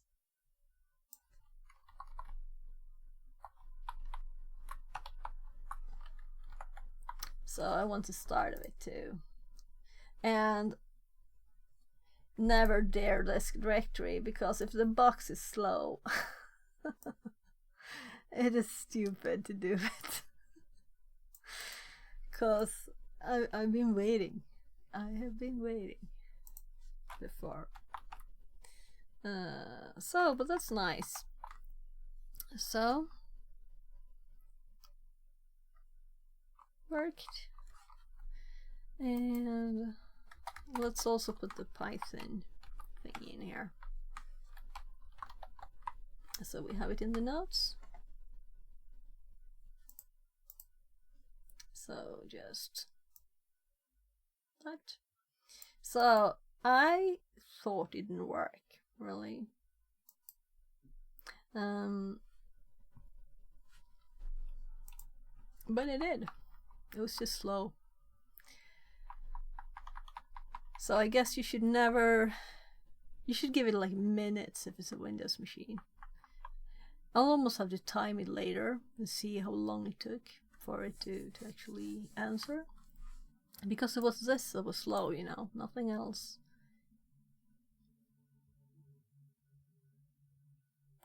So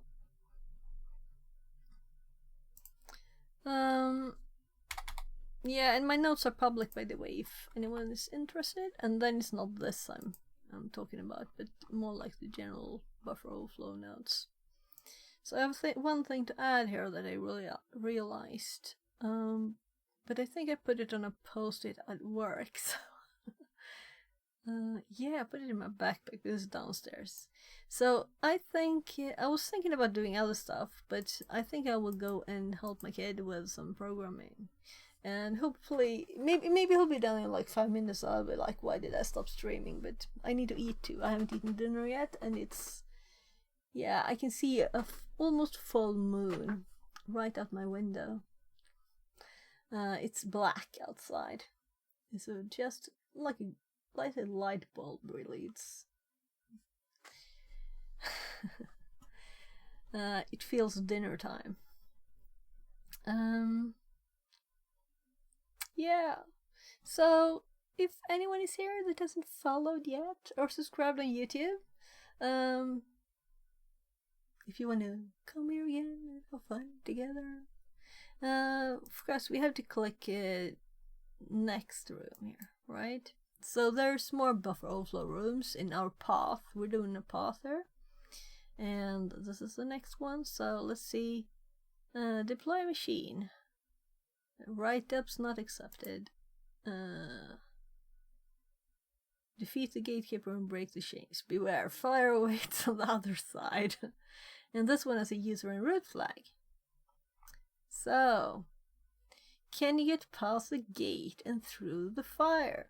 We didn't get really any hints, but the hint we have is this.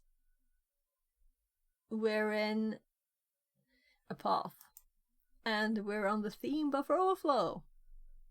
So it's kind of like certain these are buffer overflow. So next time we'll do the next one. And I will try not to make silly mistakes like forgetting there are 2 inputs that you need to do. And not understand why it didn't crash when you did the overflow on the field that was not overflowable. Congrats. Thanks. Yeah, so this is next. Do you think anyone is streaming? Who's streaming? Ah. So we have Curasek and we have Producer Wolf. I don't know. Producer Wolf just raided, so he's probably stopped streaming. So I guess we'll go Kirasek. There. I'll have to tell him. Are you here, Producer Wolf? You're still on streaming in there. So,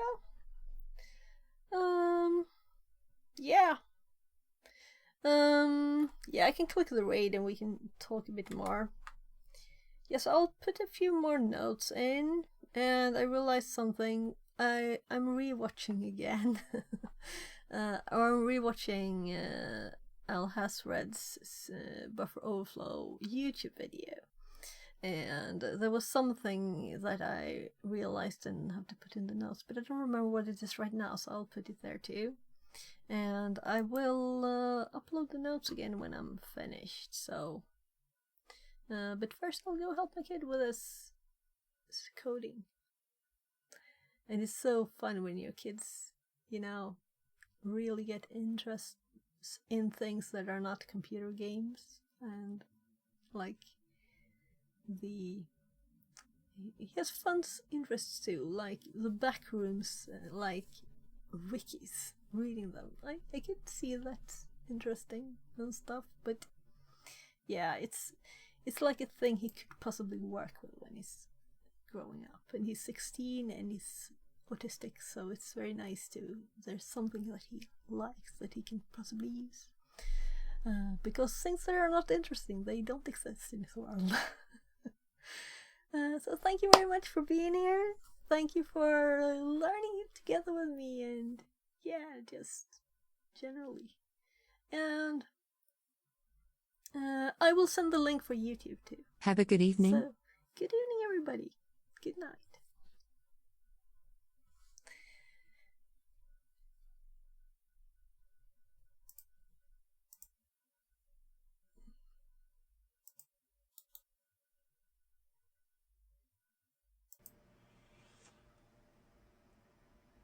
Trying to figure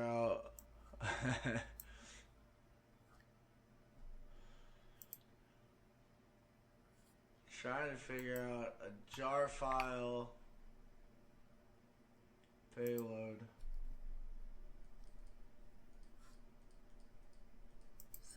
Reverse shell jar. And it's saying found 302.